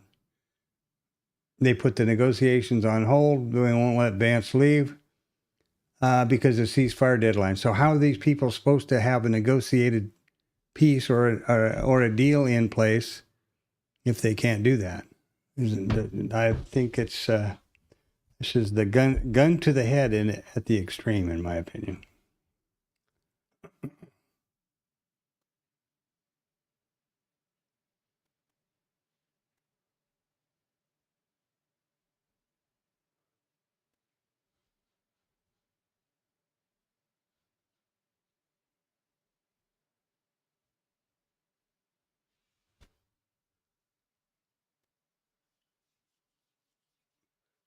Now, I don't know how you can call it a ceasefire when we're blowing holes in the engine rooms of somebody's ship and taking their ship and their crew hostage, but everybody has a side to the story that they want to put forward, I guess. Here is the market on close imbalance. There was hardly any pop, but that's to be expected. Very little reaction over here, but with all the big news thing, that's to be expected. These are the market on close imbalance. It's 1,374,000,000 buy side S&P. And these orders, these people are going to have egg on their face because this thing dropped after these orders had been placed. And that's probably that is very possibly why the government waited to release that news, because these guys are caught on their back foot. If the negotiations fall apart and war kicks back up, I can promise you the S&P is headed for the basement. So there you go. These are read 1,300,000, 1,130. Sorry, 1,374,000,000, 1,130,000,000. 470 million, 332 million, all buy side. You know as well as I do. All you have to do is look right here. And do you think that these guys, that there's a buy side on these imbalance right here? And here comes this guy. Now here is a perfect example of what I talk about when I'm talking about risk and paying, why anything can be a risk that we need to be aware of. You know that the national NCAA national champions, it's got nothing to do with politics or revenue or earnings or the economy. But you can rest assured that with a microphone and a camera, Trump's going to get something in there somewhere. And that's going to have one of these effects, very likely. So that's why it's really important for all of us as traders to keep a heightened sense of awareness on the news and be risk aware. And there you go. So that was quite the day, huh? Well, I had my one trade that went not as I planned. That's a bummer.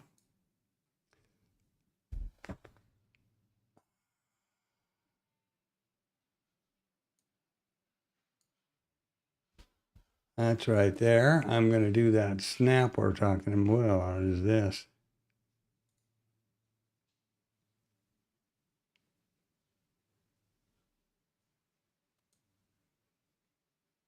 That snap I'm talking about right now. So here's the outcome of the day. And I'm going to make a snap of that whole thing. There you go. Also, in line with the transparency and the accountability, if you ever see somebody that's streaming and they're not streaming the entire monitor, or definitely the entire application here, better the monitor as I do. Why? Just ask yourself the question, why not? You can see right away this is live trading. It's real data. You can see any program that I have open across the bottom, and you can see my clock and date. Tie back right here. So there you go. I'm going to step away here because Tam needs something. I'll be right back.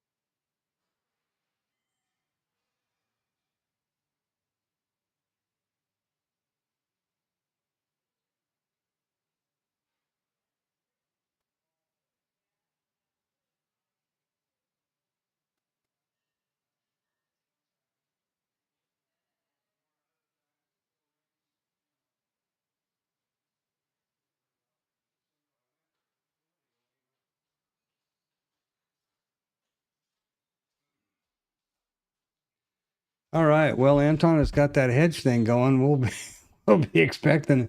Yeah. Have a good one, man. It's been raining here all day.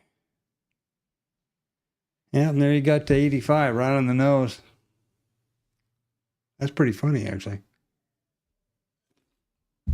Ooh, you're a soothsayer, man. A Jumby. All right, have a great trip. Drive careful. I'm going to do something with Tam tonight, so that's going to be fun. And yeah.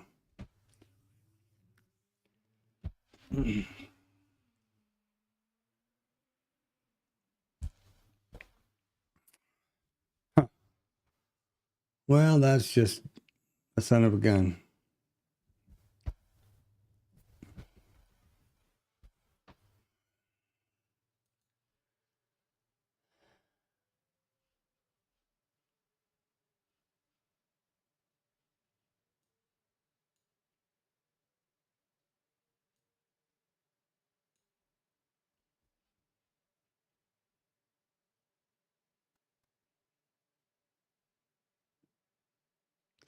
Well, I guess this could have been construed as a breakout and a retest.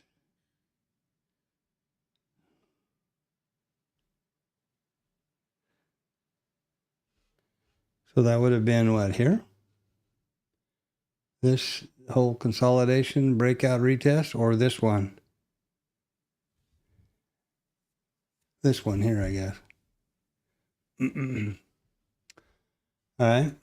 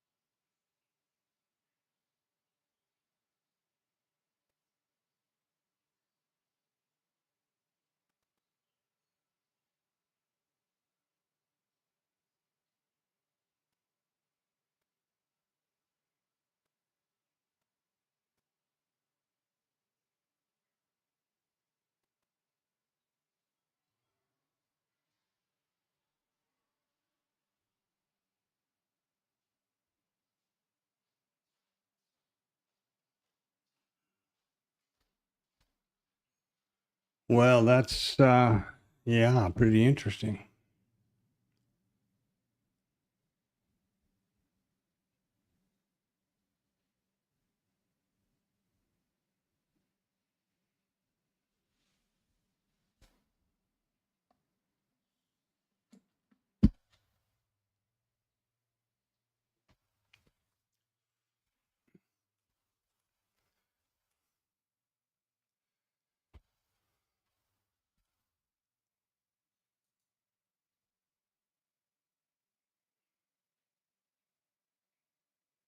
Well, so far it's come to pass that none of this had played out as he quotes his statistics. This was just a waste of time. What did we get here? Ooh, jumped right up to almost 100% volume right at the close, right on that news. And there we have it. So we're going, oh, that's the end of the line too. I didn't even realize that. Well, it's that time again, boys and girls. 1500. I've been on the road here for 7 hours and 1 minute. Thanks a lot for coming by. I really appreciate it. Please like and subscribe. That's huge. Big help. It's really motivating. And contribute in the chat. That's really great. It's a lot of good thoughts and good conversations. This is my virtual journal, right? So I allow anybody to just peek over my shoulder and chime in and say what they need to say or feel like saying. And it's not certainly a my way or the highway deal. So hopefully, we can all learn and progress from this towards a mutual goal of consistent profitability. I stream every trading day from 8 o'clock in the morning until 1500, which is the first 30 minutes is pre-market, set all the equipment up, statistics, analyze what's happened overnight and what I expect will happen on the open in the wee hours of the trading, the RTH session, and then open at 8:30 and we watch them all day. So thanks a lot for coming by. Remember, it's 8 o'clock in the morning. I really appreciate it. Have a great day. Now it's time for you to get out, get away from the screens, get some exercise, rest your eyes. Remember that the most important tool in your trading arsenal is you. Much more, we spend all kinds of time on monitors and keyboards and indicators and yada, yada, yada. Do me a favor tomorrow morning, just stop and think about this. Your eyes take in all of the data and your brain processes everything, and you use that to make decisions that affect you and your family financially. And if you want to question what I'm saying now, tomorrow morning, during the open, stand in front of your screens, get all ready, do all your homework, and then just close your eyes. Keep them close. Set your phone so it rings in 5 minutes and tell me how many trades you did and how well it worked. I think you'll have answered, and at that point you'll agree with what I'm saying here. So it's really important for you to be well rested, well hydrated, stay as healthy as you can, exercise, rest your eyes periodically through the day so they get, staring at these screens all day is terrible. And of all, one of the most important parts, if you're on, emotional tilt for some reason, throw your mouse out the window. Tell Monkey Boy to go play in the backyard, whatever it is that you need to do until you have a grip on yourself and you are no longer on tilt, because that will only lead to a bad outcome. So go have some fun. I'm going to have some fun tonight. And relax, and there you go. See you tomorrow.